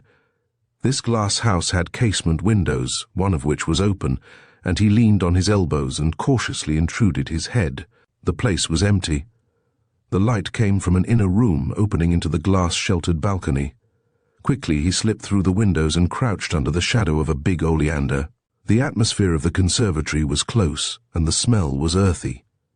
He judged from the hot water pipes, which his groping hands felt that it was a tiny winter garden erected by the owner of the house for her enjoyment in the dark, cold days. French windows admitted to the inner room, and peering through the casement curtains which covered them, Tarling saw Mrs. Ryder. She was sitting at a desk, a pen in her hand, her chin on her fingertips. She was not writing, but staring blankly at the wall, as though she were at a loss for what to say. The light came from a big alabaster bowl hanging a foot below the ceiling level, and it gave the detective an opportunity of making a swift examination. The room was furnished simply if in perfect taste, and had the appearance of a study. Beside her desk was a green safe, half let into the wall and half exposed. There were a few prints hanging on the walls, a chair or two, a couch half hidden from the detective's view, and that was all. He had expected to see Odette Rider with her mother, and was disappointed. Not only was Mrs. Rider alone, but she conveyed the impression that she was practically alone in the house. Ling knelt, watching her, for 10 minutes, until he heard a sound outside. He crept softly back and looked over the edge of the portico in time to see a figure moving swiftly along the path. It was riding a bicycle which did not carry a light. Though he strained his eyes, he could not tell whether the rider was man or woman.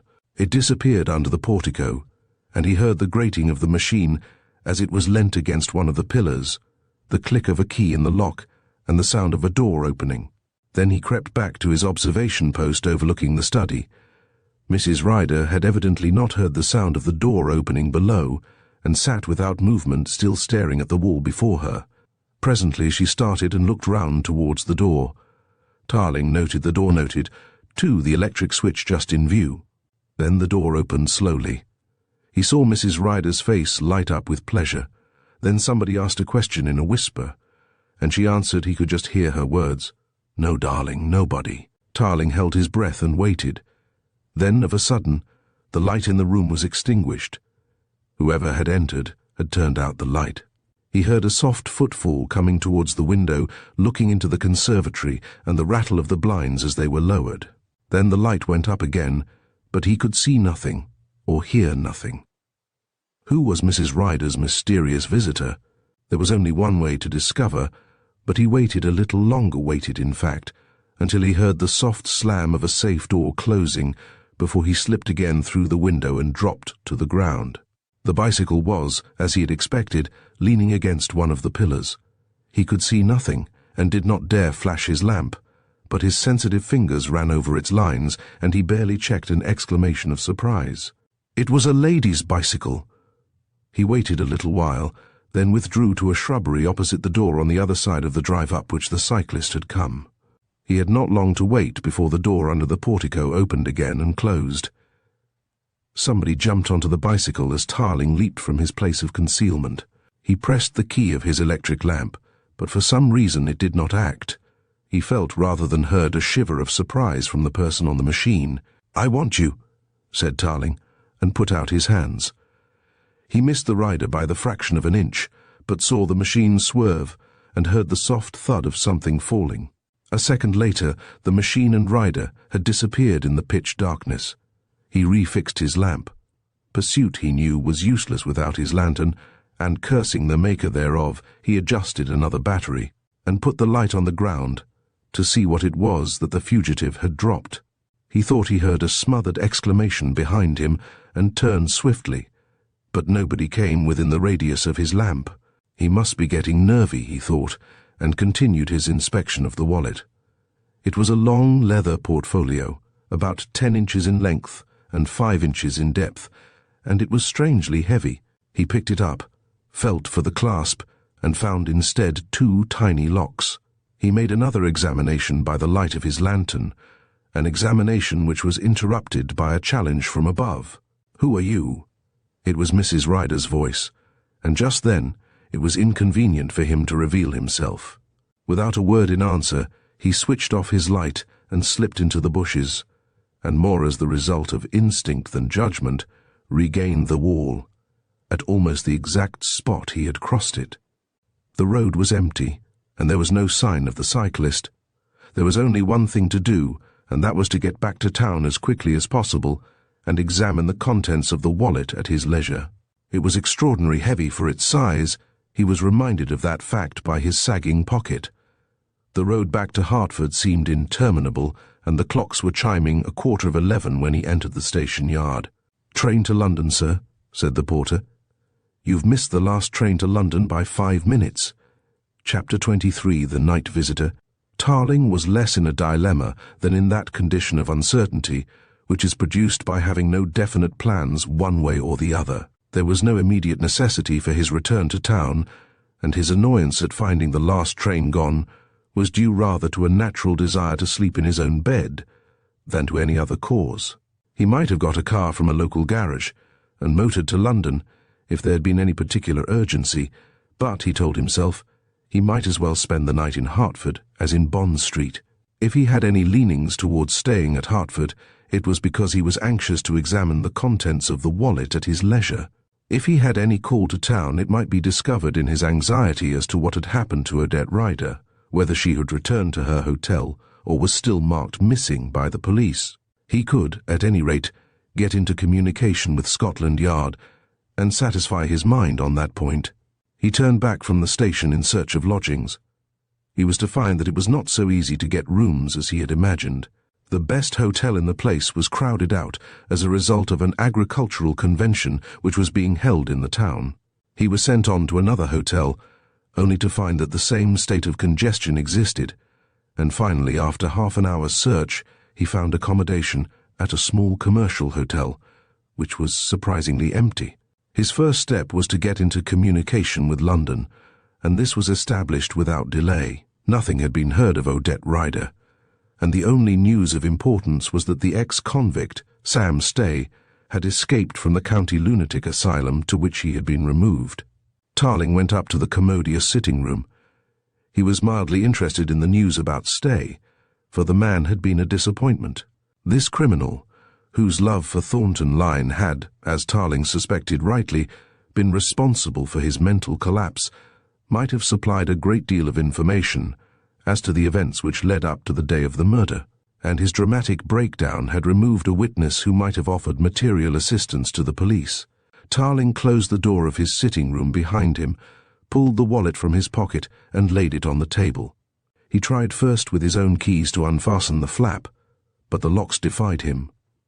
The heaviness of the wallet surprised and piqued him, but he was soon to find an explanation for its extraordinary weight. He opened his pocket knife and began to cut away the leather about the locks, and uttered an exclamation. So that was the reason for the heaviness of the pouch.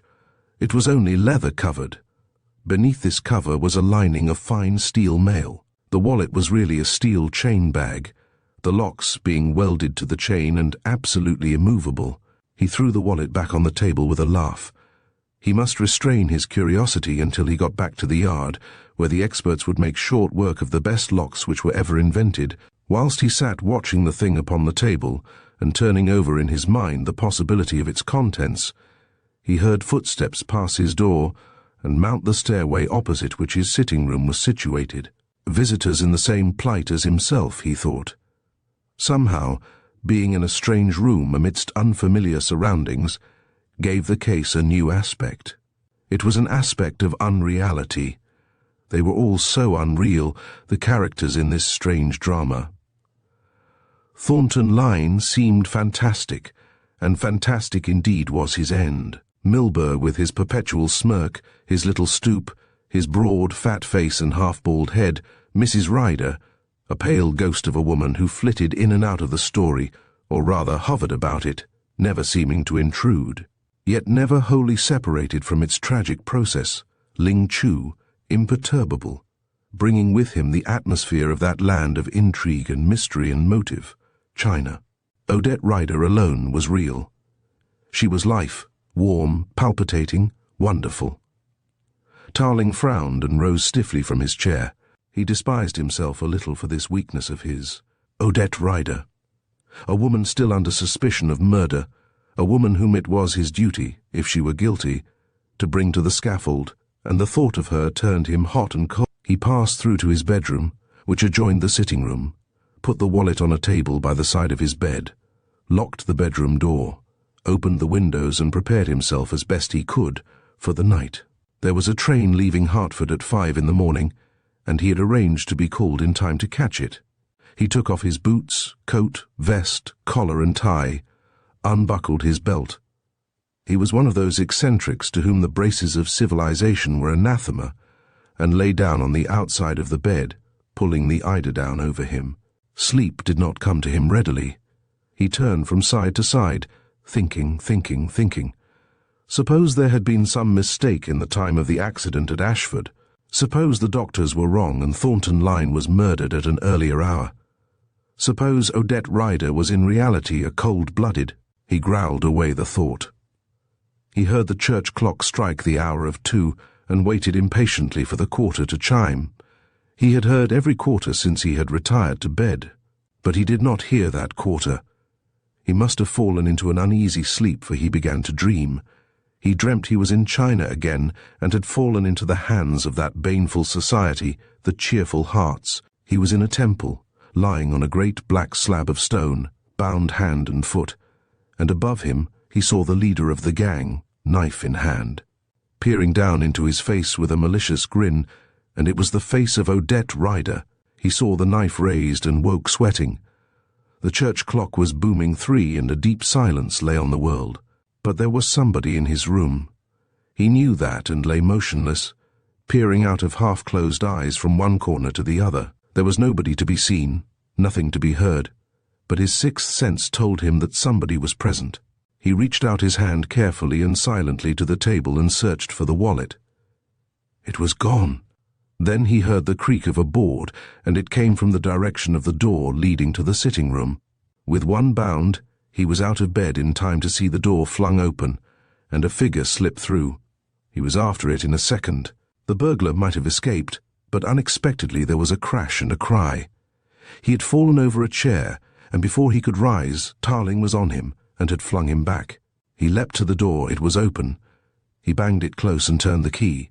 "Now, let's have a look at you," said Tarling grimly, and switched on the light. He fell back against the door, his mouth open in amazement, for the intruder was Odette Rider, and in her hand she held the stolen wallet. Chapter 24. The confession of Odette Rider. He could only gaze in stupefied silence. "You," he said wonderingly. The girl was pale and her eyes never left his face. She nodded. "Yes, it is I," she said in a low voice. "You," he said again, and walked towards her. He held out his hand, and she gave him the wallet without a word. "Sit down," he said kindly. He thought she was going to faint. "I hope I didn't hurt you. I hadn't the slightest idea." She shook her head. "Oh, I'm not hurt," she said wearily. "Not hurt in the way you mean." She drew a chair to the table and dropped her face upon her hands, and he stood by, embarrassed, almost terrified by this unexpected development. "So you were the visitor on the bicycle," he said at last. "I didn't suspect." It struck him at that moment that it was not an offence for Odette Rider to go up to her mother's house on a bicycle, or even to take away a wallet which was probably hers.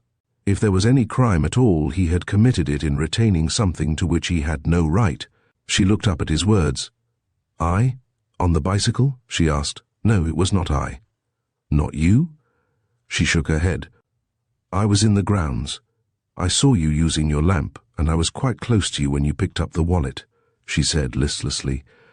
"But I was not on the bicycle. Who was it?" he asked. She shook her head. "May I have that, please?" She held out her hand, and he hesitated. After all, he had no right or title to this curious purse. He compromised by putting it on the table, and she did not attempt to take it. "Odette," he said gently, and walked round to her, laying his hand on her shoulder. "Why don't you tell me?" "Tell you what?" she asked without looking up. "Tell me all there is to be told," he said. "I could help you. I want to help you." She looked up at him. "Why do you want to help me?" she asked simply. He was tongue-tied for a second. "Because I love you," he said, and his voice shook. It did not seem to him that he was talking. The words came of their own volition. He had no more intention of telling her he loved her. Indeed, he had no more idea that he did love her than Whiteside would have had. Yet he knew he spoke the truth, and that a power greater than he had framed the words and put them on his lips. The effect on the girl seemed extraordinary to him. She did not shrink back. She did not look surprised. She showed no astonishment whatever. She just brought her eyes back to the table and said, "Oh." That calm, almost uncannily calm acceptance of a fact which Tarling had not dared to breathe to himself was the second shock of the evening. It was as though she had known it all along. He was on his knees by her side, and his arm was about her shoulders, even before his brain had willed the act. My girl," he said gently. "Won't you please tell me?" Her head was still bent, and her voice was so low as to be almost inaudible. "Tell you what?" she asked.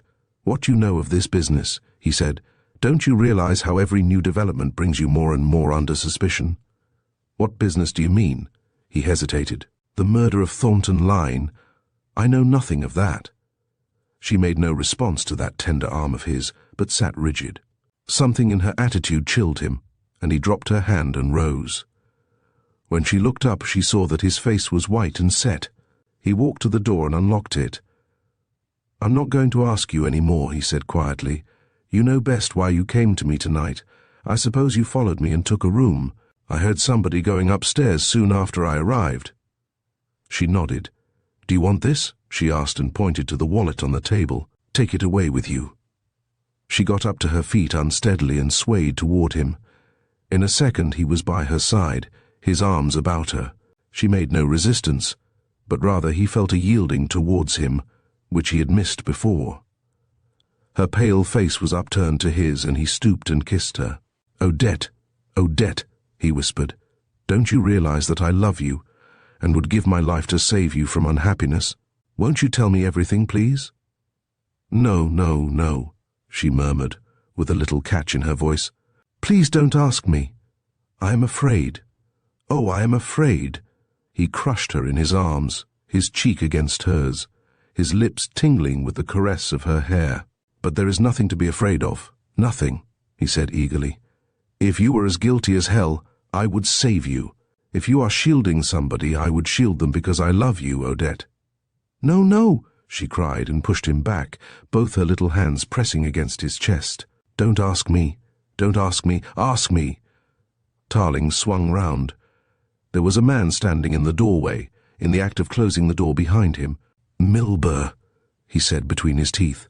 Milburgh, smiled the other mockingly. I am sorry to interrupt this beautiful scene, but the occasion is a desperate one, and I cannot afford to stand on ceremony, Mr. Tarling. Tarling put the girl from him and looked at the smirking manager. One comprehensive glance the detective gave him, noted the cycling clips and the splashes of mud on his trousers, and understood. So you were the cyclist, eh? He said. That's right, said Milburgh. It is an exercise to which I am very partial. What do you want? Asked Tarling, alert and watchful. I want you to carry out your promise, Mr. Tarling, said Milburgh smoothly. Tarling stared at him. My promise, he said. What promise? To protect not only the evil-doer, but those who have compromised themselves in an effort to shield the evil-doer from his or her own wicked act. Tarling started. Do you mean to say, he said hoarsely, do you mean to accuse? I accuse nobody, said Milburgh, with a wide sweep of his hands. I merely suggest that both Miss Ryder and myself are in very serious trouble, and that you have it in your power to get us safely out of this country, to one where extradition laws cannot follow. Tarling took one step towards him, and Milburgh shrank back.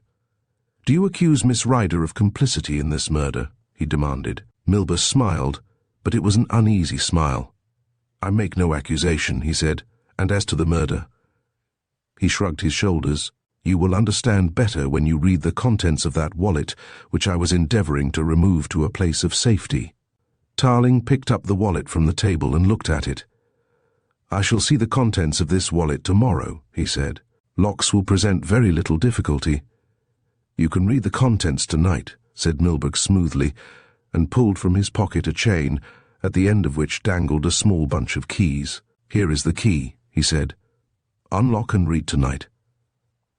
Tarling took the key in his hand, inserted it in first one tiny lock and then in the other. The catches snapped open, and he threw back the flap. Then a hand snatched the portfolio from him, and he turned to see the girl's quivering face and read the terror in her eyes. No, no, she cried, almost beside herself. No, for God's sake, no. Tarling stepped back. He saw the malicious little smile on Milburgh's face and could have struck him down. Miss Ryder does not wish me to see what is in this case, he said. And for an excellent reason, sneered Milburgh. Here. It was the girl's voice, surprisingly clear and steady. Her shaking hands held the paper she had taken from the wallet, and she thrust it toward the detective. There is a reason, she said in a low voice. But it is not the reason you suggest. Milburgh had gone too far. Tarling saw his face lengthen and the look of apprehension in his cold blue eyes. Then, without further hesitation, He opened the paper and read.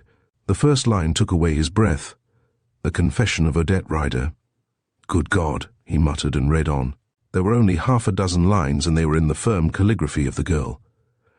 "I, Odette Rider, hereby confess that for 3 years I have been robbing the firm of Lyne Stores Limited, and during that period have taken the sum of £25,000. Tarling dropped the paper and caught the girl as she fainted. Chapter 25.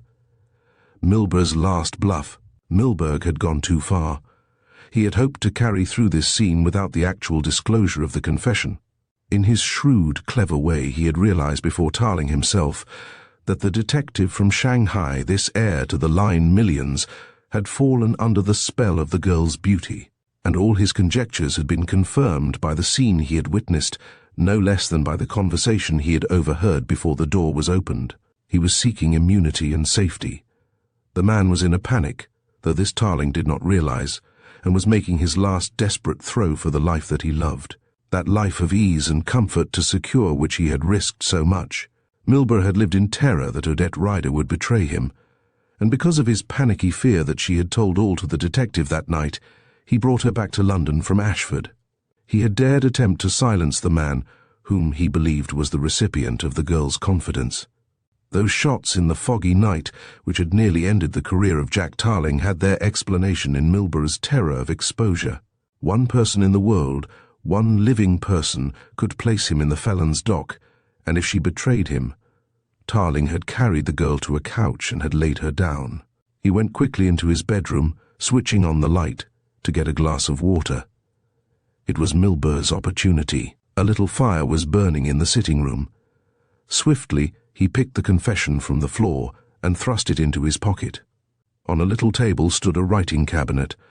From this he took a sheet of the hotel paper, crumpled it up, and thrust it into the fire.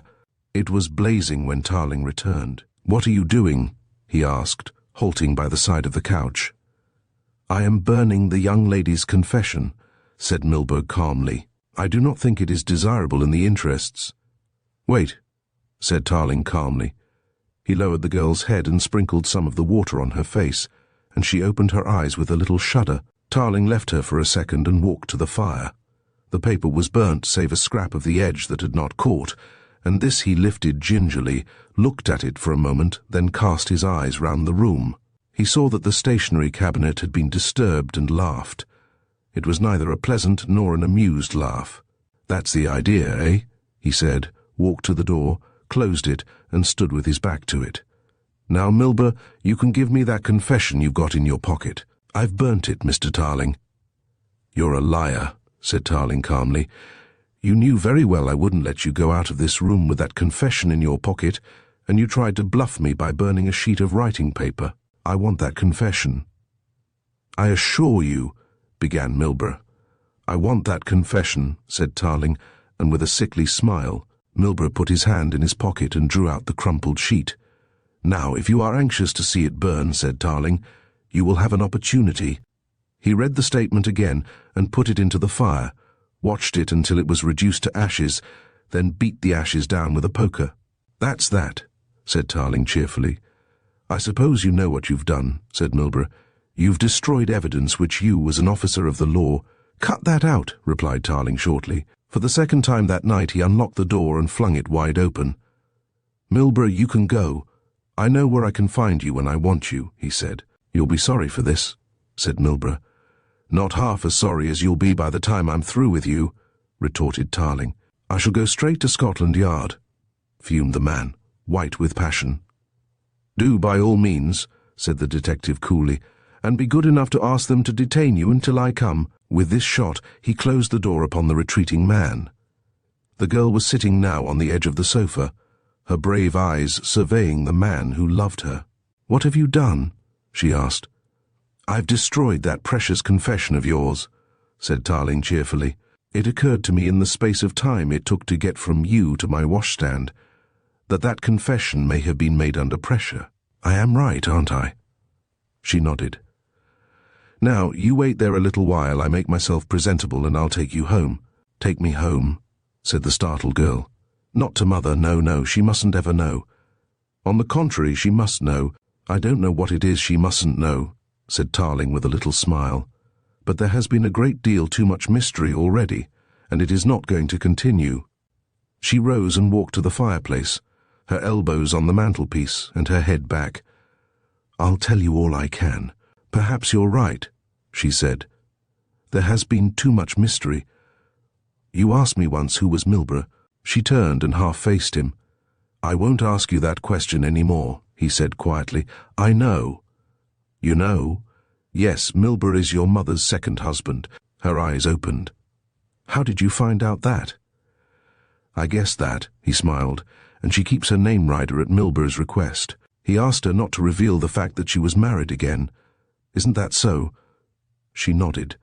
"Mother met him about 7 years ago. We were at Harrogate at the time. You see, Mother had a little money, and I think Mr. Milburgh thought it was much more than it actually was. He was a very agreeable man, and told Mother that he had a big business in the city. Mother believes that he is very well off." Tarling whistled. "I see," he said. "Milburgh has been robbing his employers and spending the money on your mother." She shook her head. "That is partly true and partly untrue," she said. "Mother has been an innocent participant. He bought this house at Hertford and furnished it lavishly. He kept 2 cars until a year ago, when I made him give them up and live more simply. You don't know what these years have meant, Mr. Tarling, since I discovered how deeply Mother would be dragged down by the exposure of his villainy." "How did you find it out?" "It was soon after the marriage," said the girl. "I went into Lyne's store one day and one of the employees was rude to me. I shouldn't have taken much notice, but an officious shopwalker dismissed the girl on the spot, and when I pleaded for her reinstatement, he insisted that I should see the manager. I was ushered into a private office, and there I saw Mr. Milburgh and realized the kind of double life he was living. He made me keep his secret, painted a dreadful picture of what would happen, and said he could put everything right if I would come into the business and help him. He told me he had large investments which were bringing in big sums, and that he would apply this money to making good his defalcations. That was why I went into Lyne's store, but he broke his word from the very beginning." "Why did he put you there?" asked Tarling. "Because if there had been another person," said the girl, "he might have been detected. He knew that any inquiries into irregularities of accounts would come first to my department, and he wanted to have somebody there who would let him know. He did not betray this thought," said the girl, "but I guessed that that was the idea at the back of his mind." She went on to tell him something of the life she had lived, the humiliation she suffered in her knowledge of the despicable part she was playing. "From the first I was an accessory," she said. "It is true that I did not steal, but my reason for accepting the post was in order to enable him, as I thought, to right a grievous wrong, and to save my mother from the shame and misery which would follow the exposure of Milburgh's real character." She looked at him with a sad little smile. "I hardly realize that I am speaking to a detective," she said, "and all that I have suffered during these past years has been in vain, but the truth must come now, whatever be the consequences." She paused. "And now I am going to tell you what happened on the night of the murder." Chapter 26. In Mrs. Ryder's room. There was a deep silence. Tarling could feel his heart thumping almost noisily. "After I had left Lyne's store," she said, "I had decided to go to Mother to spend 2 or 3 days with her before I began looking for work. Mr. Milburgh only went to Hertford for the weekends, and I couldn't stay in the same house with him, knowing all that I knew. I left my flat at about 6:30 that evening, but I am not quite sure of the exact time. It must have been somewhere near then, because I was going to catch the 7 o'clock train to Hertford. I arrived at the station and had taken my ticket, and was stooping to pick up my bag, when I felt a hand on my arm, and turning, saw Mr. Milburgh. He was in a state of great agitation and distress, and asked me to take a later train and accompany him to the Florentine restaurant, where he had taken a private room. He told me he had very bad news and that I must know. I put my bag in the cloakroom and went off with him, and over the dinner, I only had a cup of tea, as a matter of fact. He told me that he was on the verge of ruin. He said that Mr. Lyne had sent for a detective, which was you, and had the intention of exposing him. Only Mr. Lyne's rage against me was so great that for the moment he was diverted from his purpose. "Only you can save me," said Milburgh. "I?" I said in astonishment. "How can I save you?" Take the responsibility for the theft upon yourself, he said. Your mother is involved in this heavily. Does she know? He nodded. I found afterwards that he was lying to me and was preying upon my love for mother. I was dazed and horrified, said the girl, at the thought that poor dear mother might be involved in this horrible scandal. And when he suggested that I should write a confession at his dictation and should leave by the first train for the continent until the matter blew over, I fell in with his scheme without protest, and that is all. Why did you come to Hertford tonight? Asked Tarling. Again she smiled. To get the confession, she said simply. I knew Milburgh would keep it in the safe. I saw him when I left the hotel. He had telephoned to me and made the appointment at the shop where I slipped the detectives, and it was there that he told me. She stopped suddenly and went red. He told you I was fond of you, said Tarling quietly, and she nodded. He threatened to take advantage of that fact, and wanted to show you the confession. I see, said Tarling, and heaved a deep sigh of relief. Thank God, he said fervently. For what? She asked, looking at him in astonishment. That everything is clear. Tomorrow I will arrest the murderer of Thornton Lyne. No, not that, she said, and laid her hand on his shoulder, her distressed face looking into his. Surely not that. Mr. Milburgh could not have done it. He could not be so great a scoundrel. Who sent the wire to your mother saying you were not coming down? Milburgh, replied the girl. Did he send 2 wires, do you remember? Said Tarling. She hesitated. Yes, he did, she said. I don't know who the other was to. It was the same writing anyway, he said. But, dear, he said, you must not worry any more about it. There is a trying time ahead of you, but you must be brave, both for your own sake, and for your mother's, and for mine, he added. Despite her unhappiness, she smiled faintly. You take something for granted, don't you? She asked. Am I doing that? He said in surprise. You mean, she went redder than ever, that I care enough for you that I would make an effort for your sake?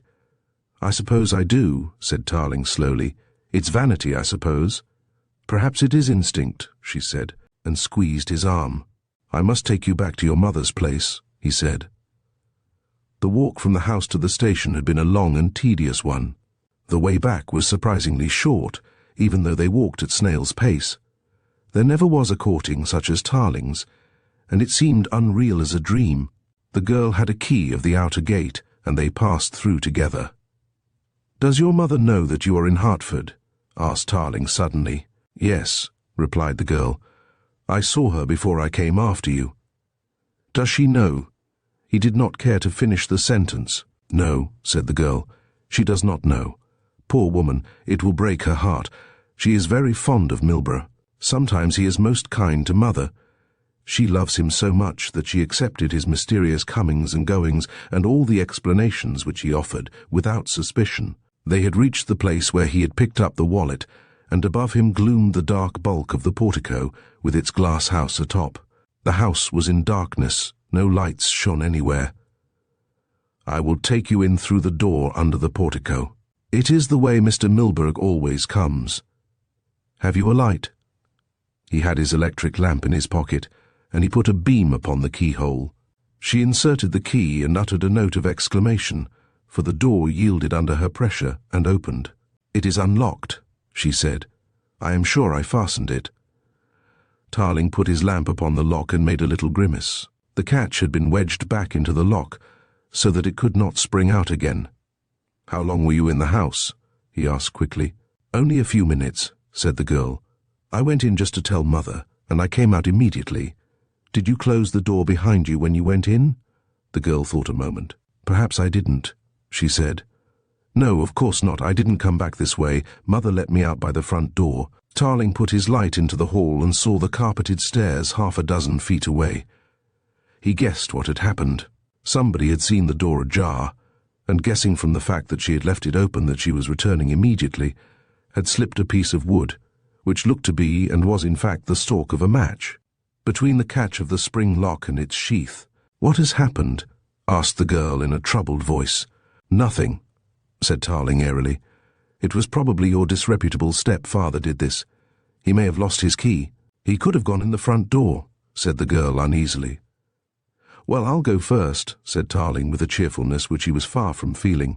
He went upstairs, his lamp in one hand, an automatic pistol in the other. The stairs ended in a balustraded landing from which 2 doors opened. "That is Mother's room," said the girl, pointing to the nearest. A sense of impending trouble made her shiver. Tarling put his arms about her encouragingly. He walked to the door of the room, turned the handle and opened it. There was something behind the door which held it close, and exerting all his strength, he pushed the door open sufficiently far to allow of his squeezing through. On the desk a table lamp was burning, the light of which was hidden from the outside by the heavily curtained windows.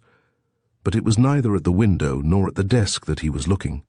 Mrs. Ryder lay behind the door, a little smile on her face, the haft of a dagger standing out with hideous distinctness beneath her heart.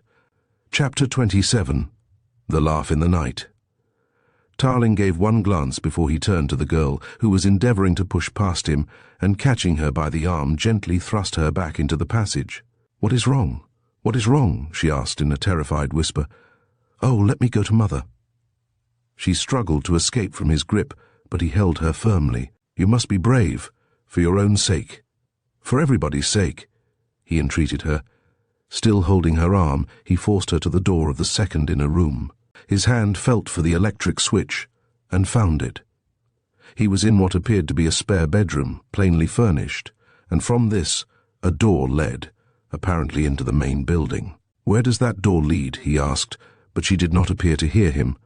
"Mother, Mother," she was moaning. "What has happened to my mother?" "Where does that door lead?" he asked again, and for answer she slipped her trembling hand into her pocket and produced a key. He opened the door and found himself in a rectangular gallery overlooking the hall. She slipped past him, but he caught her and pushed her back. "I tell you, you must be calm, Odette," he said firmly. "You must not give way. Everything depends upon your courage. Where are the servants?" Then, unexpectedly, she broke away from him and raced back through the door into the wing they had left. He followed in swift pursuit. "For God's sake, Odette, don't! He cried, as she flung herself against the door and burst into her mother's room. One glance she gave, then she fell on the floor by the side of her dead mother, and flinging her arms about the form, kissed the cold lips. Tarling pulled her gently away, and half-carried, half-supported her back to the gallery. A dishevelled man in shirt and trousers, whom Tarling thought might be the butler, was hurrying along the corridor. "Arouse any women who are in the house," said Tarling in a low voice. "Mrs. Ryder has been murdered." "Murdered, sir," said the startled man. "You don't mean that?" "Quick," said Tarling sharply. "Miss Ryder has fainted again." They carried her into the drawing-room and laid her on the couch, and Tarling did not leave her until he had seen her in the hands of 2 women servants. He went back with the butler to the room where the body lay. He turned on all the lights and made a careful scrutiny of the room. The window leading onto the glass-covered balcony, where he had been concealed a few hours before, was latched, locked, and bolted. The curtains, which had been drawn, presumably by Milburgh when he came for the wallet, were undisturbed. From the position in which the dead woman lay and the calm on her face, he thought death must have come instantly and unexpectedly. Probably the murderer stole behind her whilst she was standing at the foot of the sofa, which he had partly seen through the window. It was likely that, to beguile the time of waiting for her daughter's return, she had taken a book from a little cabinet immediately behind the door. And support for this theory came in the shape of a book which had evidently fallen out of her hand between the position in which she was found and the bookcase. Together the 2 men lifted the body onto the sofa. "You had better go down into the town and inform the police," said Tarling. "Is there a telephone here?" "Yes, sir," replied the butler. "Good, that will save you a journey," said the detective. He notified the local police officials, and then got on to Scotland Yard, and sent a messenger to arouse Whiteside. The faint pallor of dawn was in the sky when he looked out of the window, but the pale light merely served to emphasize the pitch darkness of the world. He examined the knife, which had the appearance of being a very ordinary butcher's knife. There were some faint initials burnt upon the hilt, but these had been so worn by constant handling that there was only the faintest trace of what they had originally been. He could see an M and 2 other letters that looked like C and A. MCA. He puzzled his brain to interpret the initials. Presently, the butler came back. "The young lady is in a terrible state, sir, and I have sent for Dr. Thomas." Tarling nodded. "You have done very wisely," he said. "Poor girl, she has had a terrible shock." Again he went to the telephone, and this time he got into connection with a nursing home in London and arranged for an ambulance to pick up the girl without further delay. When he had telephoned to Scotland Yard, he had asked as an afterthought that a messenger should be sent to Ling, instructing him to come without delay. He had the greatest faith in the Chinese man, particularly in a case like this where the trail was fresh, for Ling was possessed of superhuman gifts which only the bloodhound could rival. "Nobody must go upstairs," he instructed the butler. "When the doctor and the coroner's officer come, they must be admitted by the principal entrance, and if I am not here, you must understand that under no circumstances are those stairs leading to the portico to be used." He himself went out of the main entrance to make a tour of the grounds. He had little hope that that search would lead to anything. Clues there might be in plenty when the daylight revealed them, but the likelihood of the murderer remaining in the vicinity of the scene of his crime was a remote one. The grounds were extensive and well wooded.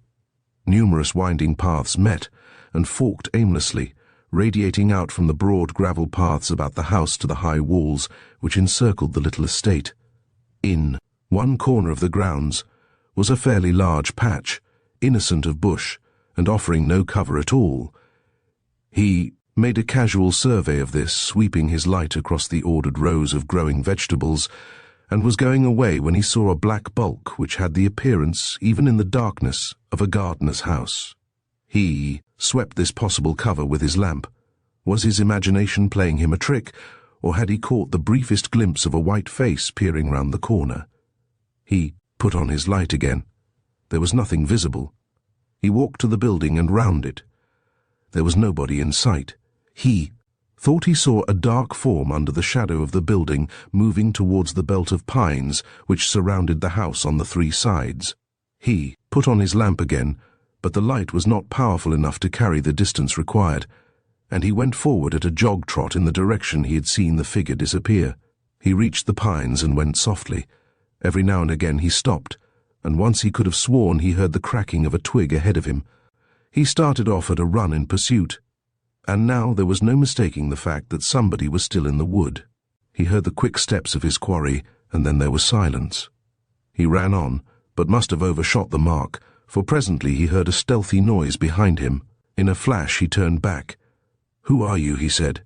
"Stand out or I'll fire." There was no answer, and he waited. He heard the scraping of a boot against the brickwork, and he knew that the intruder was climbing the wall. He turned in the direction of the sound, but again found nothing. Then from somewhere above him came such a trill of demoniacal laughter as chilled his blood. The top of the wall was concealed by the overhanging branch of a tree, and his light was valueless. "Come down," he shouted. "I've got you covered." Again came that terrible laugh, half fear, half derision, and a voice shrill and harsh came down to him. "Murderer! Murderer! You killed Thornton, Lyne, damn you, I've kept this for you, take it." Something came crashing through the trees. Something small and round, a splashing drop, as of water, fell on the back of Tarling's hand, and he shook it off with a cry, for it burnt like fire. He heard the mysterious stranger drop from the coping of the wall and the sound of his swift feet. He stooped and picked up the article which had been thrown at him. It was a small bottle bearing a stained chemist's label and the word vitriol. Chapter 28. The Thumbprint. It was 10 o'clock in the morning, and Whiteside and Tarling were sitting on a sofa in their shirt-sleeves, sipping their coffee. Tarling was haggard and weary, in contrast to the dapper inspector of police. Though the latter had been aroused from his bed in the early hours of the morning, he at least had enjoyed a good night's sleep. They sat in the room in which Mrs. Ryder had been murdered, and the rusty brown stains on the floor where Tarling had found her were eloquent of the tragedy. They sat sipping their coffee, neither man talking, and they maintained this silence for several minutes, each man following his own train of thought. Tarling, for reasons of his own, had not revealed his own adventure, and he had told the other nothing of the mysterious individual who he was. He pretty well guessed whom he had chased through the grounds. Presently Whiteside lit a cigarette and threw the match in the grate, and Tarling roused himself from his reverie with a jerk. "What do you make of it?" he asked. Whiteside shook his head. "If there had been property taken, it would have had a simple explanation, but nothing has gone. Poor girl." Tarling nodded. "Terrible," he said. "The doctor had to drug her before he could get her to go. Where is she?" asked Whiteside. "I sent her on an ambulance to a nursing home in London," said Tarling shortly. "This is awful, Whiteside." "It's pretty bad," said the detective inspector, scratching his chin. "The young lady could supply no information. Nothing, absolutely nothing. She had gone up to see her mother and had left the door ajar, intending to return by the same way after she had interviewed Mrs. Ryder. As a matter of fact, she was let out by the front door. Somebody was watching, and apparently thought that she was coming out by the way she went in, waited for a time, and then, as she did not reappear, followed her into the building. And that somebody was Milburgh," said Whiteside. Tarling made no reply. He had his own views and for the moment was not prepared to argue. "It was obviously Milburgh," said Whiteside. "He comes to you in the night. We know that he is in Hertford. We know, too, that he tried to assassinate you because he thought the girl had betrayed him and you had unearthed his secret. He must have killed his wife, who probably knows much more about the murder than the daughter." Tarling looked at his watch. "Ling Chu should be here by now," he said. "Oh, you sent for Ling Chu, did you?" said Whiteside in surprise. "I thought that you'd given up that idea." "I phoned again a couple of hours ago," said Tarling. Said Whiteside. "Do you think that he knows anything about this?" Tarling shook his head. "I believe the story he told me. Of course, when I made the report to Scotland Yard, I did not expect that you people would be as credulous as I am, but I know the man. He has never lied to me." "Murder is a pretty serious business," said Whiteside. "If a man didn't lie to save his neck, he wouldn't lie at all." There was the sound of a motor below, and Tarling walked to the window. "Here is Ling Chu," he said, and a few minutes later the Chinese man came noiselessly into the room. Tarling greeted him with a curt nod, and without any preliminary told the story of the crime. He spoke in English. He had not employed Chinese since he discovered that Ling Chu understood English quite as well as he understood Cantonese, and Whiteside was able from time to time to interject a word, or correct some little slip on Tarling's part. The Chinese man listened without comment, and when Tarling had finished, he made one of his queer jerky bows and went out of the room. "Here are the letters," said Whiteside, after the man had gone. 2 neat piles of letters were arranged on Mrs. Ryder's desk, and Tarling drew up a chair. "This is the lot," he said. "Yes," said Whiteside. "I've been searching the house since 8 o'clock and I can find no others. Those on the right are all from Milburgh. You'll find they're simply signed with an initial, a characteristic of his, but they bear his town address." "You've looked through them?" asked Tarling. "Read 'em all," replied the other. "There's nothing at all incriminating in any of them. They're what I would call bread-and-butter letters, dealing with little investments which Milburgh has made in his wife's name, or rather, in the name of Mrs. Ryder. It's easy to see from these how deeply the poor woman was involved, without her knowing that she was mixing herself up in a great conspiracy." Tarling assented. One by one, he took the letters from their envelopes, read them, and replaced them. He was halfway through the pile when he stopped and carried a letter to the window. "Listen to this," he said. "Forgive the smudge, but I am in an awful hurry, and I have got my fingers inky through the overturning of an ink bottle." "Nothing startling in that," said Whiteside with a smile. "Nothing at all," admitted Tarling. "But it happens that our friend has left a very good and useful thumbprint. At least it looks too big for a fingerprint." "Let me see it," said Whiteside, springing up. He went to the other side and looked over his shoulder at the letter in his hand and whistled. He turned a glowing face upon Tarling and gripped his chief by the shoulder. "We've got him," he said exultantly. "We've got him as surely as if we had him in the pen." "What do you mean?" asked Tarling. "I'll swear to that thumbprint," replied Whiteside. "It's identical with the blood mark which was left on Miss Ryder's bureau on the night of the murder." "Are you sure?" "Absolutely," said Whiteside, speaking quickly. "Do you see that wall? Look at those lineations. They're the same. I have the original photograph in my pocket somewhere." He searched his pocketbook and brought out a photograph of a thumbprint considerably enlarged. "Compare them!" cried Whiteside in triumph. "Line for line, ridge for ridge, and furrow for furrow. It is Milburgh's thumbprint, and Milburgh is my man." He took up his coat and slipped it on. "Where are you going?" "Back to London," said Whiteside grimly, "to secure a warrant for the arrest of George Milburgh, the man who killed Thornton Lyne, the man who murdered his wife, the blackest villain at large in the world today." Chapter 29. The Theory of Ling Chu. Upon this scene came Ling Chu, imperturbable, expressionless, bringing with him his own atmosphere of mystery. "Well," said Tarling, "what have you discovered?" And even Whiteside checked his enthusiasm to listen. "2 people came up the stairs last night," said Ling Chu. "Also the master." He looked at Tarling, and the latter nodded. "Your feet are clear," he said. "Also the feet of the small-piece woman. Also the naked feet." "The naked feet?" said Tarling, and Ling Chu assented. "What was the naked foot, man or woman?" asked Whiteside.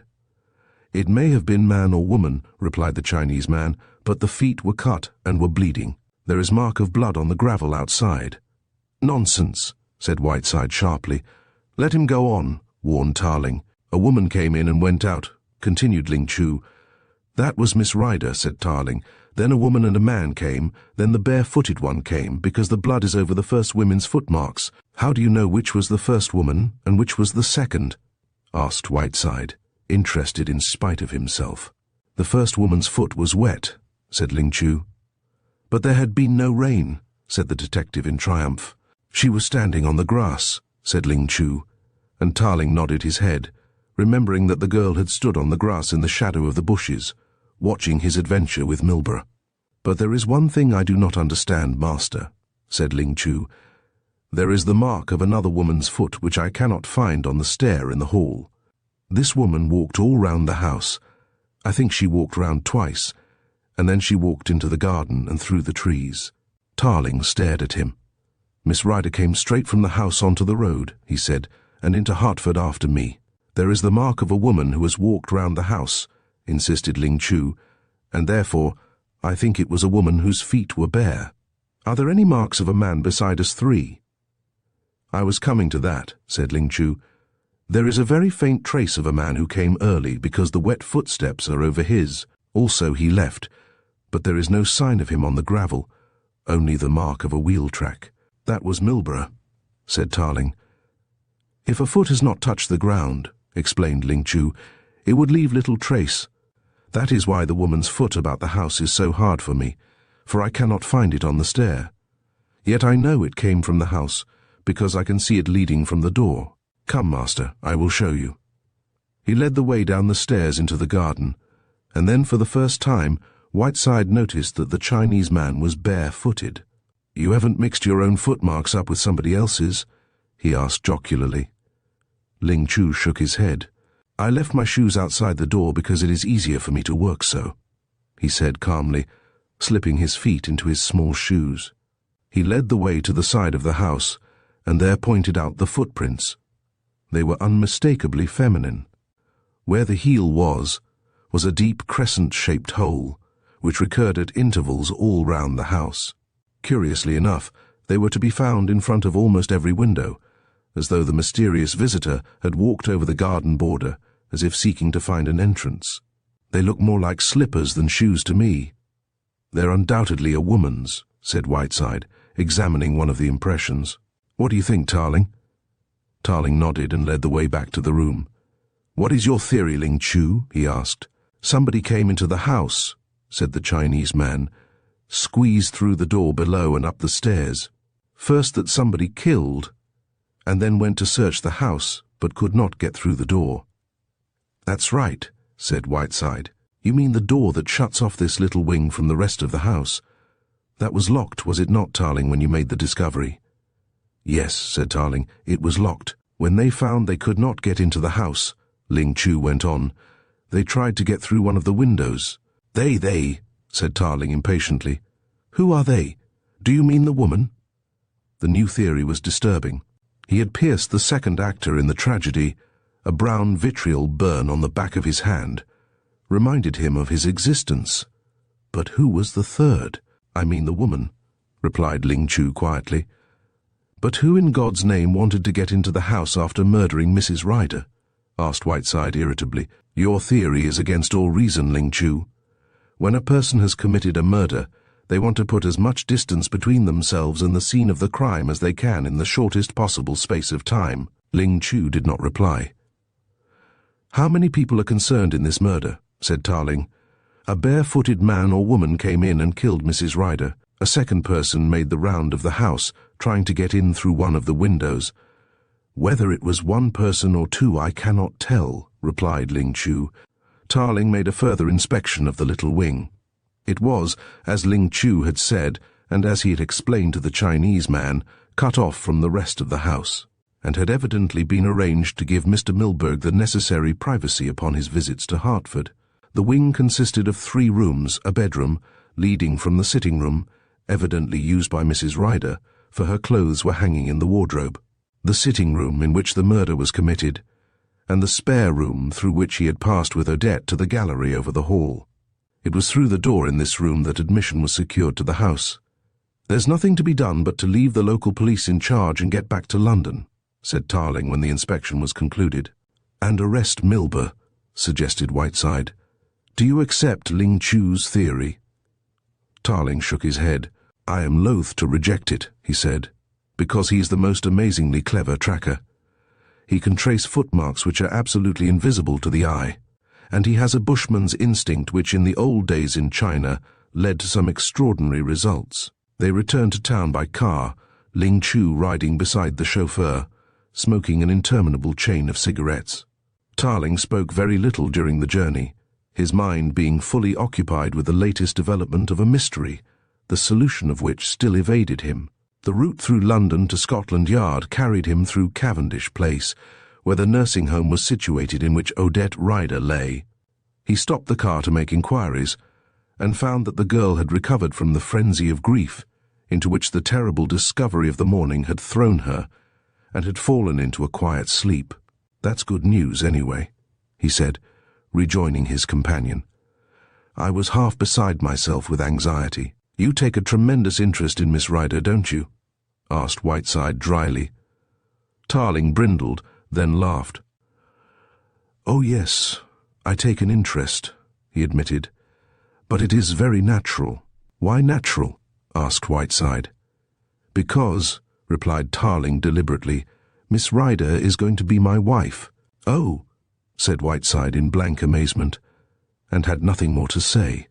The warrant for Milburgh's arrest was waiting for them, and placed in the hands of Whiteside for execution. We'll give him no time, said the officer. I'm afraid he's had a little too much grace, and we shall be very lucky if we find him at home. As he had suspected, the house in Camden Town was empty, and the woman who came daily to do the cleaning of the house was waiting patiently by the iron gate. Mr. Milburgh, she told them, usually admitted her at 8:30. Even if he was in the country, he was back at the house before her arrival. Whiteside fitted a skeleton key into the lock of the gate, opened it, the charwoman protesting in the interests of her employer, and went up the flagged path. The door of the cottage was a more difficult proposition, being fitted with a patent lock. Tarling did not stand on ceremony, but smashed one of the windows, and grinned as he did so. Listen to that! The shrill tinkle of a bell came to their ears.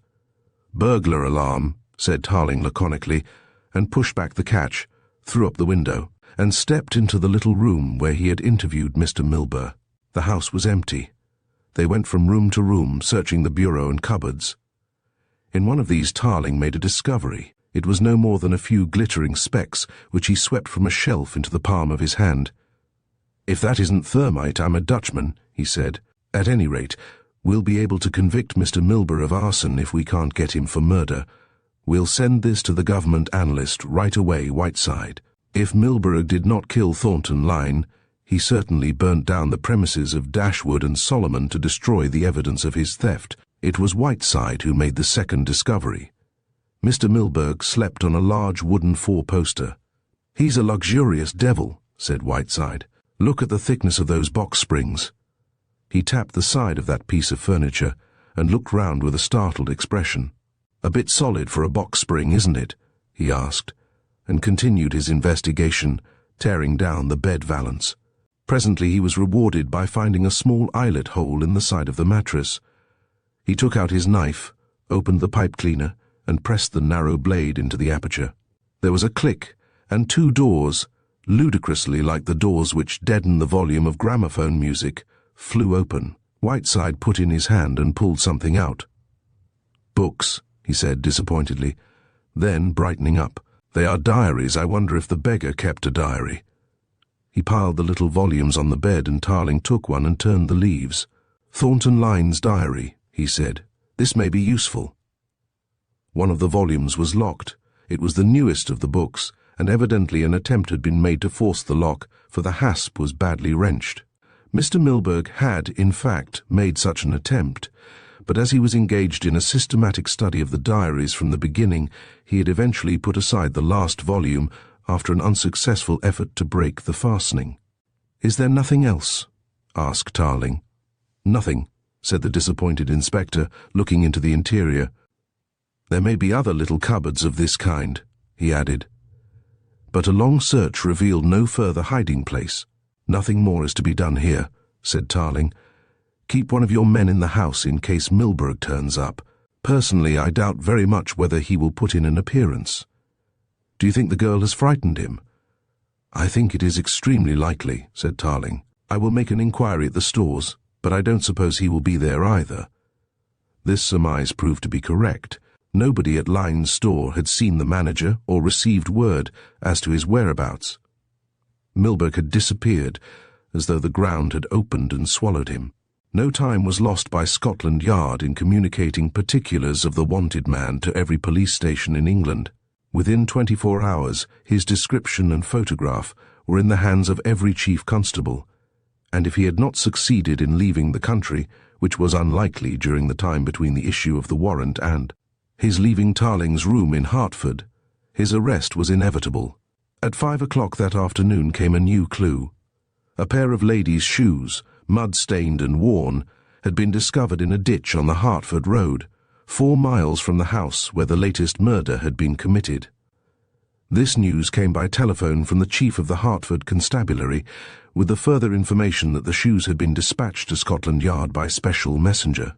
It was 7:30 when the little parcel was deposited on Tarling's table. He stripped the package of its paper, opened the lid of the cardboard box, and took out a distorted-looking slipper which had seen better days. "A woman's, undoubtedly," he said. "Do you note the crescent-shaped heel?" "Look," said Whiteside, pointing to some stains on the whitey-brown inner sock. "That supports Ling Chu's theory. The feet of the person who wore these were bleeding." Tailing examined the slippers and nodded. He turned up the tongue in search of the maker's name, and the shoe dropped from his hand. "What's on earth the matter?" asked Whiteside, and picked it up. He looked and laughed helplessly, for on the inside of the tongue was a tiny label bearing the name of a London shoemaker, and beneath, written in ink, "Miss O. Ryder." Chapter 30. Who Killed Mrs. Ryder? The matron of the nursing home received Tarling. Odette, she said, had regained her normal calm, but would require a few days' rest. She suggested she should be sent to the country. "I hope you're not going to ask her a lot of questions, Mr. Tarling," said the matron, "because she really isn't fit to stand any further strain." "There's only one question I'm going to ask," said Tarling grimly. He found the girl in a prettily furnished room, and she held out her hand to him in greeting. He stooped and kissed her, and without further ado produced the shoe from his pocket. "Odette, dear," he said gently, "is this yours?" She looked at it and nodded. "Why, yes, where did you find it?" "Are you sure it is yours?" "I'm perfectly certain it's mine," she smiled. "It's an old slipper I used to wear. Why do you ask?" "Where did you see it last?" The girl closed her eyes and shivered. "In Mother's room," she said. "Oh, Mother, Mother!" She turned her head to the cushion of the chair and wept, and Tarling soothed her. It was some time before she was calm, but then she could give no further information. "It was a shoe that Mother liked because it fitted her. We both took the same size." Her voice broke again, and Tarling hastened to change the conversation. More and more he was becoming converted to Ling Chu's theory. He could not apply to that theory the facts which had come into his possession. On his way back from the nursing home to police headquarters, he reviewed the Hertford crime. Somebody had come into the house barefooted, with bleeding feet, and, having committed the murder, had looked about for shoes. The old slippers had been the only kind which the murderer could wear, and he or she had put them on and had gone out again, after making the circuit of the house. Why had this mysterious person tried to get into the house again, and for whom or what were they searching? If Ling Chu was correct, obviously the murderer could not be Milburgh. If he could believe the evidence of his senses, the man with the small feet had been he who had shrieked defiance in the darkness and had hurled the vitriol at his feet. He put his views before his subordinate and found Whiteside willing to agree with him. "But it does not follow," said Whiteside, "that the barefooted person who was apparently in Mrs. Ryder's house committed the murder. Milburgh did that right enough, don't worry. There is less doubt that he committed the Daffodil murder." Tarling swung round in his chair. He was sitting on the opposite side of the big table that the two men used in common. "I think I know who committed the Daffodil murder," he said steadily. "I've been working things out, and I have a theory which you would probably describe as fantastic." "What is it?" asked Whiteside, but the other shook his head. He was not for the moment prepared to reveal his theory. Whiteside leaned back in his chair and for a moment cogitated. "The case from the very beginning is full of contradictions," he said. "Thornton Lyne was a rich man, by the way. You're a rich man now, Tarling, and I must treat you with respect." Tarling smiled. "Go on," he said. He had queer tastes, a bad poet, as is evidenced by his one slim volume of verse. He was a poseur, proof of which is to be found in his patronage of Sam Stay, who, by the way, has escaped from the lunatic asylum. I suppose you know that?" "I know that," said Tarling. "Go on." "Lyne falls in love with a pretty girl in his employ," continued Whiteside. "Used to having his way when he lifted his finger, all women that in earth do dwell must bow their necks to the yoke. He is repulsed by the girl, and in his humiliation immediately conceives for her a hatred beyond the understanding of any sane mortal." "So far your account doesn't challenge contradiction," said Tarling with a little twinkle in his eye. "That is item number 1, continued Whiteside, ticking the item off on his fingers. "Item number 2 is Mr. Milburgh, an oleaginous gentleman who has been robbing the firm for years and has been living in style in the country on his ill-earned gains. From what he hears, or knows, he gathers, that the jig is up. He is in despair when he realizes that Thornton Lyne is desperately in love with his stepdaughter. What is more likely than that he should use his stepdaughter in order to influence Thornton Lyne to take the favourable view of his delinquencies? Or what is more likely, interrupted Tarling, than that he would put the blame for the robberies upon the girl and trust to her paying a price to Thornton Lyne to escape punishment?" "Right again. I'll accept that possibility," said Whiteside. "Milburgh's plan is to get a private interview, under exceptionally favourable circumstances, with Thornton Lyne. He wires to that gentleman to meet him at Miss Ryder's flat, relying upon the magic of the name." "And Thornton Lyne comes in list slippers," said Tarling sarcastically. "That doesn't wash, Whiteside." "No, it doesn't," admitted the other, "but I'm getting at the broad aspects of the case. Lyne comes. He is met by Milburgh, who plays his trump card of confession, and endeavours to switch the young man on to the solution which Milburgh had prepared. Lyne refuses. There is a row, and his desperation Milburgh shoots Thornton Lyne." Tarling shook his head. He mused a while, then, "It's queer," he said. The door opened and a police officer came in. "Here are the particulars you want," he said, and handed Whiteside a typewritten sheet of paper. "What is this?" said Whiteside when the man had gone. "Oh, here is our old friend, Sam Stay. A police description." He read on. "Height 5'4", sallow complexion. Wearing a grey suit and underclothing bearing the markings of the county asylum. Hullo!" "What is it?" said Tarling.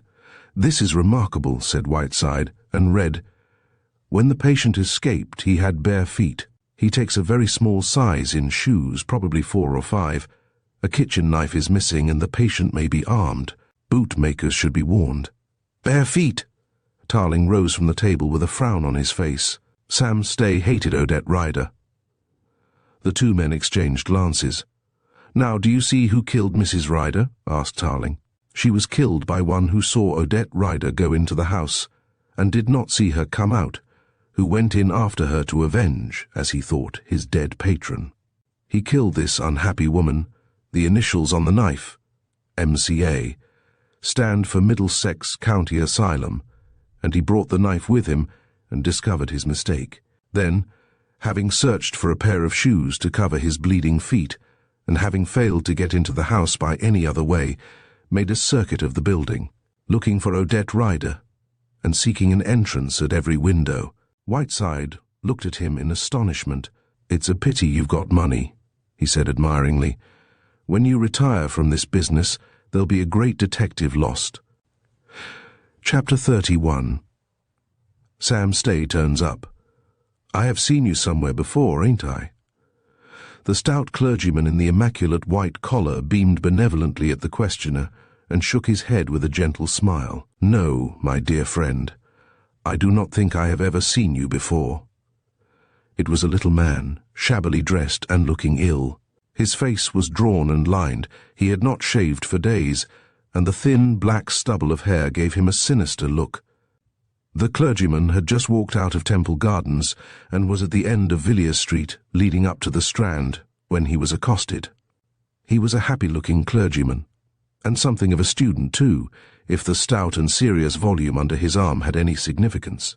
"I've seen you before," said the little man. "I've dreamt about you." "If you'll excuse me," said the clergyman, "I'm afraid I cannot stay. I have an important engagement." "Hold hard," said the little man, in so fierce a tone that the other stopped. "I tell you, I've dreamt about you. I've seen you dancing with 4 black devils with no clothes on, and you were all fat and ugly." He lowered his voice and was speaking in a fierce, earnest monotone, as though he was reciting some lesson he had been taught. The clergyman took a pace back in alarm. "Now, my good man," he said severely, "you ought not to stop gentlemen in the street and talk that kind of nonsense. I have never met you before in my life. My name is the Reverend Josiah Jennings." "Your name is Milburgh," said the other. "Yes, that's it, Milburgh. He used to talk about you. That lovely man here." He clutched the clergyman's sleeve, and Milburgh's face went a shade paler. There was a concentrated fury in the grip on his arm, and a strange wildness in the man's speech. "Do you know where he is?" "In a beauty vault built like an ouse in Highgate Cemetery. There's 2 little doors that open like the door of a church, and you go down some steps to it." "Who are you?" asked Milburgh, his teeth chattering. "Don't you know me?" The little man peered at him. "You've heard him talk about me." "Sam Stay, why, I worked for 2 days in your stores, I did. And you've only got what he's given you. Every penny you earned he gave you, did Mr. Lyne. He was a friend to everybody, to the poor, even to a hook like me." His eyes filled with tears, and Mr. Milburgh looked round to see if he was being observed. "Now don't talk nonsense," he said under his breath, "and listen, my man. If anybody asks you whether you have seen Mr. Milburgh, you haven't, you understand?" "Oh, I understand," said the man. "But I knew you. There's nobody connected with him that I don't remember. He lifted me up out of the gutter, he did. He's my idea of God." They had reached a quiet corner of the gardens, and Milburgh motioned the man to sit beside him on a garden seat. For the first time that day, he experienced a sense of confidence in the wisdom of his choice of disguise. The sight of a clergyman speaking with a seedy-looking man might excite comment, but not suspicion. After all, it was the business of clergymen to talk to seedy-looking men, and they might be seen engaged in the most earnest and confidential conversation, and he would suffer no loss of caste. Sam Stay looked at the black coat and the white collar in doubt. "How long have you been a clergyman, Mr. Milburgh?" he asked. "Oh, for a little while," said Mr. Milburgh glibly, trying to remember what he had heard about Sam Stay. But the little man saved him the labor of remembering. "They took me away to a place in the country," he said. "But you know I wasn't mad, Mr. Milburgh. He wouldn't have had a fellow hanging round him who was mad, would he? You're a clergyman, eh?" He nodded his head wisely, then asked with a sudden eagerness, "Did he make you a clergyman?" He could do wonderful things, could Mr. Lyne, couldn't he? Did you preach over him when they buried him in that little vault in Highgate? I've seen it. I go there every day, Mr. Milburgh, said Sam. I only found it by accident. Also Thornton Lyne, his son. There's 2 little doors that open like church doors. Mr. Milburgh drew a long sigh. Of course he remembered now. Sam Stay had been removed to a lunatic asylum, and he was dimly conscious of the fact that the man had escaped. It was not a pleasant experience, talking with an escaped lunatic. It might, however, be a profitable one. Mr. Milburgh was a man who let very few opportunities slip. What could he make out of this, he wondered. Again Sam Stay supplied the clue. I'm going to settle with that girl. He stopped and closed his lips tightly, and looked with a cunning little smile at Milburgh. I didn't say anything, did I? He asked with a queer little chuckle. I didn't say anything that would give me away, did I? No, my friend, said Mr. Milburgh, still in the character of the benevolent pastor. To what girl do you refer? The face of Sam Stay twisted into a malignant smile. There's only one girl, he said between his teeth, and I'll get her. I'll settle with her. I've got something here. He felt in his pocket in a vague, aimless way. I thought I had it. I've carried it about so long, but I've got it somewhere. I know I have. So you hate Miss Ryder, do you? Asked Milburgh. Hate her? The little fellow almost shouted the words, his face purple, his eyes starting from his head, his 2 hands twisted convulsively. I thought I'd finished her last night, he began, and stopped. The words had no significance for Mr. Milburgh, since he had seen no newspapers that day. Listen, Sam went on. Have you ever loved anybody? Mr. Milburgh was silent. To him, Odette Ryder was nothing, but about the woman Odette Ryder had called mother, and the woman he called wife, circled the one precious sentiment in his life. Yes, I think I have, he said after a pause. Why? Well, you know how I feel, don't you? Said Sam Stay huskily. You know how I want to get the better of this party who brought him down. She lured him on, oh my God. He buried his face in his hands and swayed from side to side. Mr. Milburgh looked round in some apprehension. No one was in sight. Odette would be the principal witness against him, and this man hated her. He had small cause for loving her. She was the one witness that the Crown could produce, now that he had destroyed the documentary evidence of his crime. What case would they have against him if they stood him in the dock at the Old Bailey, if Odette Ryder were not forthcoming to testify against him? He thought the matter over cold-bloodedly, as a merchant might consider some commercial proposition which is put before him. He had learnt that Odette Ryder was in London in a nursing home, as the result of a set of curious circumstances.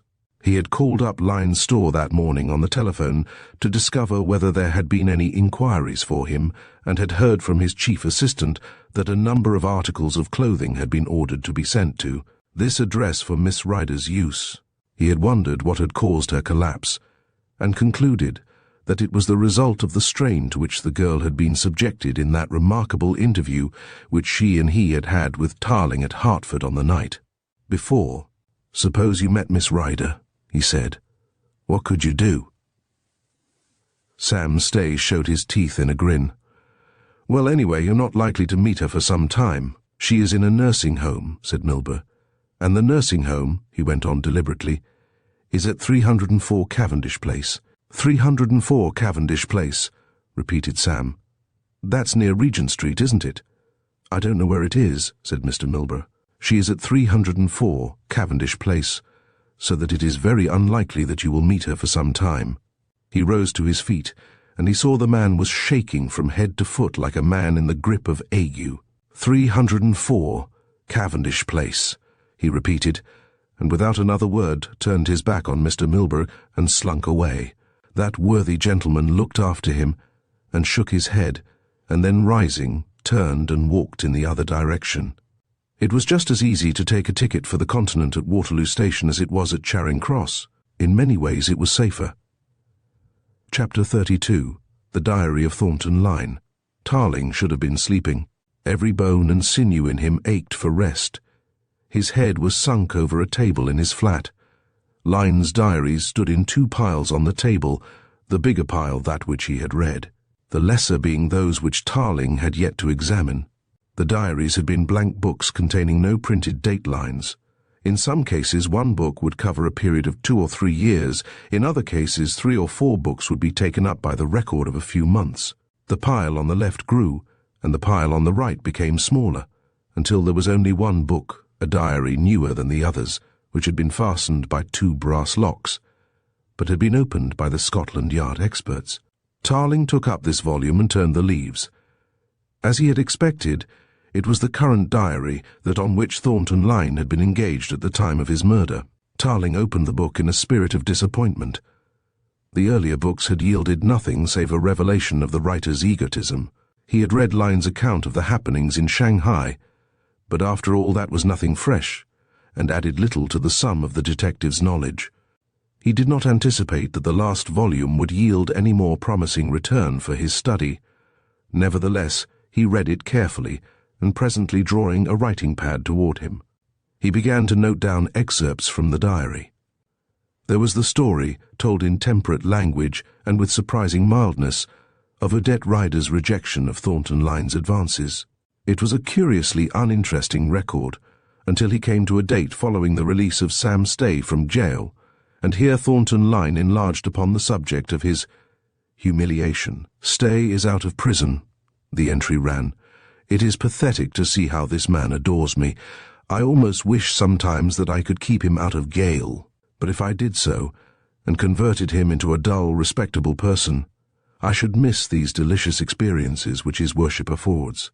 It is good to bask in the bright sunlight of his adoration. I talked to him of Odette, a strange matter to discuss with a lout, but he was so wonderful a listener. I exaggerated, the temptation was great. How he loathed her by the time I was through. He actually put forward a plan to spoil her looks, as he put it. He had been working in the same prison gang as a man who was undergoing a term of penal servitude for doing in his girl that way. Vitriol was used, and Sam suggested that he should do the work. I was horrified, but it gave me an idea. He says he can give me a key that will open any door. Suppose I went, in the dark, and I could leave a clue behind. What clue? Here is a thought. Suppose I left something unmistakably Chinese?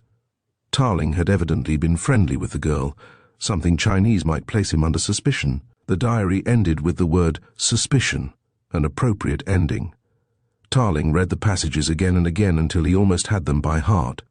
Then he closed the book and locked it away in his drawer. He sat with his chin on his hand for half an hour. He was piecing together the puzzle which Thornton Lyne had made so much more simple. The mystery was clearing up. Thornton Lyne had gone to that flat, not in response to the telegram, but with the object of compromising and possibly ruining the girl. He had gone with the little slip of paper inscribed with Chinese characters, intending to leave the Hong in a conspicuous place, that somebody else might be blamed for his infamy. Milburgh had been in the flat for another purpose. The 2 men had met. There had been a quarrel, and Milburgh had fired the fatal shot. That part of the story solved the mystery of Thornton Lyne's list slippers and his Chinese characters. His very presence there was cleared up. He thought of Sam Stay's offer. It came in a flash to Tarling that the man who had thrown the bottle of vitriol at him, who had said he had kept it for years, was Sam Stay. Stay, with his scheme for blasting the woman who, he believed, had humiliated his beloved patron. And now for Milburgh, the last link in the chain. Tarling had arranged for the superintendent in charge of the Cannon Row police station to notify him if any news came through. The inspector's message did not arrive, and Tarling went down through Whitehall to hear the latest intelligence at first hand. That was to be precious little. As he was talking, there arrived on the scene an agitated driver, the proprietor of a taxicab which had been lost. An ordinary case such as come the way of the London police almost every day. The cabman had taken a man and a woman to one of the West End theatres, and had been engaged to wait during the evening and pick them up when the performance was through. After setting down his fares, he had gone to a small eating-house for a bit of supper. When he came out, the cab had disappeared. "I know who done it," he said vehemently, "and if I had him here, I'd—" "How do you know?" "He looked in at the coffee shop while I was eating my bit of food." "What did he look like?" asked the station inspector. "He was a man with a white face," said the victim. "I could pick him out of 1,000. And what's more, he had a brand new pair of boots on. Tarling had strolled away from the officer's desk whilst this conversation was in progress, but now he returned. "Did he speak at all?" he asked. "Yes, sir," said the cabman.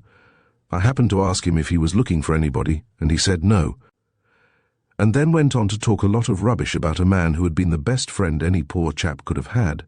My seat happened to be nearest the door. That's how I got into conversation with him. I thought he was off his nut." Yes, go on," said Tarling impatiently. "What happened then?" "Well, he went out," said the cabman, "and presently I heard a cab being cranked up. I thought it was one of the other drivers. There were several cabs outside. The eating house is a place which cabmen use, and I didn't take very much notice until I came out and found my cab gone, and the old devil I'd left in charge in a public house drinking beer with the money this fellow had given him." "Sounds like your man, sir," said the inspector, looking at Tarling. "That's Sam Stay all right," he said, "but it's news to me that he could drive a taxi." The inspector nodded. "Oh, I know Sam Stay all right, sir. We've had him in here 2 or 3 times. He used to be a taxi driver, didn't you know that?" Tarling did not know that. He had intended looking up Sam's record that day, but something had occurred to put the matter out of his mind. "Well, he can't go far," he said. "You'll circulate the description of the cab, I suppose? He may be easier to find. He can't hide the cab as well as he can hide himself, and if he imagines that the possession of a car is going to help him to escape, he's making a mistake." Tarling was going back to Hertford that night and had informed Ling Chu of his intention. He left Cannon Row Police Station, walked across the road to Scotland Yard to confer with Whiteside, who had promised to meet him.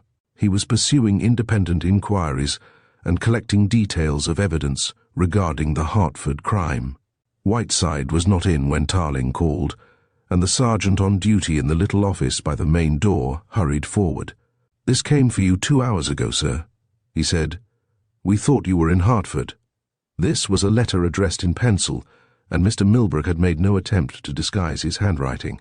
Tarling tore open the envelope and read the contents. "Dear Mr. Tarling," it began, "I have just read in the evening press, with the deepest sorrow and despair, the news that my dearly beloved wife, Catherine Ryder, has been foully murdered. How terrible to think that a few hours ago I was conversing with her assassin, as I believe Sam Stay to be, and had inadvertently given him information as to where Miss Ryder was to be found. I beg of you that you will lose no time in saving her from the hands of this cruel madman, who seems to have only one idea, and that to avenge the death of the late Mr. Thornton, Lyne.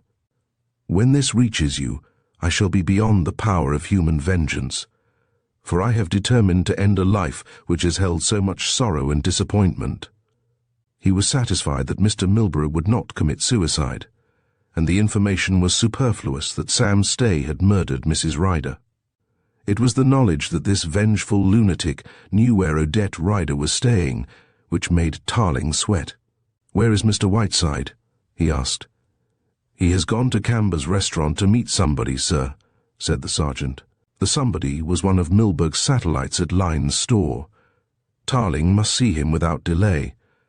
The inspector had control of all the official arrangements connected with the case, and it would be necessary to consult him before he could place detectives to watch the nursing home in Cavendish Place. He found a cab and drove to Camber's, which was in Soho, and was fortunate enough to discover Whiteside in the act of leaving. "I didn't get much from that fellow," Whiteside began, when Tarling handed him the letter. The Scotland Yard man read it through without comment and handed it back. "Of course he hasn't committed suicide. It's the last thing in the world that men of the Milburgh type ever think about seriously. He is a cold-blooded villain. Imagine him sitting down to write calmly about his wife's murderer." "What do you think of the other matter, the threat against Odette?" Whiteside nodded. "There may be something in it," he said. "Certainly we cannot take risks. Has anything been heard of Stay?" Tarling told the story of the stolen taxicab. "We'll have him," said Whiteside confidently. "He'll have no pals, and without pals in the motor business it is practically impossible to get a car away." He got into Tarling's cab, and a few minutes later they were at the nursing home. The matron came to them, a sedate, motherly lady. "I'm sorry to disturb you at this hour of the night," said Tarling, sensing her disapproval. "But information has come to me this evening which renders it necessary that Miss Ryder should be guarded." "Guarded?" said the matron in surprise. "I don't quite understand you, Mr. Tarling. I had come down to give you rather a blowing up about Miss Ryder. You know she is absolutely unfit to go out. I thought I made that clear to you when you were here this morning." "Go out?" said the puzzled Tarling. "What do you mean? She is not going out." It was the matron's turn to be surprised. "But you sent for her half an hour ago," she said. "I sent for her?" said Tarling, turning pale. "Tell me, please, what has happened?" "About half an hour ago, or it may be a little longer," said the matron. "A cabman came to the door and told me that he had been sent by the authorities to fetch Miss Ryder at once. She was wanted in connection with her mother's murder." Something in Tarling's face betrayed his emotion. "Did you not send for her?" she asked in alarm. Tarling shook his head. "What was the man like who called?" he asked. "A very ordinary-looking man. Rather undersized and ill-looking. It was the taxi driver. You have no idea which way they went?" "No," replied the matron. "I very much objected to Miss Ryder going at all, but when I gave her the message, which apparently had come from you, she insisted upon going." Tarling groaned. Odette Ryder was in the power of a maniac who hated her, who had killed her mother and had cherished a plan for disfiguring the beauty of the girl whom he believed had betrayed his beloved master. Without any further words, he turned and left the waiting room, followed by Whiteside. "It's hopeless," he said when they were outside. "Hopeless, hopeless. My God, how terrible. I dare not think of it. If Milburgh is alive, he shall suffer." He gave directions to the cab driver and followed Whiteside into the cab. "I'm going back to my flat to pick up Ling Chu," he said. "I can't afford to lose any help he may be able to give us." Whiteside was pardonably piqued. "I don't know if your Ling Chu will be able to do very much in the way of trailing a taxicab through London." And then, recognizing something of the other's distress, he said more gently, "Though I agree with you that every help we can get we shall need." On their arrival at the Bond Street flat, Tarling opened the door and went upstairs, followed by the other. The flat was in darkness, an extraordinary circumstance, for it was an understood thing that Ling Chu should not leave the house whilst his master was out, and Ling Chu had undoubtedly left. The dining room was empty. The first thing Tarling saw when he turned on the light was a strip of rice paper on which the ink was scarcely dry, just half a dozen Chinese characters and no more. "If you return before I learn that I go to find the little woman," read Tarling in astonishment. "Then he knows she's gone. Thank God for that," he said. "I wonder—" He stopped. He thought he had heard a low moan, and catching the eye of Whiteside, he saw that the Scotland Yard man had detected the same sound. "Sounds like somebody groaning," he said. "Listen." He bent his head and waited, and presently it came again. In 2 strides Tarling was at the door of Ling Chu's sleeping place, but it was locked. He stooped to the keyhole and listened, and again heard the moan. With a thrust of his shoulder he had broken the door open and dashed in. The sight that met his eyes was a remarkable one. There was a man lying on the bed, stripped to the waist. His hands and his legs were bound, and a white cloth covered his face. But what Tarling saw before all else was that across the centre of the broad chest were 4 little red lines, which Tarling recognized. They were persuaders, by which native Chinese policemen secretly extract confessions from unwilling criminals' light cuts with a sharp knife on the surface of the skin, and after, he looked around for the torture bottle, but it was not in sight. "Who is this?" he asked, and lifted the cloth from the man's face. It was Milburgh. Chapter 33. Ling Chu, Torturer. Much had happened to Mr. Milburgh between the time of his discovery, lying bound and helpless, and showing evidence that he had been in the hands of a Chinese torturer, and the moment he left Sam Stay. He had read of the murder, and had been shocked, and, in his way, grieved. It was not to save Odette Ryder that he sent his note to Scotland Yard, but rather to avenge himself upon the man who had killed the only woman in the world who had touched his warped nature. Nor had he any intention of committing suicide. He had the passports which he had secured a year before in readiness for such a step. He had kept that clerical uniform of his by him all that time, and was ready at a moment's notice to leave the country. His tickets were in his pocket, and when he dispatched the district messenger to Scotland Yard, he was on his way to Waterloo Station to catch the Havre boat train. The police, he knew, would be watching the station, but he had no fear that they would discover beneath the benign exterior of a country clergyman the wanted manager of Lyne's store. Even supposing that there was a warrant out for his arrest, he was standing at a bookstall, purchasing literature to while away the hours of the journey, when he felt a hand laid on his arm and experienced a curious sinking sensation. He turned to look into a brown mask of a face he had seen before. "Well, my man," he asked with a smile, "what can I do for you?"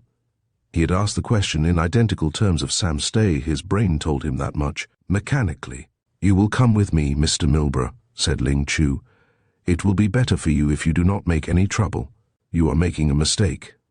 "If I am making a mistake," said Ling Chu calmly, "you have only to tell that policeman that I have mistaken you for Milburgh, who is wanted by the police on a charge of murder, and I shall get into very serious trouble." Milburgh's lips were quivering with fear, and his face was a pasty grey. "I will come," he said. Ling Chu walked by his side, and they passed out of Waterloo Station. The journey to Bond Street remained in Milburgh's memory like a horrible dream.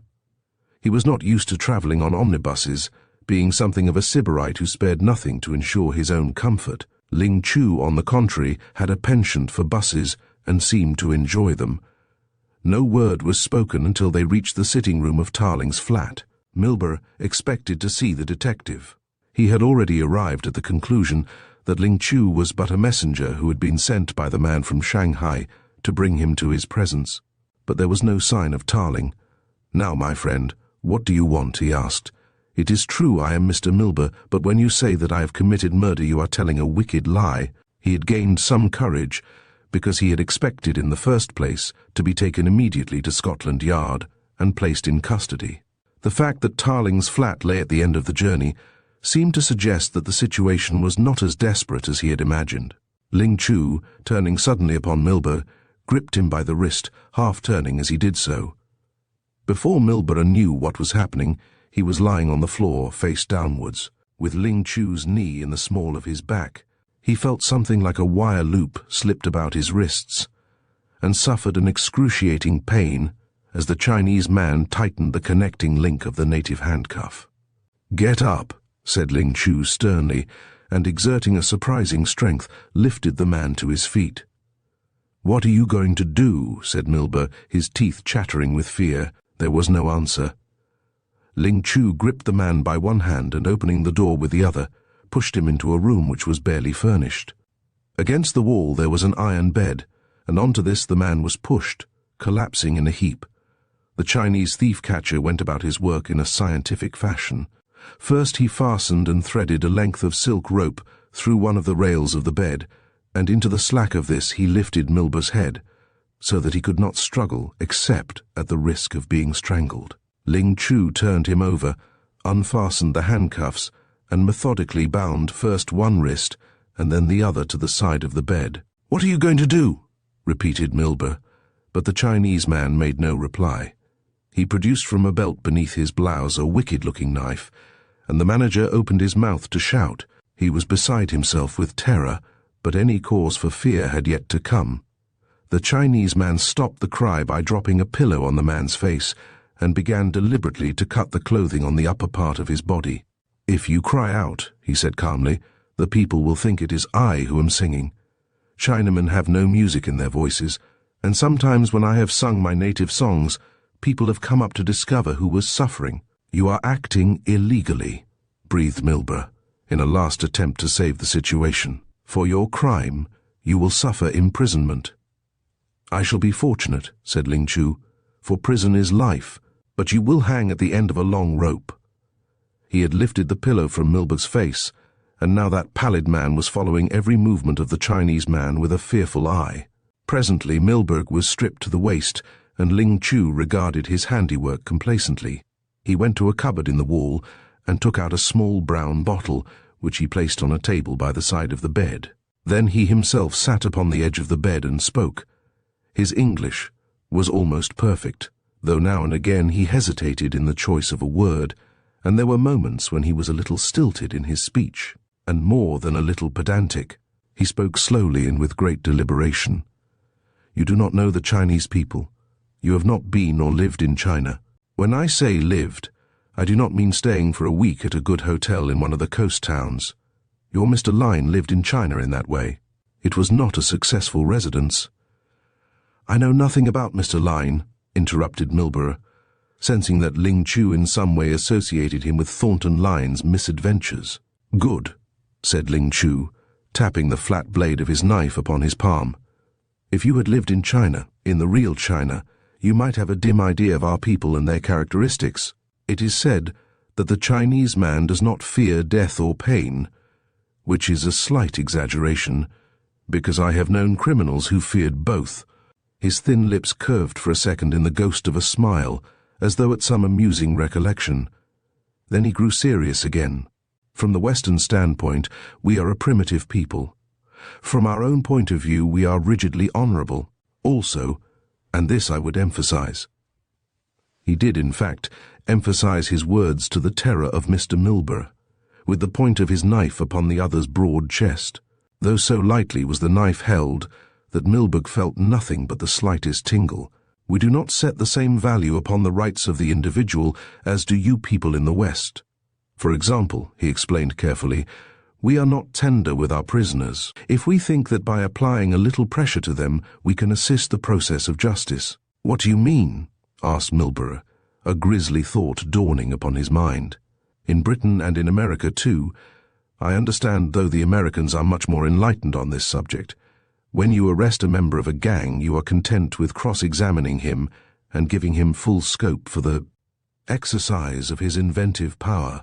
You ask him questions and go on asking and asking, and you do not know whether he is lying or telling the truth." Mr. Milburgh began to breathe heavily. "Has that idea sunk into your mind?" asked Ling Chu. "I don't know what you mean," said Mr. Milburgh in a quavering voice. "All I know is that you are committing a most—" Ling Chu stopped him with a gesture. "I am perfectly well aware of what I am doing," he said. "Now listen to me. A week or so ago, Mr. Thornton Lyne, your employer, was found dead in Hyde Park. He was dressed in his shirt and trousers, and about his body, in an endeavor to stanch the wound, somebody had wrapped a silk nightdress. He was killed in the flat of a small lady, whose name I cannot pronounce, but you will know her." Milburgh's eyes never left the Chinese man's, and he nodded. "He was killed by you," said Ling Chu slowly, "because he had discovered that you had been robbing him, and you were in fear that he would hand you over to the police." "That's a lie," roared Milburgh. "It's a lie. I tell you it's a lie." "I shall discover whether it is a lie in a few moments," said Ling Chu. He put his hand inside his blouse, and Milburgh watched him fascinated. But he produced nothing more deadly than a silver cigarette case, which he opened. He selected a cigarette and lit it, and for a few minutes puffed in silence, his thoughtful eyes fixed upon Milburgh. Then he rose and went to the cupboard and took out a larger bottle and placed it beside the other. Ling Chu pulled again at his cigarette and then threw it into the grate. "It is in the interests of all parties," he said in his slow, halting way, "that the truth should be known, both for the sake of my honorable master Liu Jen, the hunter, and his honorable little lady." He took up his knife and bent over the terror-stricken man. "For God's sake, don't," half screamed, half sobbed Milburgh. "This will not hurt you," said Ling Chu, and drew 4 straight lines across the other's breast. The keen razor edge seemed scarcely to touch the flesh, yet where the knife had passed was a thin red mark like a scratch. Milburgh scarcely felt a twinge of pain, only a mild, irritating smarting and no more. The Chinese man laid down the knife and took up the smaller bottle. "In this," he said, "is a vegetable extract. It is what you would call capsicum, but it is not quite like your pepper because it is distilled from a native root. In this bottle," he picked up the larger, "is a Chinese oil which immediately relieves the pain which capsicum causes." "What are you going to do?" asked Milburgh, struggling. "You dog, you fiend." "With a little brush I will paint capsicum on these places." He touched Milburgh's chest with his long white ringers. "Little by little, millimeter by millimeter, my brush will move, and you will experience such pain as you have never experienced before. It is pain which will rack you from head to foot, and will remain with you all your life in memory. Sometimes, he said philosophically, it drives me mad, but I do not think it will drive you mad. He took out the cork and dipped a little camel hair brush in the mixture, withdrawing it moist with fluid. He was watching Milburgh all the time, and when the stout man opened his mouth to yell, he thrust a silk handkerchief, which he drew with lightning speed from his pocket, into the open mouth. "Wait, wait," gasped the muffled voice of Milburgh. "I have something to tell you, something that your master should know." "That is very good," said Ling Chu coolly, and pulled out the handkerchief. "You shall tell me the truth." "What truth can I tell you?" asked the man, sweating with fear. Great beads of sweat were lying on his face. "You shall confess the truth that you killed Thornton Lyne," said Ling Chu. "That is the only truth I want to hear." "I swear I did not kill him. I swear it, raved the prisoner. "Wait, wait," he whimpered, as the other picked up the handkerchief. "Do you know what has happened to Miss Ryder?" The Chinese man checked his movement. "To Miss Ryder," he said quickly. He pronounced the word Lyder. Brokenly, gaspingly, breathlessly, Milburgh told the story of his meeting with Sam Stay. In his distress and mental anguish, he reproduced faithfully not only every word, but every intonation, and the Chinese man listened with half-closed eyes.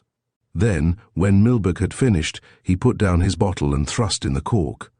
"My master would wish that the little woman should escape danger," he said. "Tonight he does not return, so I must go myself to the hospital. You can wait." "Let me go," said Milburgh. "I will help you." Ling Chu shook his head. "You can wait," he said with a sinister smile.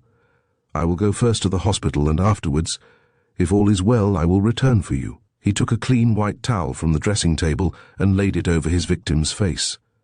Upon the towel he sprinkled the contents of a third bottle, which he took from the cupboard, and Milburgh remembered no more until he looked up into the puzzled face of Tarling an hour later. Chapter 34. The Arrest. Tarling stooped down and released the cords which bound Milburgh to the couch. The stout man was white and shaking, and had to be lifted into a sitting position. He sat there on the edge of the bed, his face in his hands, for 5 minutes, and the two men watched him curiously. Tarling had made a careful examination of the cuts on his chest, and was relieved to discover that Ling Chu, he did not doubt that the Chinese man was responsible for Milburgh's plight, had not yet employed that terrible torture which had so often brought Chinese criminals to the verge of madness. Whiteside picked up the clothes, which Ling Chu had so systematically stripped from the man's body, and placed them on the bed by Milburgh's side. Then Tarling beckoned the other into the outer room. "What does it all mean?" asked Whiteside.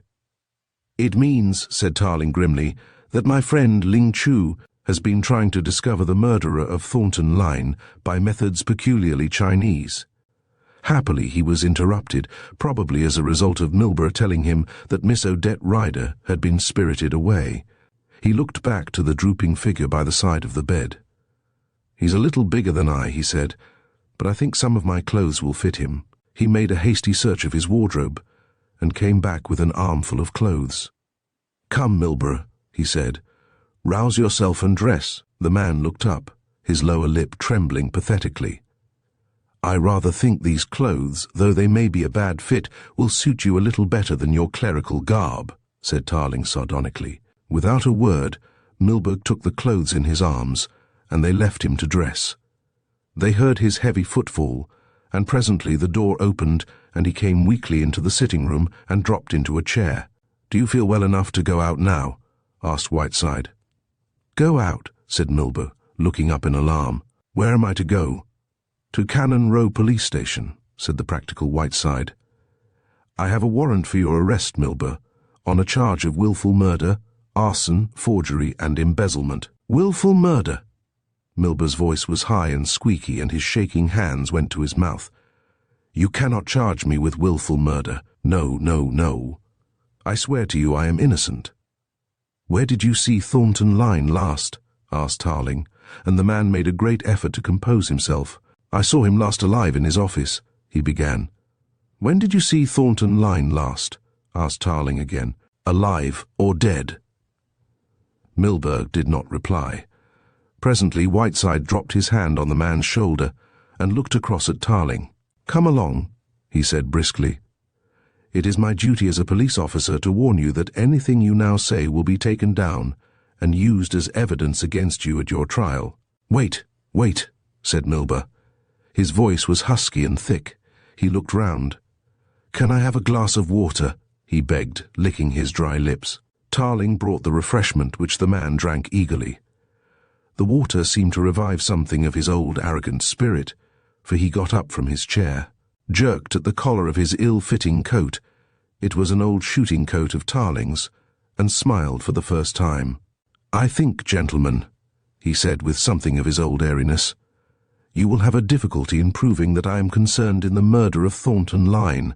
You will have as great a difficulty in proving that I had anything to do with the burning down of Solomon's office. I presume that constitutes the arson charge. And most difficult of all will be your attempt to prove that I was concerned in robbing the firm of Thornton Lyne. The lady who robbed that firm has already made a confession, as you, Mr. Tarling, are well aware." He smiled at the other, but Tarling met his eye. "I know of no confession," he said steadily. Mr. Milburgh inclined his head with a smirk, though he still bore the physical evidence of the bad time through which he had been. He had recovered something of his old confidence. "The confession was burnt," he said, "and burnt by you, Mr. Tarling. And now I think your bluff has gone on long enough." "My bluff?" said Tarling in his turn, astonished. "What do you mean by bluff?" "I am referring to the warrant which you suggest has been issued for my arrest," said Milburgh. "That's no bluff."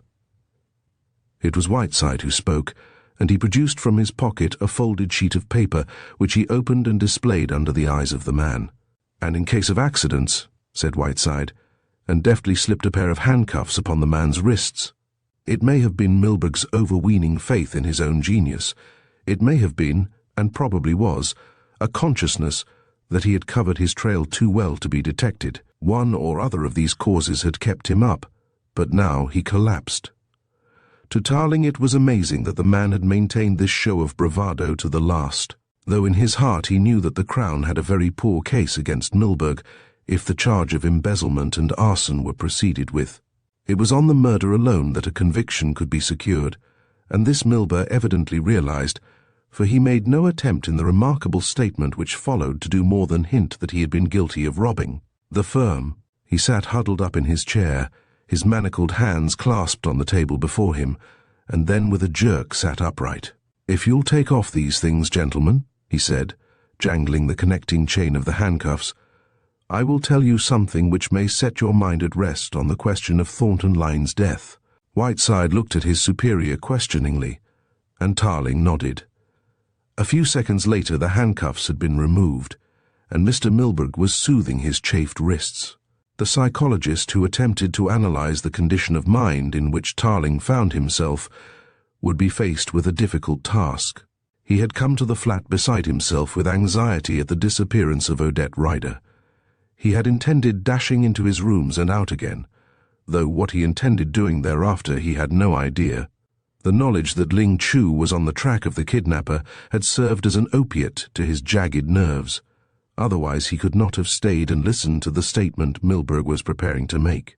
Now and again it came back to him, like a twinge of pain, that Odette Rider was in danger, and he wanted to have done with this business, to bundle Milburgh into a prison cell, and devote the whole of his energies to tracing her. Such a twinge came to him now as he watched the stout figure at the table. "Before you start," he said, "tell me this. What information did you give to Ling which led him to leave you?" "I told him about Miss Rider," said Milburgh, "and I advanced a theory. It was only a theory, as to what had happened to her." "I see," said Tarling. "Now tell your story and tell it quickly, my friend, and try to keep to the truth. Who murdered Thornton Lyne?" Milburgh twisted his head slowly towards him and smiled. "If you could explain how the body was taken from Odette Rider's flat," he said slowly, "and left in Hyde Park, I could answer you immediately. For to this minute, I believe that Thornton Lyne was killed by Odette Rider." Tarling drew a long breath. "That is a lie," he said. Mr. Milburgh was in no way put out.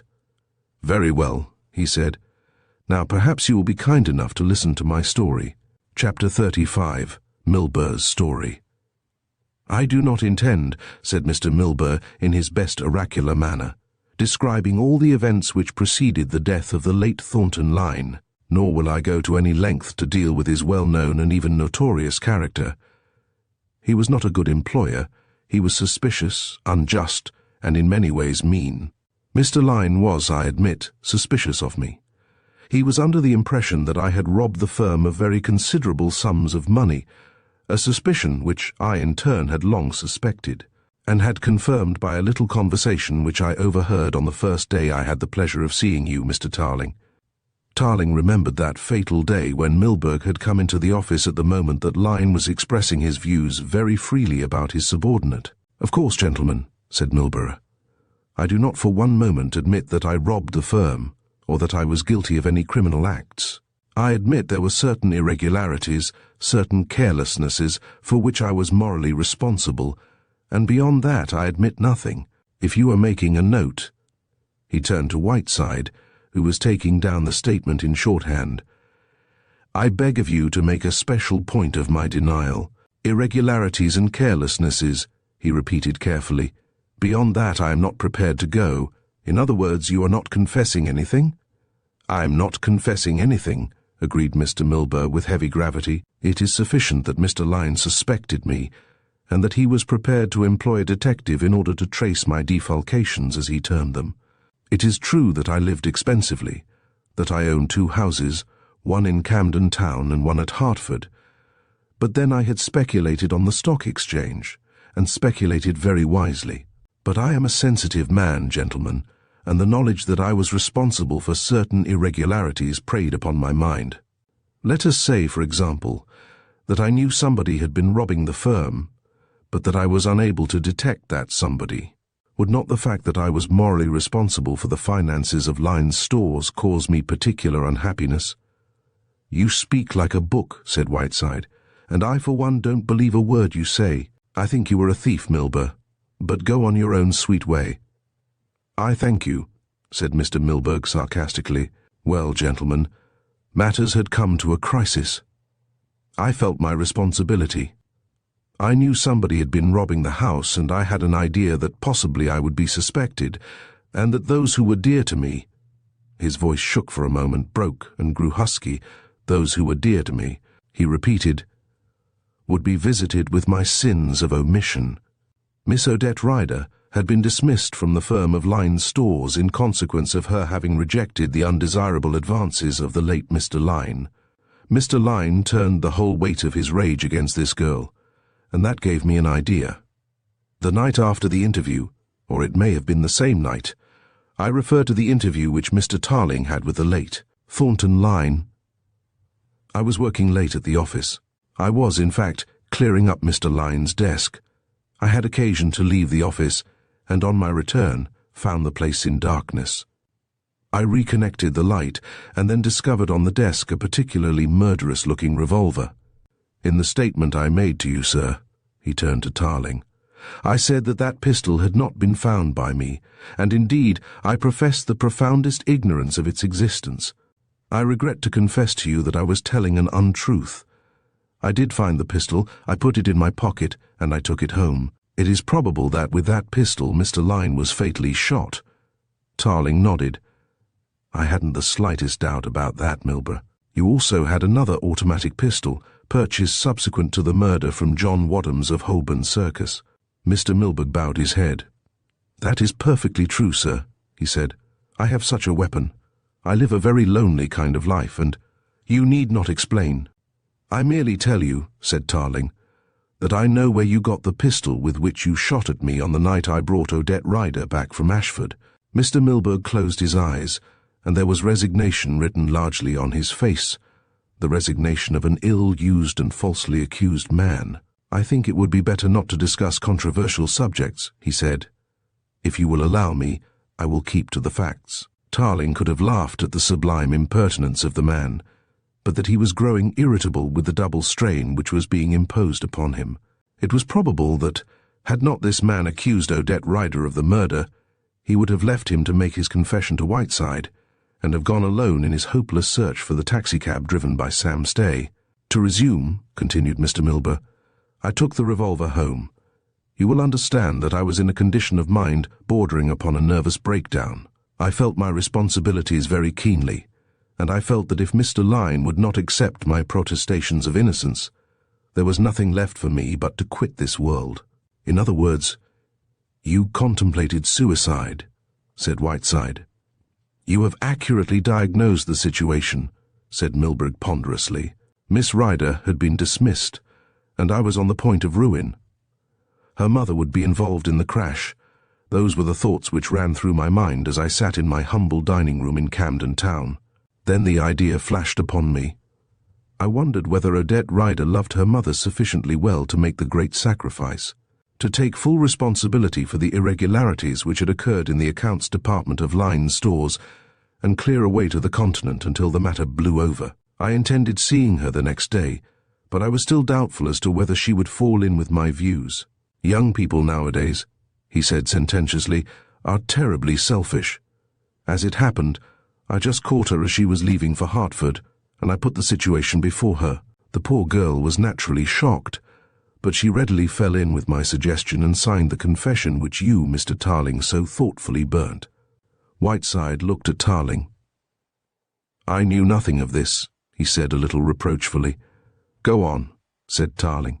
I will explain that afterwards. I had previously wired the girl's mother that she would not be home that night. I also wired to Mr. Lyne, asking him to meet me at Miss Ryder's flat. I took the liberty of fixing Miss Ryder's name to the invitation, thinking that that would induce him to come. It also covered you, said Tarling, and kept your name out of the business altogether. Yes, said Mr. Milburgh, as though the idea had not struck him before. Yes, it did that. I had sent Miss Ryder off in a hurry. I begged that she would not go near the flat, and I promised that I myself would go there, pack the necessary articles for the journey, and take them down in a taxi to Charing Cross. I see, said Tarling. So it was you who packed the bag? Half packed it, corrected Mr. Milburgh. You see, I'd made a mistake in the time the train left. It was only when I was packing the bag that I realized it was impossible for me to get down to the station in time.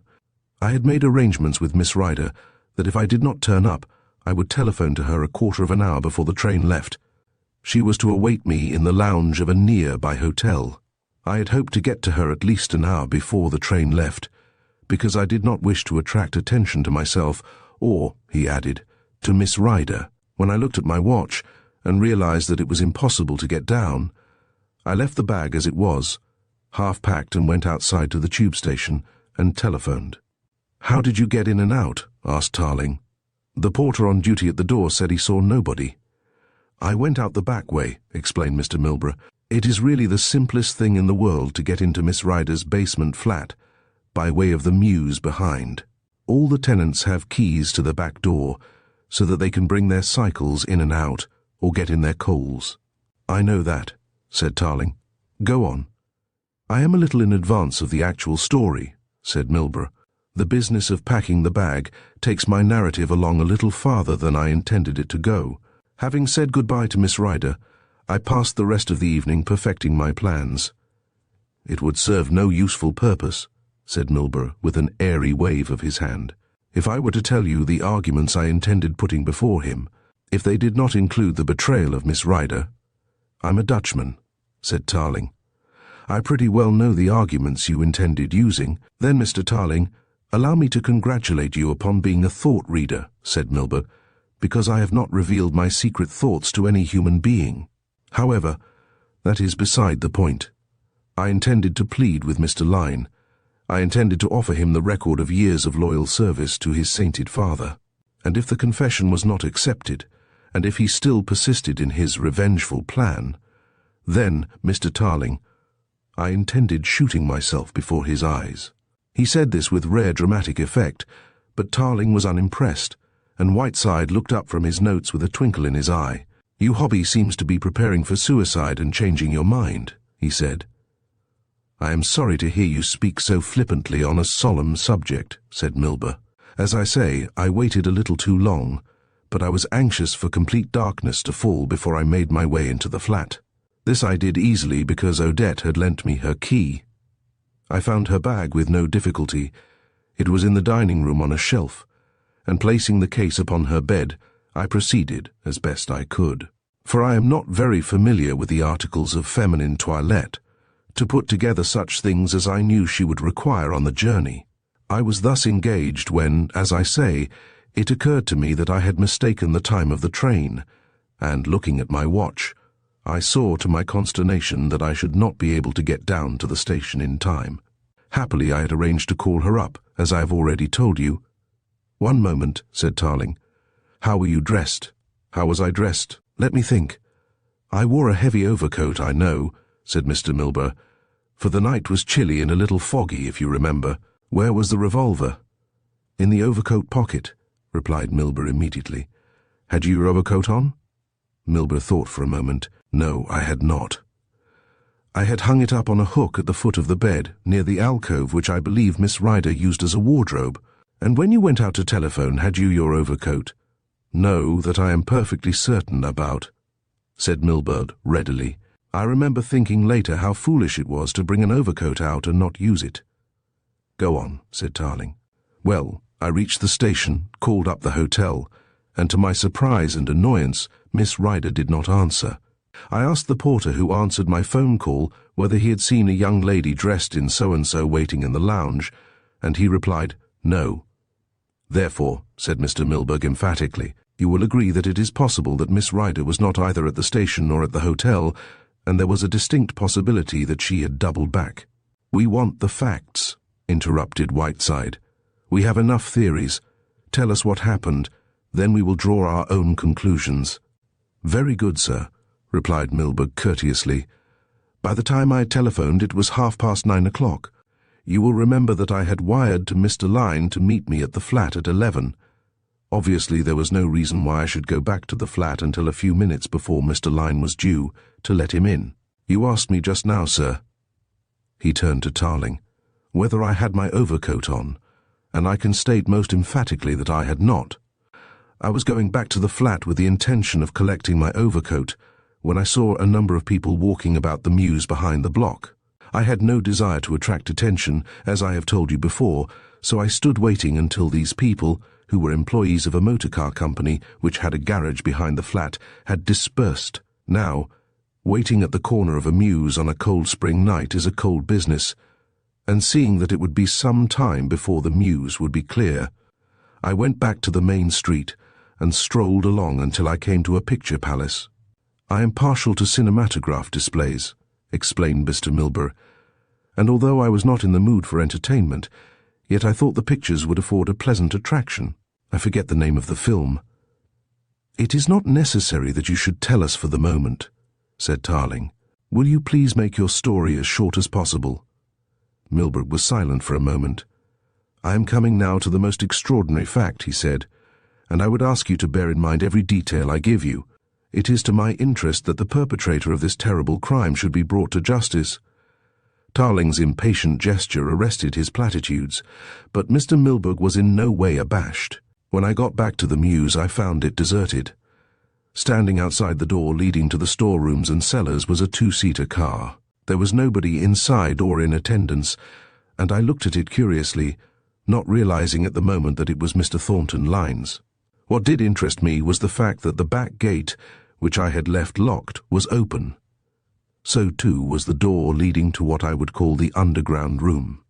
It was little better, through which one had to pass to reach Odette's flat by the back way. "I opened the door of the flat," said Mr. Milburgh impressively, "and walked in.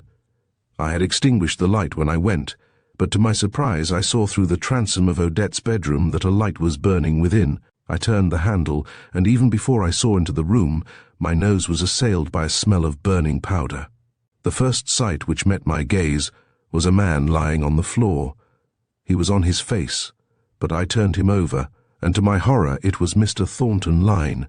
He was unconscious and bleeding from a wound in the chest," said Mr. Milburgh, "and at the moment I thought he was dead. To say that I was shocked would be mildly to describe my terrible agitation. My first thought, and first thoughts are sometimes right, was that he had been shot down by Odette Ryder, who for some reason had returned. The room, however, was empty, and a curious circumstance, about which I will tell you, was that the window leading out to the area of the flat was wide open. It was protected with heavy bars, said Tarling, so nobody could have escaped that way. I examined the wound, Milburgh went on, nodding his agreement with Tarling's description, and knew that it was fatal.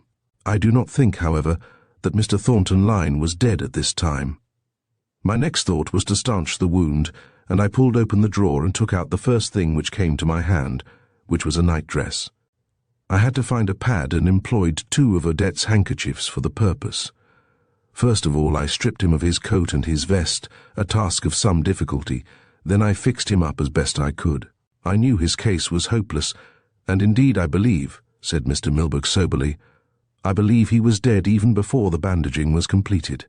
Whilst I was doing something, I found it was possible to forget the terrible position in which I would find myself if somebody came into the room. The moment I saw the case was hopeless, and had a second to think, I was seized with a blind panic. I snatched my overcoat from the peg and ran out of the room, through the back way into the mews, and reached Camden Town that night, a mental and physical wreck. Did you leave the lights burning? Asked Tarling. Mr. Milburgh thought for a moment. Yes, he said. I left the lights burning, and you left the body in the flat. That I swear, replied Milburgh. And the revolver, when you got home, was it in your pocket? Mr. Milburgh shook his head. Why did you not notify the police? Because I was afraid, admitted Mr. Milburgh. I was scared to death. It is a terrible confession to make, but I am a physical coward. There was nobody in the room? Persisted Tarling. Nobody so far as I could see. I tell you, the window was open. You say it is barred, that is true, but a very thin person could slip between those bars. A woman. Impossible, said Tarling shortly. The bars have been very carefully measured, and nothing bigger than a rabbit could get through. And you have no idea who carried the body away? None whatever, replied Milburgh firmly. Tarling had opened his mouth to say something when a telephone bell shrilled, and he picked up the instrument from the table on which it stood. It was a strange voice that greeted him, a voice husky and loud, as though it were unused to telephoning. Tarling the name? Shouted the voice quickly. That is my name, said Tarling. She's a friend of yours, ain't she? Asked the voice. There was a chuckle. A cold shiver ran down Tarling's spine, for, though he had never met the man, instinct told him that he was speaking to Sam Stay. You'll find her tomorrow, screamed the voice. What's left of her? The woman who lured him on. What's left of her? There was a click, and the receiver was hung up. Tarling was working the telephone hook like a madman. What exchange was that? He asked, and the operator, after a moment, supplied the information that it was Hampstead. Chapter 36. At Highgate Cemetery. Odette Rider sat back in a corner of the smooth-running taxicab. Her eyes were closed, for the inevitable reaction had come. Excitement and anxiety had combined to give her the strength to walk to the cab with a firm step which had surprised the matron. But now, in the darkness and solitude, she was conscious of a depression, both physical and mental, which left her without the will or power for further effort. The car sped through interminably long streets. In what direction, she neither knew nor cared. Remember that she did not even know where the nursing home was situated. It might have been on the edge of London for all she was aware.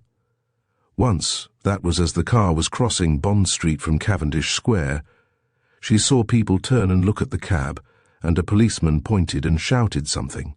She was too preoccupied to worry her head as to the cause. She appreciated in a dim, vague way the skill of the taxi driver, who seemed to be able to grope his way through and around any obstruction of traffic, and it was not until she found the cab traversing a country road that she had any suspicion that all was not well. Even then her doubts were allayed by her recognition of certain landmarks which told her she was on the Hertford Road. Of course, she thought, I should be wanted at Hertford rather than in London, and she settled herself down again. Suddenly the cab stopped, backed down a side lane, and turned in the direction from whence they had come. When he had got his car's head right, Sam Stay shut off his engine, descended from his seat, and opened the door. "Come on out of that," he said sharply. "Why what?" began the bewildered girl, but before she could go much farther the man dived in, gripped her by the wrist, and pulled her out with such violence that she fell. You don't know me, eh? The words were his as he thrust his face into hers, gripping her shoulders so savagely that she could have cried out in pain. She was on her knees, struggling to get to her feet, and she looked up at the little man wonderingly. "I know you," she gasped. "You are the man who tried to get into my flat." He grinned. "And I know you." He laughed harshly. "You're the devil that lured him on. The best man in the world. He's in the little vault in Highgate Cemetery. The door is just like a church. And that's where you'll be tonight, damn you. Down there I'm going to take you. Down, down, down, and leave you with him because he wanted you." He was gripping her by both wrists, glaring down into her face, and there was something so wolfish, so inhuman, in the madman's staring eyes, that her mouth went dry, and when she tried to scream, no sound came. Then she lurched forward towards him, and he caught her under the arms and dragged her to her feet. "Fainted, eh? You'll faint me, lady," he chuckled. "Don't you wish you might never come round, eh? I'll bet you would if you knew. If you knew." He dropped her on the grass by the side of the road, took a luggage strap from the front of the cab, and bound her hands. Then he picked up the scarf she had been wearing and tied it around her mouth. With an extraordinary display of strength, he lifted her without effort and put her back into the corner of the seat. Then he slammed the door, mounted again to his place, and sent the car at top speed in the direction of London. They were on the outskirts of Hampstead when he saw a sign over a tobacconist's shop and stopped the car a little way beyond, at the darkest part of the road. He gave a glance into the interior. The girl had slid from the seat to the floor and lay motionless. He hurried back to the tobacconist's where the telephone sign had been. At the back of his fuddled brain lingered an idea that there was somebody who would be hurt. That cruel-looking devil who was cross-examining him when he fell into a fit, Tarling. Yes, that was the name, Tarling. It happened to be a new telephone directory, and by chance Tarling's name, although a new subscriber, had been included. In a few seconds he was talking to the detective. He hung up the receiver and came out of the little booth, and the shopman, who had heard his harsh, loud voice, looked at him suspiciously, but Sam Stay was indifferent to the suspicions of men. He half ran, half walked back to where his cab was standing, leaped into the seat, and again drove the machine forward. To Highgate Cemetery. That was the idea. The gates would be closed, but he could do something. Perhaps he would kill her first and then get her over the wall afterwards. It would be a grand revenge if he could get her into the cemetery alive and thrust her, the living, down amongst the dead, through those little doors which opened like church doors to the cold, dank vault below. He screamed and sang with joy at the thought, and those pedestrians who saw the cab flash past, rocking from side to side, turned at the sound of the wild snatch of song. For Sam Stay was happy as he had not been happy in his life before. But Highgate Cemetery was closed. The gloomy iron gates barred all entrance, and the walls were high. It was a baffling place, because houses almost entirely surrounded it, and he was half an hour seeking a suitable spot before he finally pulled up before a place where the wall did not seem so difficult. There was nobody about, and little fear of interruption on the part of the girl. He had looked into the cab and had seen nothing save a huddled figure on the floor, so she was still unconscious, he thought. He ran the car onto the sidewalk, then slipped down into the narrow space between car and wall and jerked open the door. "Come on!" he cried exultantly.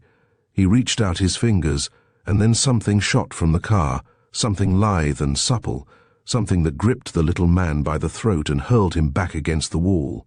Stay struggled with the strength of lunacy, but Ling Chu held him in a grip of steel. Chapter 37. Ling Chu returns. Tarling dropped the telephone receiver on its hook and had sunk into a chair with a groan. His face was whiter than the prisoner's who sat opposite him, and he seemed to have gone old all of a sudden. "What is it?" asked Whiteside quietly. "Who was the man?" "Stay," said Tarling. "Stay. He has Odette. It's awful. Awful." Whiteside, thoughtful, preoccupied, Milburgh, his face twitching with fear, watched the scene curiously. "I'm beaten," said Tarling. And at that moment the telephone bell rang again. He lifted the receiver and bent over the table, and Whiteside saw his eyes open in wide amazement. It was Odette's voice that greeted him. "It is I, Odette." "Odette, are you safe? Thank God for that," he almost shouted. "Thank God for that. Where are you?" "I am at a tobacconist's shop in—" There was a pause while she was evidently asking somebody the name of the street, and presently she came back with the information. "But this is wonderful," said Tarling. "I'll be with you immediately. Whiteside, get a cab, will you? How did you get away?" "It's rather a long story," she said. "Your Chinese friend saved me. That dreadful man stopped the cab near a tobacconist's shop to telephone.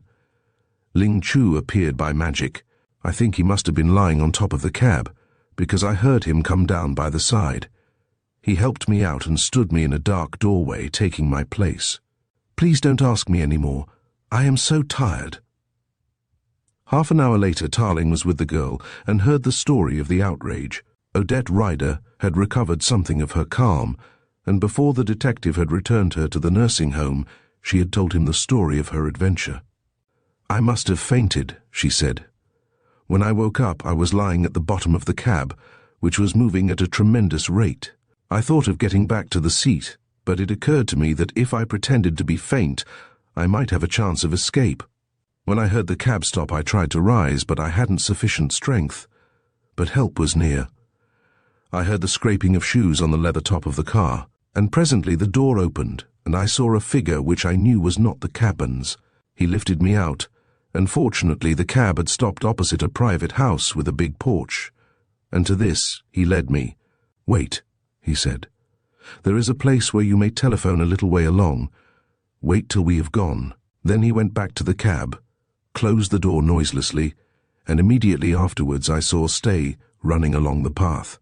In a few seconds the cab had disappeared, and I dragged myself to the shop, and that's all." No news had been received of Ling Chu when Tarling returned to his flat. Whiteside was waiting, and told him that he had put Milburgh into the cells, and that he would be charged the following day. "I can't understand what has happened to Ling Chu." "He should be back by now," said Tarling. It was 1:30 in the morning, and a telephone inquiry to Scotland Yard had produced no information. "It is possible, of course," Tarling went on, "that Stay took the cab on to Hertford. The man has developed into a dangerous lunatic. All criminals are more or less mad," said the philosophical Whiteside. "I wonder what turned this fellow's brain." "Love," said Tarling. The other looked at him in surprise. "Love?" he repeated incredulously, and Tarling nodded. Undoubtedly, Sam Stay adored Lyne. It was the shock of his death which drove him mad. Whiteside drummed his fingers on the table, thoughtfully. "What do you think of Milburgh's story?" he asked, and Tarling shrugged his shoulders. "It is most difficult to form a judgment," he said. "The man spoke as though he were telling the truth, and something within me convinces me that he was not lying, and yet the whole thing is incredible." "Of course, Milburgh has had time to make up a pretty good story," warned Whiteside. "He is a fairly shrewd man, this Milburgh, and it was hardly likely that he would tell us a yarn which was beyond the range of belief." "That is true," agreed the other. "Nevertheless, I am satisfied he told almost the whole of the truth." "Then, who killed Thornton Lyne?" Tarling rose with a gesture of despair. "You are apparently as far from the solution of that mystery as I am, and yet I have formed a theory which may sound fantastic." There was a light step upon the stair, and Tarling crossed the room and opened the door. Ling Chu came in, his calm, inscrutable self, and but for the fact that his forehead and his right hand were heavily bandaged, carrying no evidence of his tragic experience. "Hello, Ling Chu," said Tarling in English. "You're hurt?" "Not badly," said Ling Chu. "Will the master be good enough to give me a cigarette? I lost all mine in the struggle." "Where is Sam Stay?" Ling Chu lit the cigarette before he answered, blew out the match and placed it carefully in the ashtray on the center of the table. "The man is sleeping on the terrace of night," said Ling Chu simply. "Dead?" said the startled Tarling. The Chinese man nodded. "Did you kill him?" Again Ling Chu paused and puffed a cloud of cigarette smoke into the air. "He was dying for many days, so the doctor at the big hospital told me. I hit his head once or twice, but not very hard. He cut me a little with a knife, but it was nothing." "Sam Stay is dead, eh?" said Tarling thoughtfully. Well, that removes a source of danger to Miss Ryder, Ling Chu. The Chinese man smiled. It removes many things, Master, because before this man died, his head became good. You mean he was sane? He was sane, Master, said Ling Chu, and he wished to speak to paper. So the big doctor at the hospital sent for a judge, or one who sits in judgment. A magistrate? Yes, a magistrate, said Ling Chu, nodding. A little old man who lives very near the hospital, and he came, complaining because it was so late an hour. Also there came a man who wrote very rapidly in a book, and when the man had died, he wrote more rapidly on a machine and gave me these papers to bring to you, detaining others for himself, and for the judge who spoke to the man. He fumbled in his blouse and brought out a roll of paper covered with typewriting.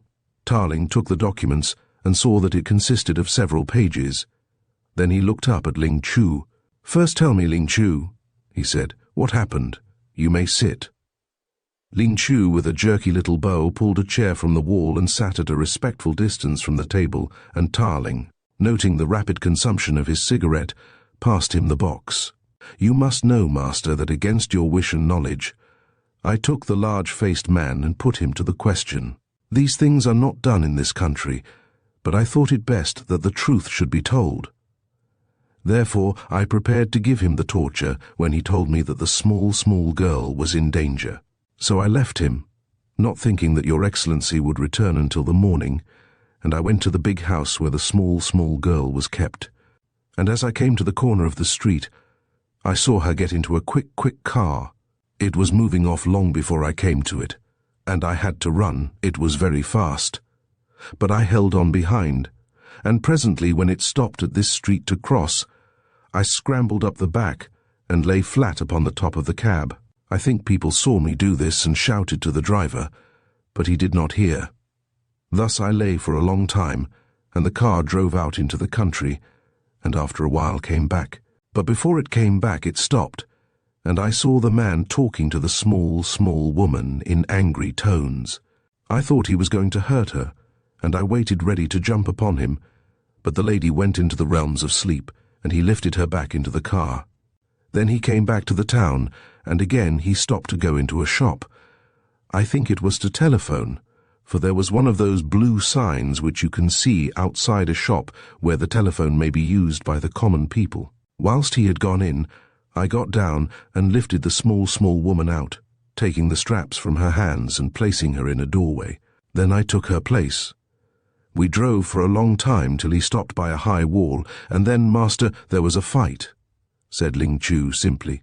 "It took me a long time to overcome him, and then I had to carry him. We came to a policeman who took us in another car to a hospital where my wounds were dressed. Then they came to me and told me the man was dying, and wished to see somebody because he had that in his heart for which he desired ease. So he talked, Master, and the man wrote for an hour, and then he passed to his father's, that little white-faced man. He finished abruptly, as was his custom.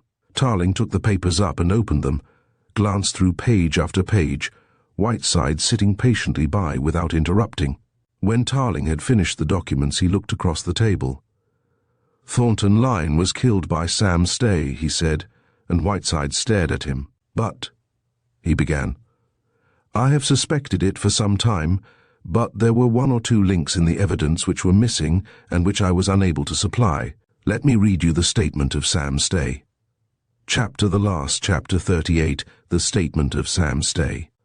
My name is Sam Stay. I was born at Maidstone in the county of Kent. My age is 29 years.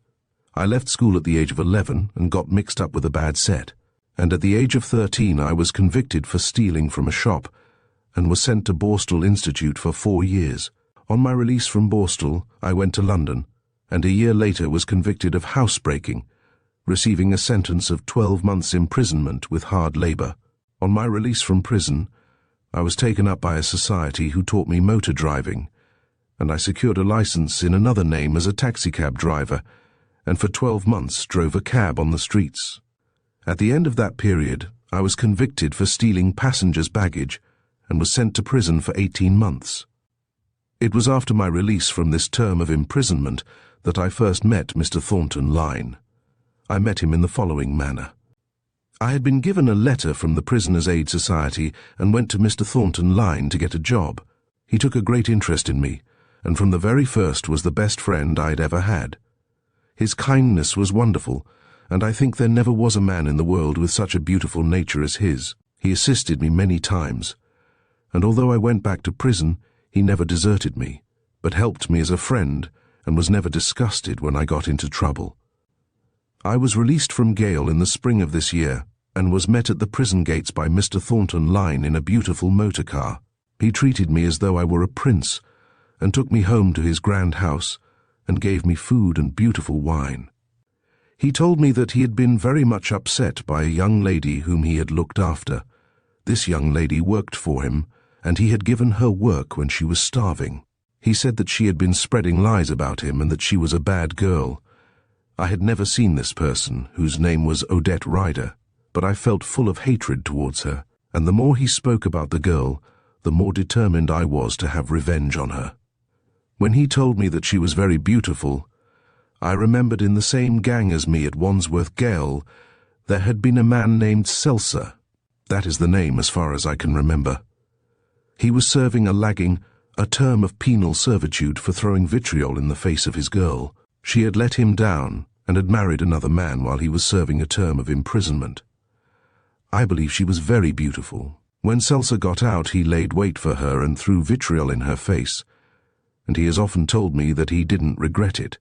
So that when Mr. Lyne told me that the girl was beautiful, this idea struck me that I would have revenge upon her.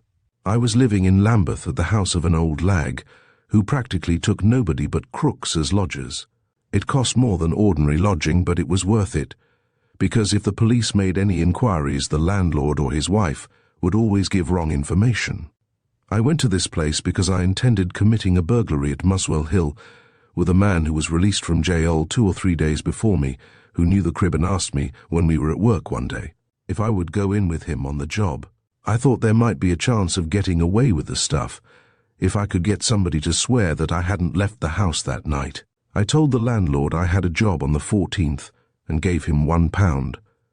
I saw Mr. Lyne on the 14th at his house and put the idea up to him. I showed him the vitriol which I had bought in the Waterloo Road, and he said he would not hear of my doing it. I thought he only said that because he did not want to be mixed up in the case. He asked me to leave the girl to him and he would settle with her. I left his house about 9 o'clock at night, telling him I was going back to my lodgings. But really I went to the block of flats in the Edgware Road where this girl rider lived. I knew the flat because I had been there the night before at Mr. Lyne's suggestion to plant some jewellery which had been taken from the store. His idea was that he would pinch her for theft. I had not been able to get into the house, owing to the presence there of a detective named Tarling, but I had had a very good look round and I knew the way in, without coming through the front door, where a porter was always on duty. I had no difficulty either in getting into the building or into the flat. I thought it best to go in early because the girl might be out at the theatre, and I should have a chance of concealing myself before her return. When I got into the flat, I found it was in darkness. This suited my purpose very well. I went from one room to another. At last I came to the bedroom.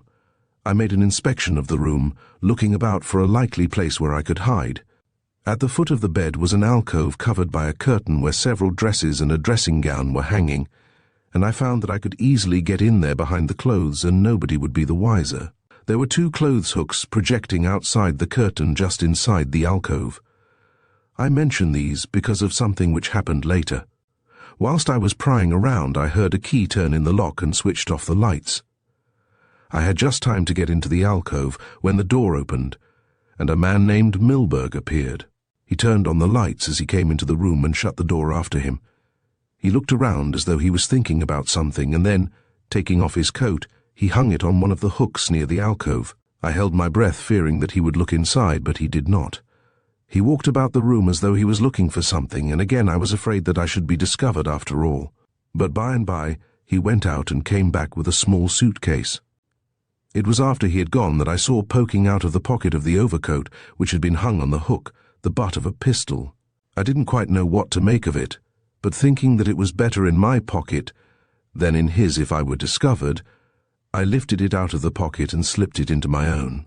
After a while, he came back as I say, and started packing the bag on the bed. Presently he looked at his watch and said something to himself, turned out the lights and hurried out. I waited and waited for him to come back, but nothing happened, and knowing that I would have plenty of time if he came back again, I had a look at the pistol I had. It was an automatic, and it was loaded. I had never worked with a gun in my life, but I thought I might as well take this as I intended committing a crime which might land me in jug for the term of my natural life. I thought I might as well be hung as go to penal servitude. Then I put out the lights and sat down by the window, waiting for Miss Ryder's return. I lit a cigarette and opened the window to let out the smell of the smoke. I took out the bottle of vitriol, removed the cork and placed it on a stool nearby. I don't know how long I waited in the dark, but about 11 o'clock, as far as I can judge, I heard the outer door click very gently and a soft foot in the hall. I knew it wasn't Milburgh because he was a heavy man. This person moved like a cat. In fact, I did not hear the door of the bedroom open. I waited with the vitriol on the stool by my side for the light to be switched on, but nothing happened. I don't know what made me do it, but I walked towards the person who had come into the room. Then, before I knew what had happened, somebody had gripped me. I was half strangled by an arm which had been thrown round my neck, and I thought it was Milburgh who had detected me the first time and had come back to pinch me. I tried to push him away, but he struck me on the jaw. I was getting frightened, for I thought the noise would rouse the people and the police would come, and I must have lost my head. Before I knew what had happened, I had pulled the gun out of my pocket and fired point blank. I heard a sound like a thud of the body falling. The pistol was still in my hand, and my first act was to get rid of it. I felt a basket by my legs in the darkness. It was full of cotton and wool and stuff, and I pushed the pistol down to the bottom and then groped across the room and switched on the lights. As I did so, I heard the key turn in the lock again. I gave one glance at the body which had fallen on its face, and then I dived for the alcove. The man who came in was Milburgh. His back was to me. As he turned the body over, I could not see its face. I saw him take something out of the drawer and bind it round the chest, and I saw him strip off the coat and vest. But not until he had gone out, and I came from the recess, did I realize that the man I had killed was dear Mr. Lyne. I think I must have gone raving mad with grief. I don't know what I did. All I thought of was that there must be some chance and he wasn't dead at all, and he must be got away to a hospital. We had discussed the plan of going into the flat, and he had told me how he would bring his car to the back. I rushed out of the flat, going through the back way. Sure enough, there was the car waiting and nobody was about. I came back to the bedroom and lifted him in my arms and carried him back to the car, propping him up in the seat. Then I went back and got his coat and vest and threw them onto the seat by him. I found his boots were also in the car, and then for the first time I noticed that he had slippers on his feet.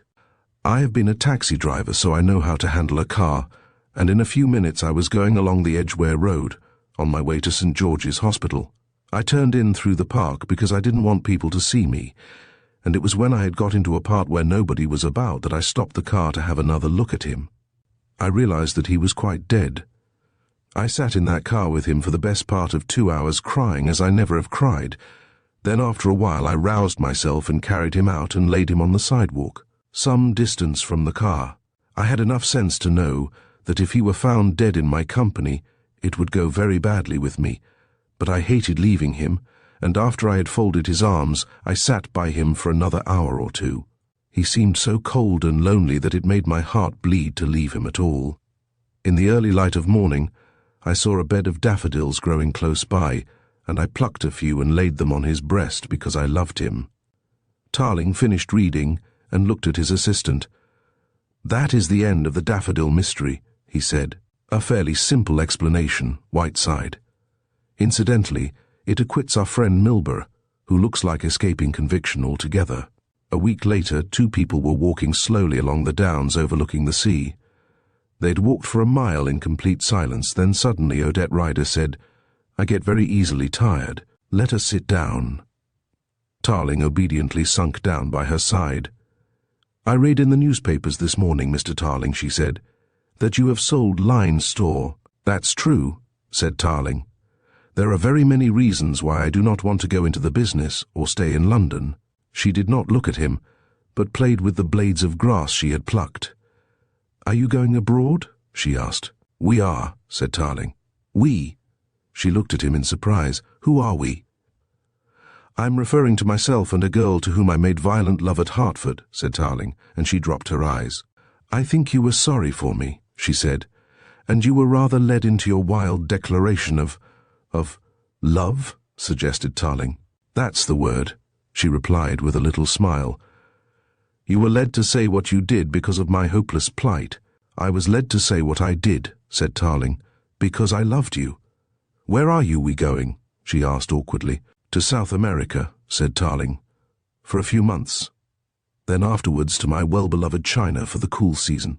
"Why to South America?" asked the girl. "Because," said Tarling, "I was reading an article on horticulture in this morning's papers, and I learned that daffodils do not grow in the Argentine. As we conclude the Daffodil Mystery, the twists and turns of the narrative leave us pondering the complexities of human nature and the lengths one will go to protect their secrets. Edgar Wallace masterfully crafts a story that not only entertains but also challenges our perceptions of right and wrong. With the final revelations echoing in our minds, we are left to reflect on the intricate dance of fate and choice. Thank you for joining us on this thrilling journey, and we look forward to sharing more captivating tales with you.